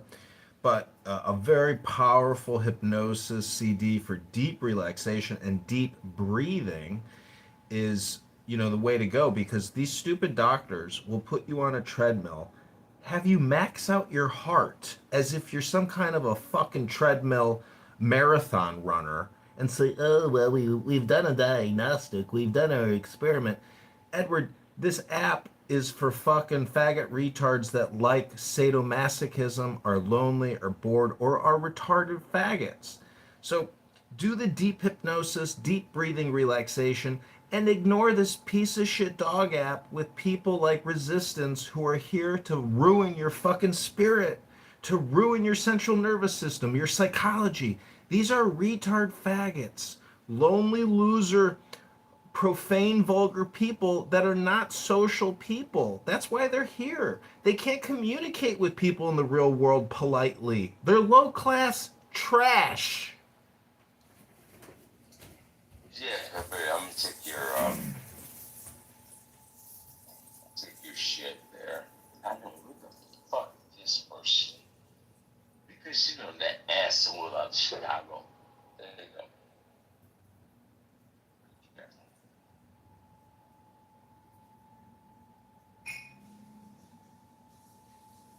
So you made another fucking account. Really, Buck? We just had a conversation, man. Stopping. I'm just a book. What do I know? Well, I know a lot more than a lot of faggot retards on this app because I read books, knowledge, information, very nice person. wisdom I do. from a book. I do. From books. I think you're a very nice person. Oh, damn. 7 bucks or more. Come on, man. Stop it.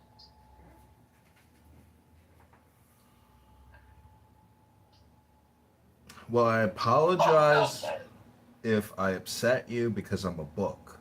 But you see, it's a big world out there. No. In the world of books. You did not upset me. I think it's weird. You always been a co-friend of mine. Always. It's just weird. Okay. What's up, Joe?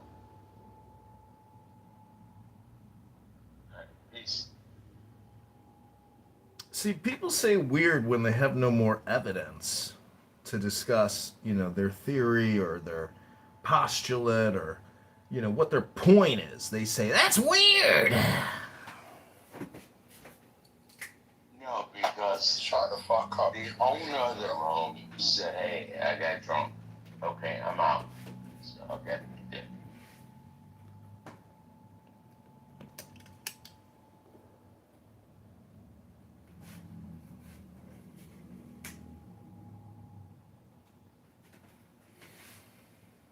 Well, I just want to dedicate this little song to Donald Trump, our glorious president, so brave. Nearly took his head off twice, but he's fighting the deep state every day. A lot of faggot retards in that deep state.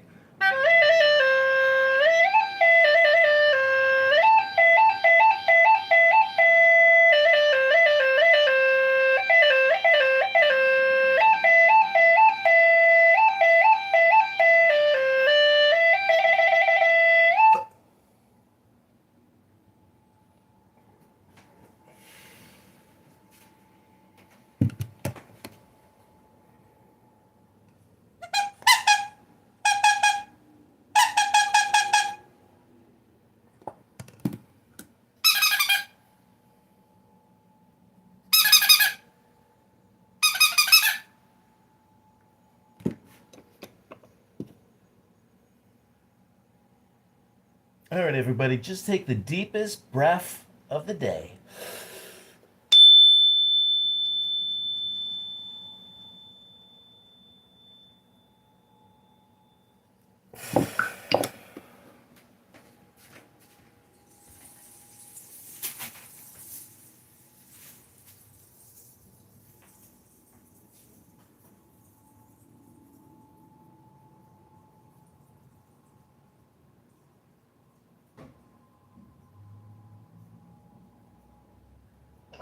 Anybody watching the White House correspondence?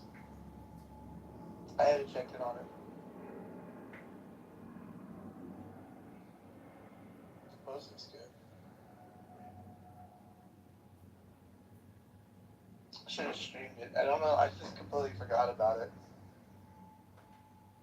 Oh, Joe watched it. Okay.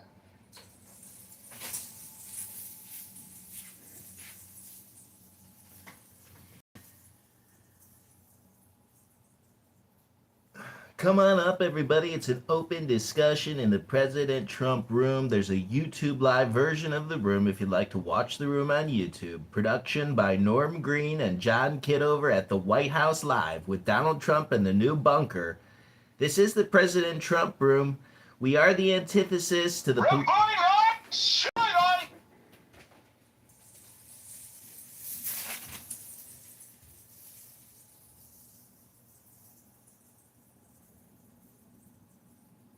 The hell was that?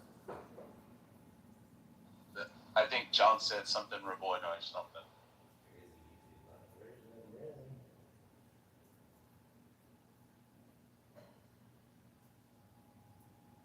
Johnny boy.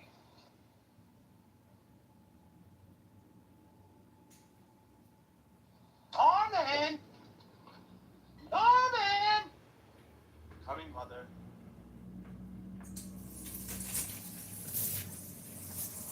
Rich, if I could ask you a personal favor just for tonight only, if you could review the YouTube community guidelines on protected classes or protected groups, and then help police that speech so the YouTube Live doesn't get a community guideline strike, I'm relying on you, buddy. Thanks. I'll take it into consideration, and I'll get back to you.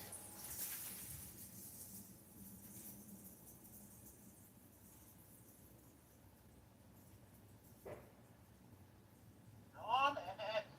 Norman! Coming, mother. Wait, you guys don't like Norman Bates? Nobody talking.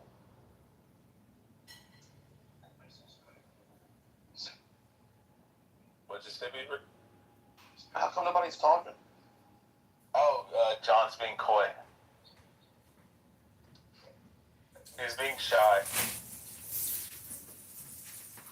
Well, if you'd like, I could read a little poem before I head out for the night. No, we'll talk. We'll talk. Okay, great. We'll get back to work, everybody. So Don't John, let what me you do interrupt last you. night? Just go drinking? Don't let me interrupt you. Keep working, everybody. Johnny boy. Just go out drinking last night.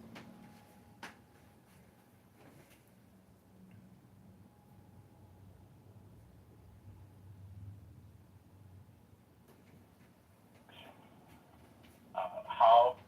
Oh, Jesus Christ, not you. Oh shit, please come up. Please, God. Othello, I'd rather listen to you. Okay, thank you.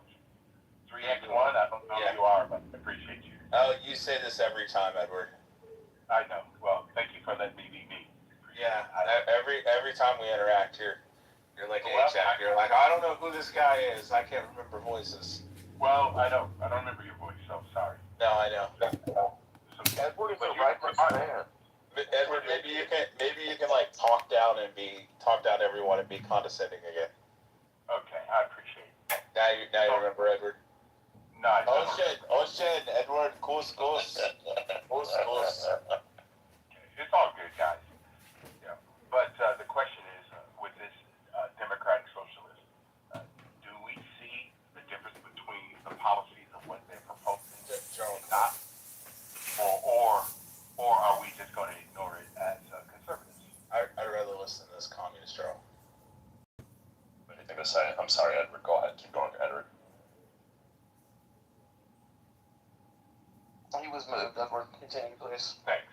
Well, the challenge is that it's quite interesting that most people today keep saying that they didn't know that these people existed from the Democratic side. It's kind of interesting that they said that they want to eliminate borders, but eliminate the Senate. They want to eliminate. I mean, is this really happening in the United States of America? I mean, can you guys confuse these people in their time? Or am I missing something? Well, I think the genocide of Israel, Gaza, is really to blame for a lot of it. It's kind of fueled it. But, yeah, it's happening. And it's very alarming. The question is, will they realize the policies won't work and then change their ways? I don't know.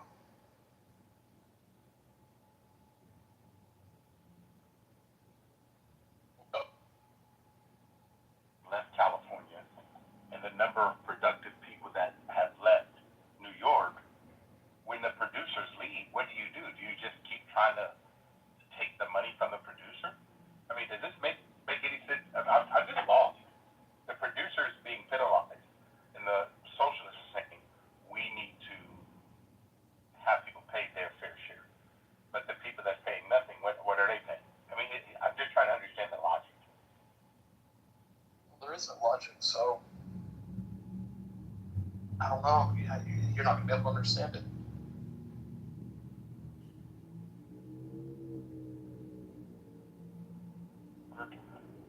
How could you be persuaded to even listen to someone like this? Hey, you know what we're going to do? We're going to take all the landlords in New York and we're going to put a freeze on their properties until they can't pay anymore. Okay, they can't get any more. I mean, it's like we're going to put a moratorium and the public sector is going to take over the properties.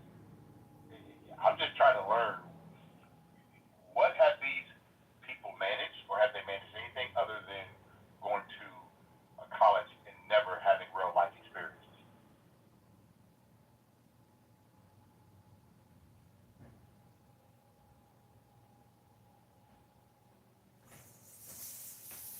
Yeah, I don't know. Maybe we should see what Rich has to say about it.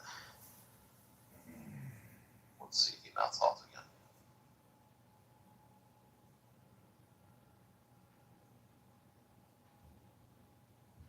So you heard what Edward had to say. It didn't stimulate you, Beaver. Hey, No, what Edward. he said is correct. Edward, I just wanted to remind you that if you having dizzy spells, hypnosis works. Just by listening to instructive words like the blood is circulating through my arms, through my legs. I take the deepest breath of the day. I hold it for 10 seconds. I know it sounds stupid, but words are very powerful. And as a godly man, you believe in the word. The word is a program for the brain. Hello? Okay, ding the gong now. Ding the gong it in. I'm just saying that meditation I knew he is was prayer. like, you see how I slowed down his speech and he was like trying to concentrate on picking it up.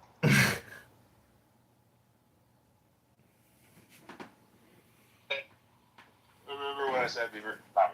So I appreciate it. Joe, you should come up.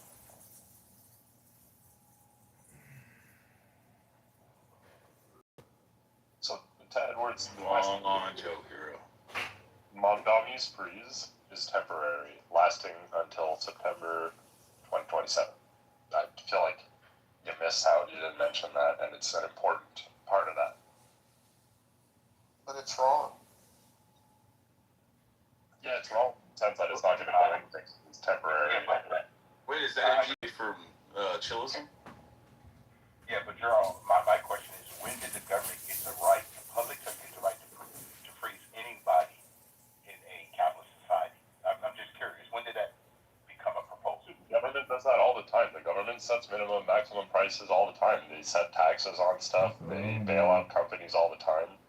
America is no different than communist China when it comes to that.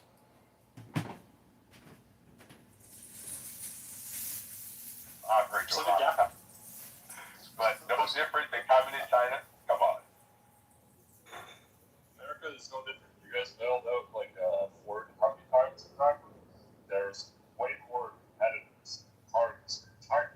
So America selects winners like Tesla and Ford, subsidizes them, bails them out when they fail, and then no one can compete. It's not a free market. It's basically communism.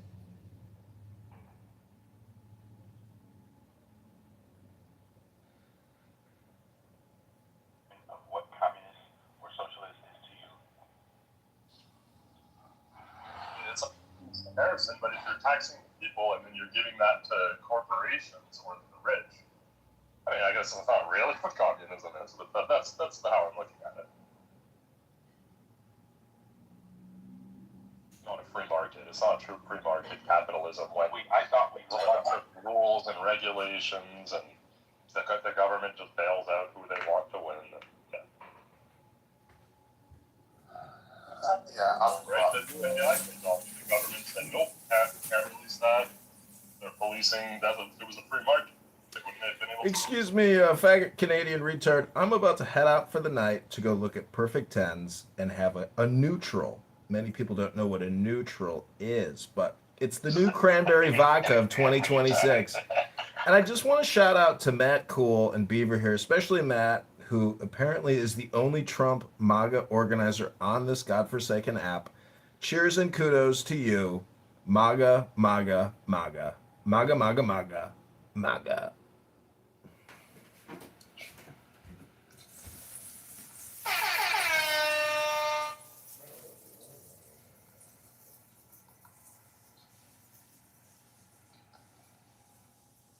The red freeze is useless. What they should do is cap the increase. You cap it at like 2% per year, and then that prevents that keeps it a lot more controlled, but it allows for increases.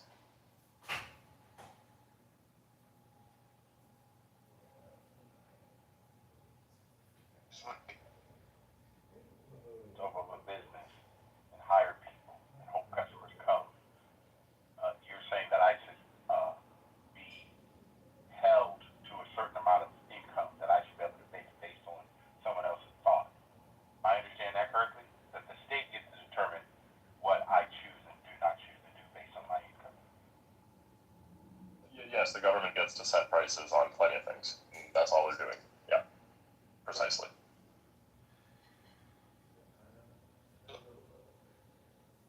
On anything that we sell. There's plenty of things out there to control pricing. In my funeral cemetery business, where the government has priced me and told me what I should sell something for. Please name three things. Your industry? I don't know anything about your industry. I'm sorry. You would have to tell me.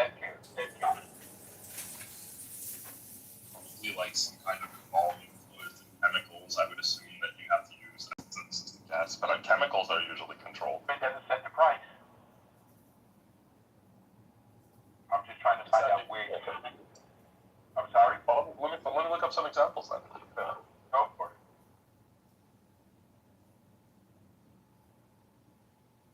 I just want to say that America shouldn't have stopped at the border with Canada. We should have taken out these British faggot retards when we had the opportunity to take the entire northern continent known as America. There is no Canada. Let's be honest. They're 1/1000th of the economy of our massive empire here on the mainland. And we have to deal with these obnoxious faggot retards like Jarl. I am complete. I know I haven't said much. I just wanted to get up here and point out how this is where we're at with political discourse. Jarl just gaslights the stage and the audience and says, well, there's many. It happens all the time. And then he's like, when he's called on actually having to make some points, he's like, don't actually know one off the top of my head, so I'm going to have to let me look some up to reaffirm my gaslighting. I can think of many examples, like general examples, and I mentioned them. Usually they're going to be like minimum prices, but I don't see a problem with setting a maximum price either. I just don't know anything about it in this trade. It seems weird, like I wouldn't know anything about this industry. I just want to point out in discourse what you just did. You completely contradict yourself and what you said prior. I contradict myself. Let me list out a few examples of controlled pricing in the United States. So apartment rents already in parts of the United States have controlled pricing. Electricity and natural gas, prescription drugs, obviously, that one's obvious, everyone knows that. Automobiles, didn't know that one. Health insurance, didn't know about that one. Raw milk, federal milk marketing orders establish minimum prices. Oh, I guess what's the minimum? Emergency necessities. So they were the maximum. So if you had an ambulance company, you'd have fixed pricing, medical services. Yeah, those are the common ones. I don't think it's a big deal. What a lot of those things have in common is the kind of necessities, right? Like utilities, energy, housing. Housing, I think, is a necessity. So I would see why it makes sense, right? It's all like medical stuff. It's all like the basic necessities.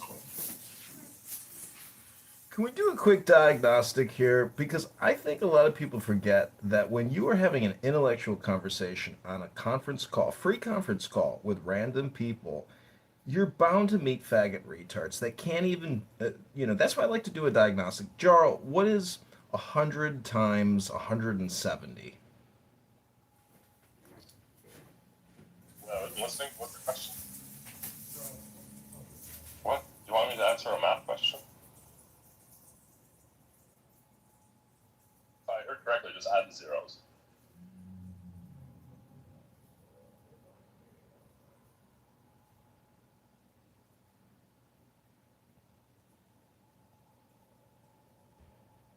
If you want to say, like, America is capitalistic, and I'm wrong by saying it's not, like, sure, America is capitalistic, but it's not a true free market capitalism, and that's literally all my argument is. We get it. We don't have separation of state and economy, Jarl. I mean, we've read Ayn Rand. What else do you have to contribute for us to consider not wasting any of our time listening to you on a beautiful Friday summer night? I mean, make it valuable, Jarl. Make your submission interesting, enlightening. Give us value, Jarl. Ask you a question. I mean, if you want value, I don't want to, whatever you guys want to talk about.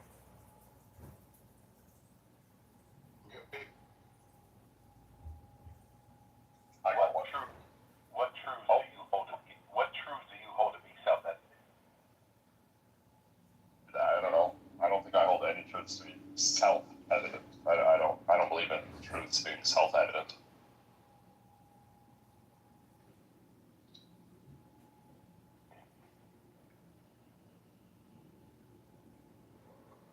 Truth is pretty, like, vague. One truth is that Canada is far inferior to the USA. I mean, that's just evident. It's a fact. It's true. It's always been that way, and it always will be that way.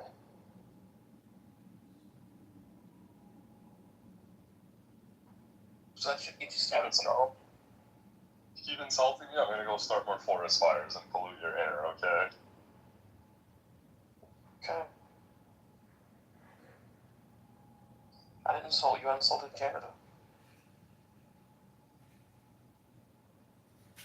Trump made me patriotic, so. It made you patriotic? Trump made like half of Canada patriotic.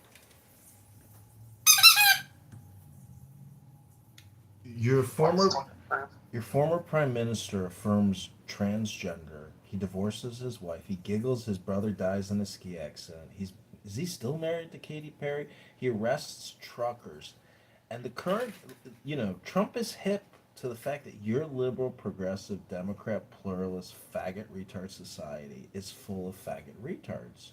You're just the byproduct of that faggot retard industrial complex known as Canada. Hello? I think all Canadians, or most Canadians, would admit Justin Trudeau is a bit of an idiot. But Americans have such a hard time admitting Trump is an idiot. They're both idiots.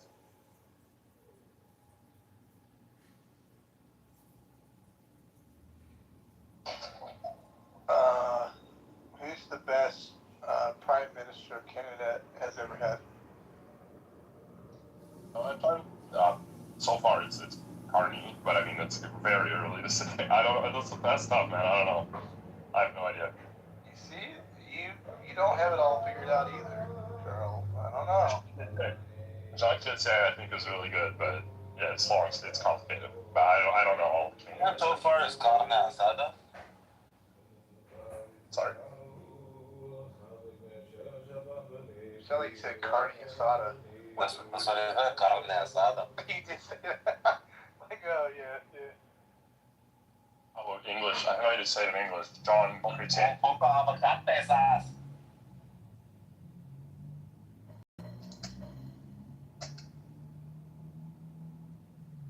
How you been, man?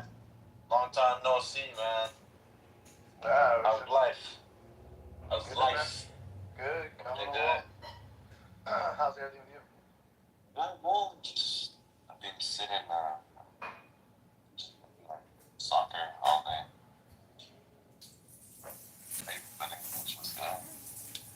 Who did you have to pick to win the whole thing?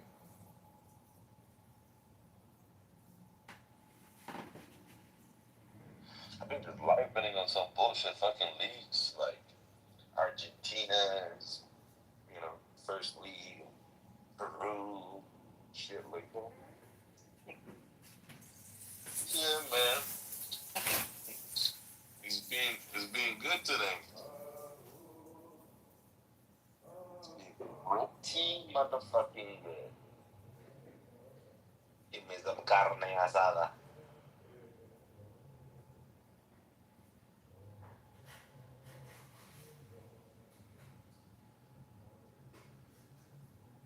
It's a slow night tonight. I figured it'd be a little bit spicier out there, but... Isn't it Friday night? People are fucking. Friday and fucking. I was too, I just left.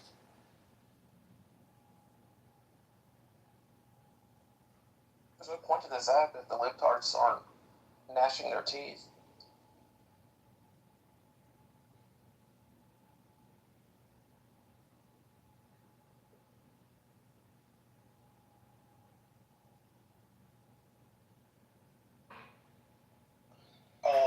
Beaver, did you hear any of that debate or not? I didn't know what that was over in Politically Correct with those two quote-unquote MAGA/conservative people or no? I forget if you even heard any of it. But yeah, I heard a little bit. It was the typical, tried to do a shtick. The lady didn't fall for it. The guy fell for it a little while, but the lady left. And then it just turned into a shit show. They just fire-branded the whole place. I mean, nobody's putting up with the shit anymore, you know what I mean? So, I'm not surprised as how they did that, how they went about their business. I was surprised that they were actually so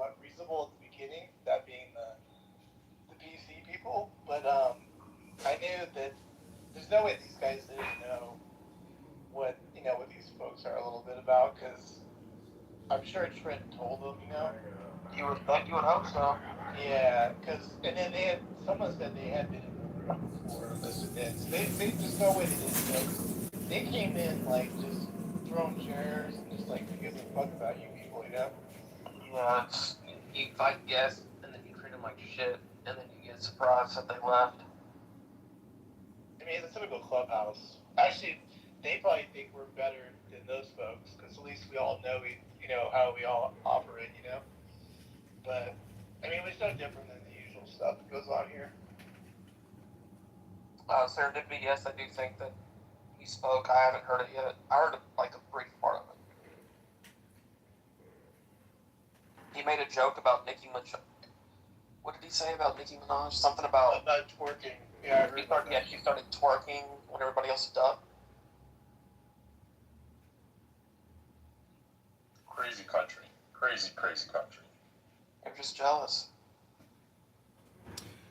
See, that's just projection. We're actually a highly enlightened country. If you study founding fathers and the principles of enlightenment, you will see that our craziness, our far outness, is actually theosophical, philosophical, and based in wisdom and even metaphysics. It's faggot Canadians like your former Prime Minister, faggot retard, who probably killed his brother and giggles and laughs about it, divorces his wife, marries a witch known as Katy Perry, and tries to destroy patriots in Canada and ruin their lives. Faggot retards like that, like losers who want to ruin their own country and ruin people's lives because they're faggot retards, like your former Prime Minister, Kevin Trudeau, or whatever the fuck that faggot retard's name is. Fuck him. What happened to his brother? He killed his brother?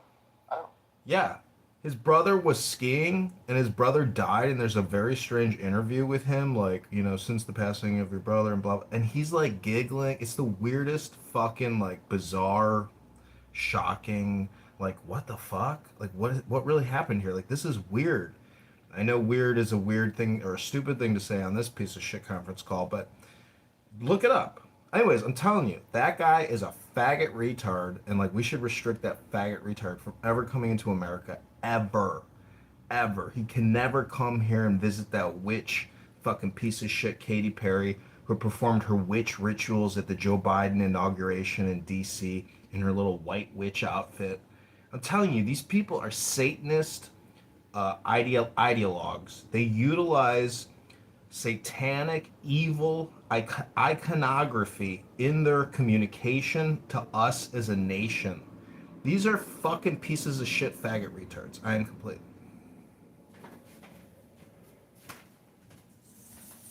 Yeah, I don't think Justin Trudeau, I don't think you need to worry about him, but I don't think he has no power anymore. He's like an irrelevant, like, I don't know why you're worried.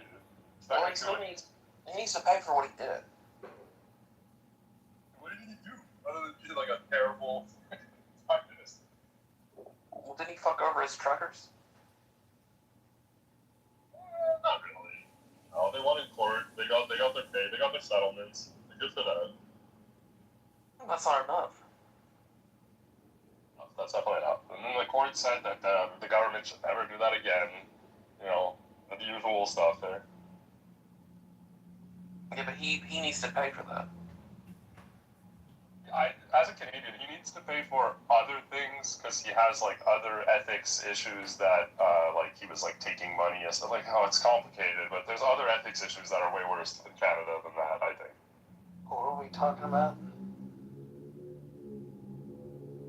I don't know, I just kind of want to roast Jarl for a moment. So, do y'all remember when Jarl was running around on this app talking about how tourism, how nobody wants to visit America? He went on and carried on about this all last year. Do y'all remember this? Yeah. Was it big last year? So we actually have the numbers. So just to point out, 68.3 million international visitors visited America. Now this was down 5%, 5.5% from 2024. But I just want to break it down for you. 18 million from Mexico, 16 million from Canada, and 34.3 million from overseas. So this is what leftists like Jarl do, news. They carry on and on about how, oh, no one wants to visit America. He ran around on this app with this lie, and he gaslit, and he went carried on, and in total, it was down by 5. But put that in comparison to how many international visitors visit Canada. 29.6 million non-resident visitors, according to Canada's statistics. Guess where the bulk of it comes from? 22.8 million from the United States alone. That's roughly 3/4 of all visitors to Canada come from America. We literally support your country. You feed off us like leeches. If it wasn't for America, y'all wouldn't even be able to survive. Joe. Just to clarify, though, you said that year over year with FIFA that it's down 5%. No, this was 2025. Hello, we don't have statistics for 2026 yet. 2026 isn't over. That makes sense. I didn't say anything about FIFA. I specified 2025. See how quick they are to try and I make all these factual assertions, and Jarl has nothing to say to my factual assertions. What do you mean? I just asked the clarification, Joe. Chill out. It's fine. I'm not saying your numbers, but I'm asking if you said it was down 5%, because that would prove my point. It's down 5%. Like, I'm not comparing it to Canada. I'm just saying it's down. Listen, faggot retard. I want to nominate King Nav to the Donald Trump administration. King Nav, I think your insight and analysis is spot on. And wherever you get your gossip from, it's fantastic. And I want you to be at Stephen Miller's side, helping decide the future of America. I nominate King Nav for the presidential Trump administration. Thanks. No, but Joe, I wanted to say this. One of the biggest mistakes we made as a country was one in 1776, not pushing them further all the way up so that we could have just taken over and destroyed Canada. And then the second piece was in the War of 1812, not pushing further and taking Canada. And then third is not taking Canada when we had our shot. But again, Canada still was loyal to the king and queen. I think they still are to this day. They still have a role for them because they weren't able to get their own independence on their own. They didn't have the balls to fight on their own, so they had to wait and beg and say, please, please give me freedom, please. And then finally, they were nice enough to relinquish and give them freedom. So, yeah, I mean, that's what happened. I mean, they had to beg and plead for it. They couldn't pick up a gun because they don't know how to. So it's not fair to compare, Joe. It's not fair to them. I do think it's funny that you're talking as if you're not losing a war that you said would last 5 days, 2 we're weeks. Losing? Can you give stats how we're losing? Oh, we went over this a while ago. You're not losing. America's you never just said we're losing. You said we're losing a war. Oh my god, you guys are so But that's not what you said. So Beaver, I believe it was with Beaver and Matt we had this discussion last time. What people mean when they say America is losing is they're losing the public opinion, right? It looks really bad. They're losing in terms of image and reputation. People expected this to be over as fast as Venezuela. In that sense, it's a loss, right? But it doesn't mean America's losing the war. But it is a loss in that sense. So you were gaslighting, hoping we wouldn't call you out. Got it. Understood. So you believe we're losing the public perception? I'm just repeating a discussion we've had previously. Right. So you do realize when you say to people America's losing, they don't immediately think losing the narrative. So you know what you're saying when you say it. This is what Joe was saying earlier with the games you play. You should say America is losing the public perception. That's what you should say. And if that's what you believe, that's what you believe. But when you say you're losing the war, that means you're losing. And then when I ask you for stats, you then change. Oh, no, I didn't mean that. I meant it's the public perception. That's what it's meant. Well, you got to say that. Well, do you think that America has won the war? In Iran, of course. Okay, well, see now, okay, I'll be fair. See, you just did this. You're saying America has won the war. It is won. It is won. It's over. Right? I never said it's over. I said they've won. So you're telling me I shouldn't say America lost the war because that's not fair. It's not entirely true. But now you're saying, oh, America won the war. So what is the definition of when a country militarily wins a war? When a country militarily wins a war, they've decimated the other side. Tell me how. I can give you stats on how we've won. You can't give me stats on how we've lost. For example, we've decimated their ability to fight back. Oh man, John, you just lost again, man. So I can give you stats on how they won. Can you give me stats on how they're losing? Oh wait. Yeah, I'm sure I can find stats. Yeah, So tell me, who's lost more people in the war? Iran or the United States? Oh wait. Well, you just Iran. Oh, okay. So usually who's the winner? Do the winners are the King winners Nav. usually the ones that lose less people? I'm just curious. King Nav, In we've any killed war, it's America. a yes no question. It's a yes no question. You're saying I'm asking you. It's a yes no question, and then we can go on to the next question. When you're just arguing that America is winning, So I'm asking you a question. Yes. In wars, do the winners usually? Why are you so scared to answer? Do the winners? Are the winners the ones that lose more soldiers? It doesn't matter. The answer is yes. Sure. America killed more people. Go ahead. So again, I'm asking you a question. So in wars, is the country that loses more people, are they the winners? That's actually irrelevant to the winner of the war. I'm just asking you a question. So are they? Relevant to who's the winner. Yeah. So the country that can't fight back, that loses the most military equipment and the most people, are they the ones that usually win the war? Are they the ones that ever win the war? I'm not a historian, but I'm sure there are wars that have been won by the side who had the greater loss. I bet money on it. Okay. All right.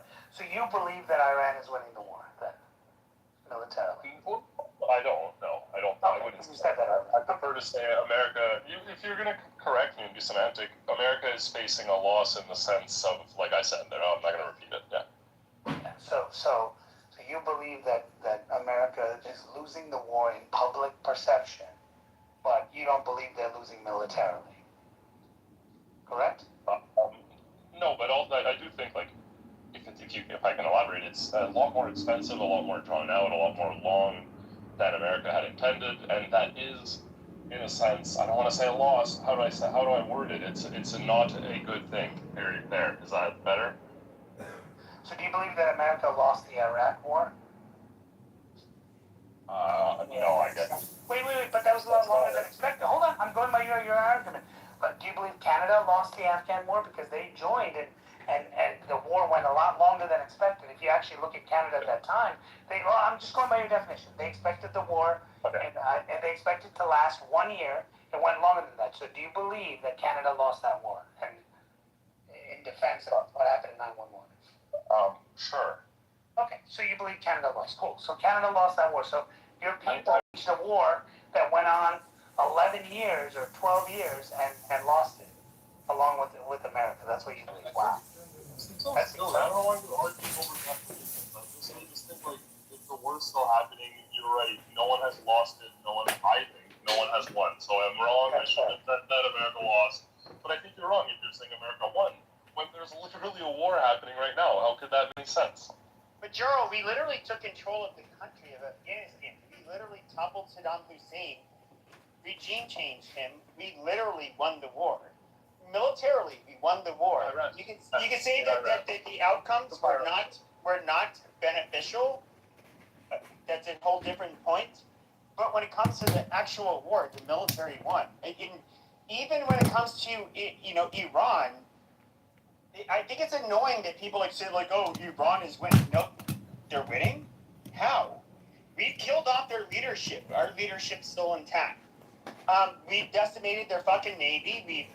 We've been able to touch them however we want, and they cannot do anything about it. Militarily, we are absolutely dominating them, and so we call the shots. Yeah, and so I don't quite get why you're saying how. He's saying public perception. Pepe, his point of view is, well, I'm not saying that. Even though earlier in the war he was saying America was it's all now. but he's trying to say. It's like you're factoring the entire oil for the whole world. Like, there's a lot of factors at play here. So yeah, you mean we're making it? we're opening up the strait and preventing them from being able to control the world's oil, and we're doing the world a favor. That's great, including Canada. Amazing. Because you do realize, see, this is where you can tell how dumb Jarl is, right?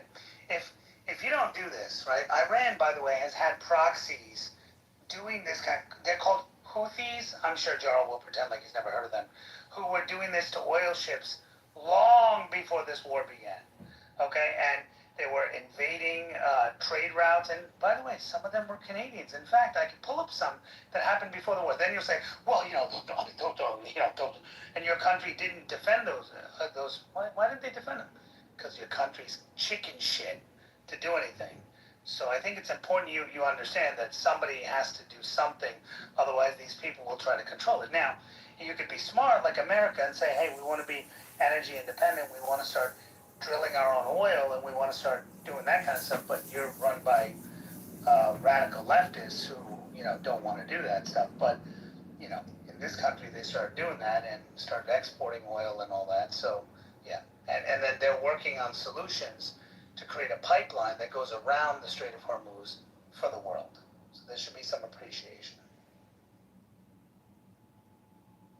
Is the war still going on? It is, yep.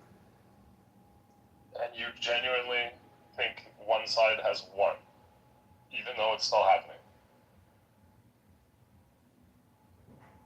I do. So, hold on. Let me see this here. Wow. Well, I'm just reading something here. Oh, man. 2020, I'm looking at this. 2024, under Donald Trump, Houthis launched an attack in the sea and destroyed Canadian ships. Under Donald Trump in 2024, man, your country really defends you guys. I mean, and by the way, they were oil ships. Holy shit, that affected your country. Well, anyway, I'm sure Charles okay with that because, hey, why defend your people? Let's see what this has to do with the current war at hand. Your exact words were, oh, you're affecting oil. Oh, you're doing all this stuff. Hey, let me ask you this. If in the end, one country's defending your ability to have free passage of oil, and that's not your country. So shouldn't there be some appreciation? I'm just asking that. I mean, your country didn't bother to defend when the Houthis came and destroyed and killed your own people. You're saying it's always been happening, then why are the ships not crossing the strait now? It's not me you need to convince, it's the people who are not crossing the strait. It doesn't make any sense what you're saying. What are you talking about? The ships are not crossing. So right now we have a blockade. We determine who goes in and out. Oh, that's a bad look. Everybody, like the whole world, is seeing this, and I know some people here agree, as America just doing a stupid plan because Netanyahu convinced them on a whim, and now it was supposed to be over in 2 days, like Venezuela. It's lasting way longer than expected. The American economy is drying out of oil, and just like the weapons, like a bunch of shit's running out in America. It just doesn't look good to the rest of the world. Disorganized. This is terrible. We don't look good to the rest of the world. Oh my God.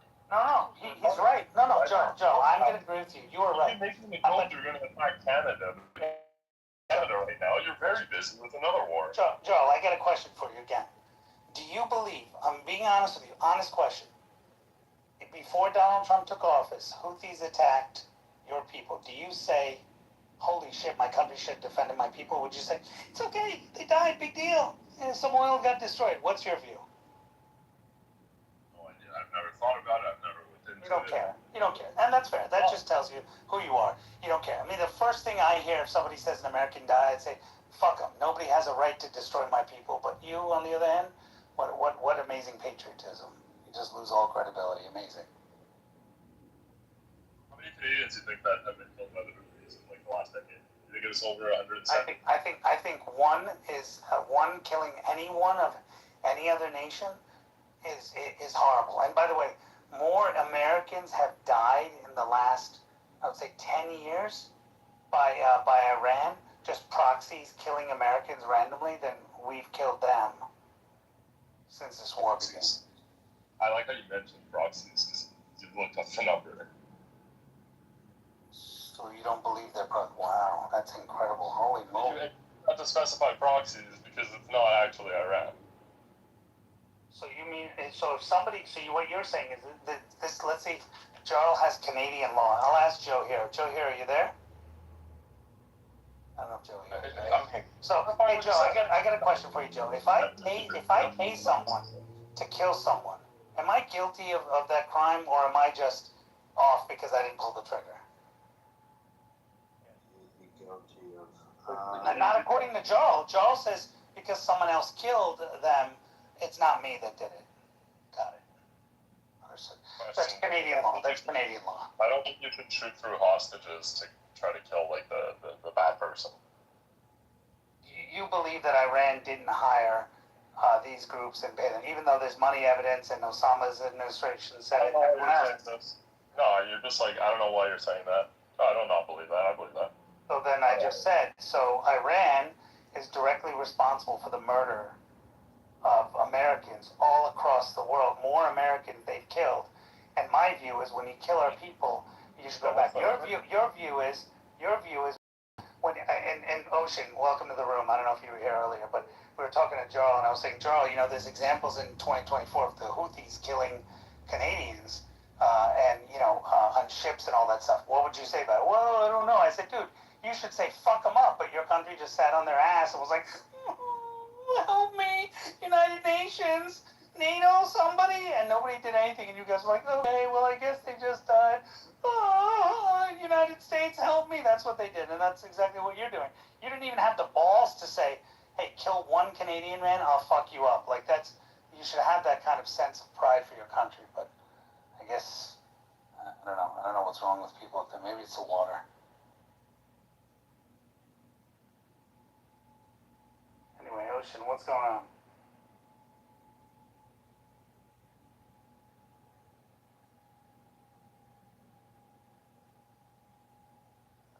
I put a link in the chat. It's a World War II song titled "We've Done It Before and We Can Do It Again." We fought the tanker wars in the 1980s. Iraq and Iran were fighting each other, and then they started bombing ships in the Strait of Hormuz. And finally, the U.S. said enough of this,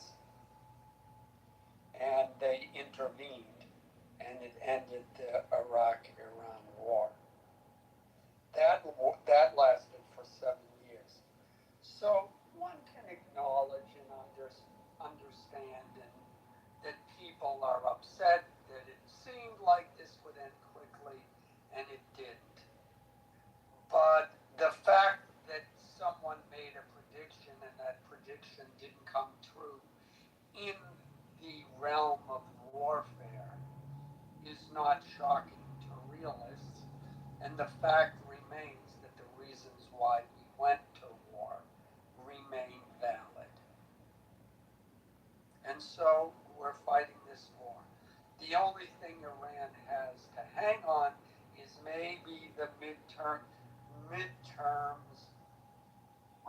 might change, you know, if Congress flips or something, then maybe funding will dry up, but they just passed a bill that is giving, you know, what is it, 70 billion or something more to the war. Alan. So they're going to have some money for a while. Alan, I just got to read something to Joe. I don't want to see his reaction. Joe, what do you think about this? Flight PS752.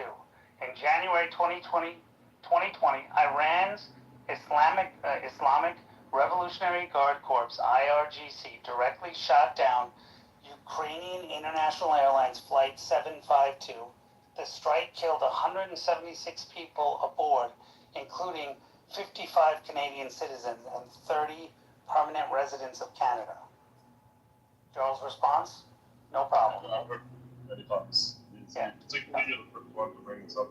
Yeah. I know you don't want to hold on. I know you don't want to hear a response from a black person, because I can name a lot of shit where we was fucked up. So go ahead, person. Go ahead. You don't need to make this a black. We're not talking about black versus white. Like, let's just keep it. Black American is an ethnic group. It doesn't matter. I can bring up some shit where we was fucked up too. Okay, no, but we're keeping this like, Yeah, but we're not making it about ghetto people and the black percentage. Alan doesn't like historical context. Because Alan cares. So that's why you don't respect us. We don't respect you. So nobody gives a shit about your opinion. You do not like historical context. Go over, listen to the Reverend Manning, and maybe you'll learn something. But in the meantime, you go ahead. You guys who are speaking, go ahead. Yeah, we're not doing this. Yeah. In any event, yeah. I mean, you tell me that now, King, about the IRGC downing that plane and 55 Canadians were killed. I'm trying to understand why that's a bad thing.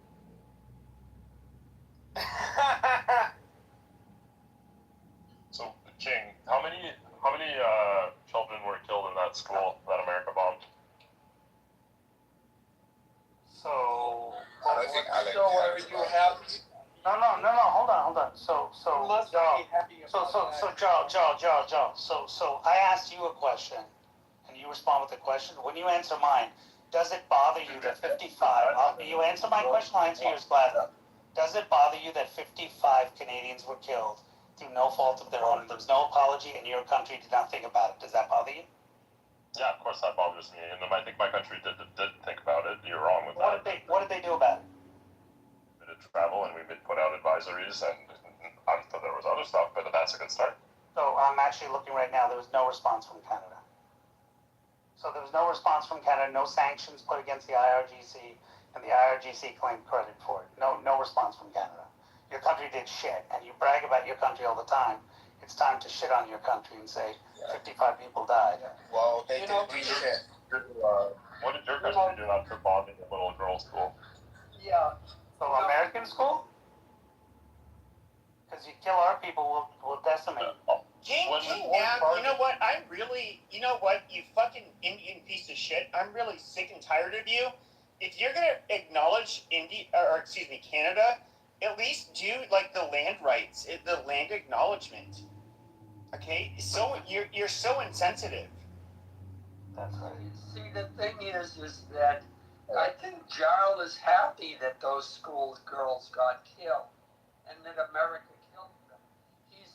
He gets more pleasure from the idea of America fucking up. But the fact remains that Canada did nothing. I mean, I joke and I say, well, white people will send a strongly worded letter to their congressman if they're upset about something. That's essentially what Canada did. Yeah, we killed those school kids. Yes, it's a tragedy. We didn't mean to do it. It was a mistake. But the IRGC has been killing Americans and other people throughout the world, and they're doing something about it. But Canada was not alone. Refuses to do, except they let Yeah, but they weren't alone. country, and they're probably fucking Hello. Canadian girls. Hello, are you there? Canada was not alone in their You atrocities. heard me speaking. You couldn't wait 2 seconds. Well, I'm just letting you know, Canada wasn't alone. So I just have to point out. We're gonna hold on. No, this is how this shit starts. We're gonna let Alan finish, then Adam can respond. Well, I'm done. Thank you. Thank God. You're a faggot ass fucking racist, Alan, and you know it. No, and you can suck my dick. I just don't. I don't give a fuck about none of this shit. Black people. That's all. I don't tolerate stupid black. Adam can, Alan. I said Adam can respond. I did not say your piece can respond. Go ahead, Adam. Listen, I'm not here to fucking go back and forth with people. Someone else can respond. I want to point out that when King said Canada did nothing, we took them to international courts, and there's like of that. We pursued an ICAO case. We applied sanctions and immigration bans, and we created, various initiatives. So Canada, particularly quite a bit, and that is exactly what I expect a country, a modern democratic country to do, is to not just start a fucking war. So to act big countries international. did they do it again after? Let's see your knowledge. Did they do it again after that? And kill Canadians? But you just lied. You just straight up lied. You said Canada did absolutely nothing. You said I'm looking at it in front of me and Canada did nothing in response, and that's just a flat out lie. You're trying to call me out on a bunch of little nitpicks, but that's just a straight up lie. Well, what did they do? If they did it again, then what did they do? I just listed out 5. So you believe that what they did was effective because Iran did it again and killed Canadians? That's amazing. That is really awesome, Joel. Like that's the way you do things. No, that's what you said. You said it was really effective, and that's what a country should do. That's what you said. So that's incredible. When it happens again, I guess your view is, hey, it keeps happening, but Canada responded the right way. They did the right thing. Got it. Okay. You know, it's a basic. In a delusional manner that this is better, and it's not. This war is not working. So you believe it's okay if a country kills one of your people, you don't take an eye for an eye. Your view is, hey, we'll do it. That's it. That's fine. That's cool. I don't think it's okay to just go rogue, dude. Within your country, if somebody comes and robs your house, you don't get to just go do your own investigation. Actually, Joel, if someone breaks into my house in America, I have the right to beat the shit out of them. If I feel like I'm in harm, I have the right to beat the shit out of them. Maybe not in Canada, but in the U.S. I can beat the shit out of them. If you were in a fucking plane and it got shot down, okay, you have to do your own investigation to figure out what happened. It's not the same. It's not self-defense. Just give me a break. What are you talking about? You just gave an example. Someone breaks into your house, and I gave that example, and you say you don't have the right when someone breaks into your house to beat the shit out of them. Yeah, I do. You know, it's a basic part of interpersonal communications, that in order to communicate effectively, you have to speak in a way that the other person understands. The IRGC does not understand, nor do they care about anything from the any international sanctions, anything that the UN might do, anything that the World might do. They just left. That's all. They had no respect for Canada. The fact that all of those things you listed, they left. The only thing they understand is military force and severe economic force, such as blowing up their ability to export oil or cutting it off. That's what they understand. So when you're talking about what Canada did, no, it was completely ineffective. Just one second, Alan. I just want to ask.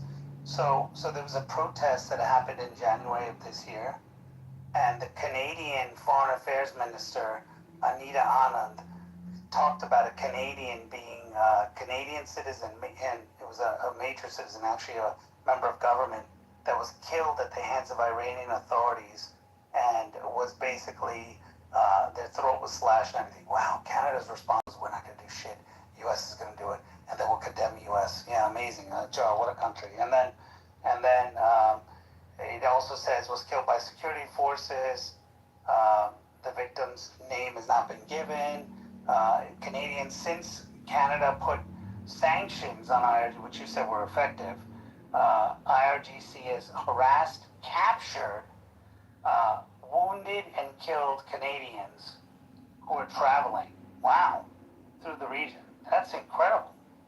And according to Canadian intelligence and victim associates, IRGC has also subjected Canadian citizens within Canada to surveillance, online harassment, death threats in efforts to silence their demands for justice, has beaten and abused them, and the Canadian government has not responded.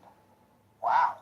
In the years following the crash, the IRGC has placed exit bans on relatives of victims living inside Iran, such as the mother of a prominent Canadian activist, Hamid Ismaili, barring them from leaving the country. Oh, Canadian, man, they're fighting hard to get their people released. I mean, they took a prisoner. They basically have a prisoner, Canadian prisoner who's actually a prominent person as a prisoner that's still there in Canada. Man, your prime minister is really negotiating for that release, man. But according to Jarl, that's the right way to do things. This is the right approach to do things, to get our people back and to avenge our people. It's good to know. Good to know how you think. You know, I remember in the war in Iraq and also in Kuwait, one of the things they talked about was the culture and how if two men started arguing, that literally the only way the argument would ever stop is they had to be torn apart because neither one would ever admit that they were wrong. That's the culture. The only way that you will convince them to give up fighting is that, and to give up any kind of control of the country, is they need to be overwhelmed with force. That's that part of the world. That's the way it works. You can't change that. And the problem that the West has, the problem that the West has, and the problem that the liberals have, and we saw that with Obama, with like, oh well, we negotiated this. It wasn't even a real agreement. It was a political understanding with no teeth. But the problem that a lot of Americans have, and especially the West has, is they believe that people in the Middle East are operating under a Western sense, a Western set of values, and they don't. And they probably won't ever. They negotiate with the West, they walk away, and then they laugh and they do whatever the hell they're going to do. Which is what we saw with all of these negotiations with Trump and Iran and their understanding and the ceasefire agreements. We always knew they were going to break it. We always knew they were going to break it, but Trump has to let it play out so that the United States and the world can see, yeah, they keep breaking their agreement, so now I guess it's time to take more drastic measures, which is where we're slowly getting to. Well, Alan, I think that now that Trump played it, he made massive concessions. He made a deal with them. Trump made a deal with them that was ridiculously good for the Iranians. Ridiculously good. And I think in hindsight, he was smart to do that because when he made that deal, he won agreement from Pakistan and from the Saudis and from the Emiratis that if the Iranians broke this deal, that's it. There's no coming back from it. And so Trump very smartly, he built a coalition of the willing. He has a coalition of now 30 nations. There are 30 individual countries that are helping Trump bomb Iran. And so in hindsight, I think the smartest thing Trump did in his whole career was offer that very, very good concession, because by offering that generous deal, he unified everyone in his side. Now, if you disagree, Alan, please. No, that's exactly, you're saying essentially what I said. It's like, look, I'm giving you guys a break. All you have to do is follow it. And they didn't. So now, like you said, he can go to those other countries and said, look guys, I gave them every chance and they still can't get their shit together and follow this agreement. So I'm gonna go full on with them, and they're on board. Meaning the other countries are on board now. Well, the question I have for you, Alan, and it's a very brief one, is what do you believe China is selling Iran a lot of weapons or a little bit of weapons right now? I don't know that. Does anyone have an informed opinion? And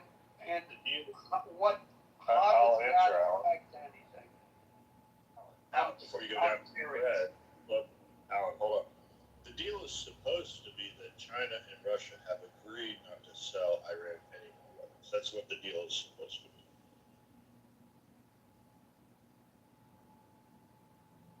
I mean, look, I for fuck's sake,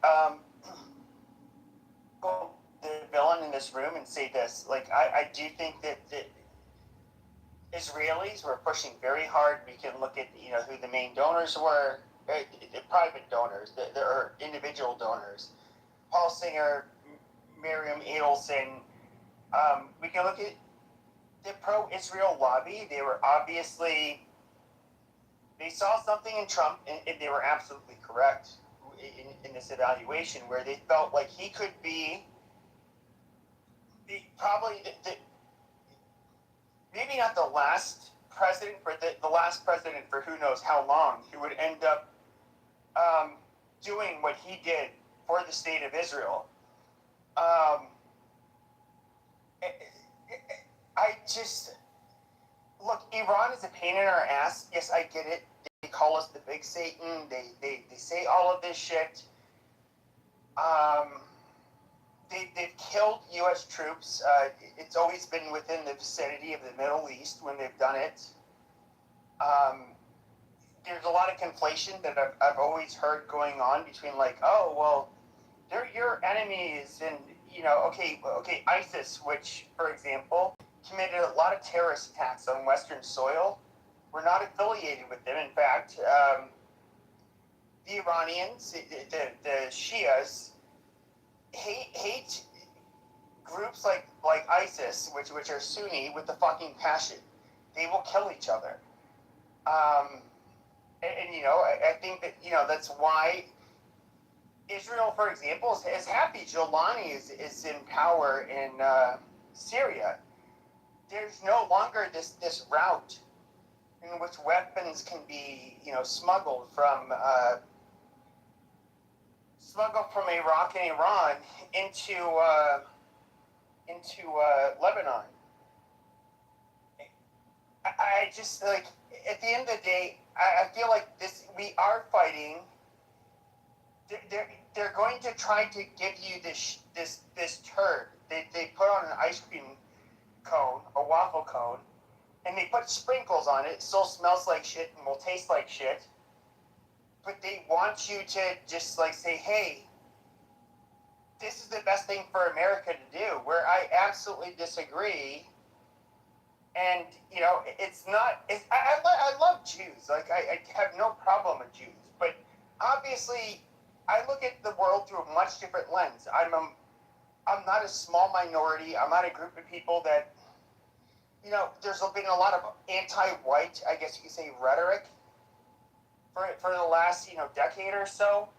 But at the end of the day, who's going to do anything to us? Nobody really can. But, you know, they're scared. Israel's has always felt or had to deal with, like, an existential threat, and so they've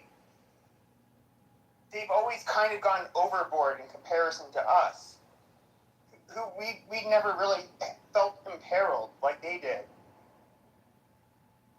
But, and I'm not saying this out of malice or because I dislike Israel, but I feel like this war was completely sold to us to basically, you know, as if it's in our best interest. But in reality, I think it was in the best interest of Israel, obviously. And I'm trying to, and you know, just because I actually care about Jews enough to say this, like, this is going to backfire and people are going to fucking hate you. On the left and the right, this is just like the worst route you can fucking go. Like, this is where you want to push everyday Americans into a war. It's going to, whether which class they're in, people are going to have to see their sons and daughters die. And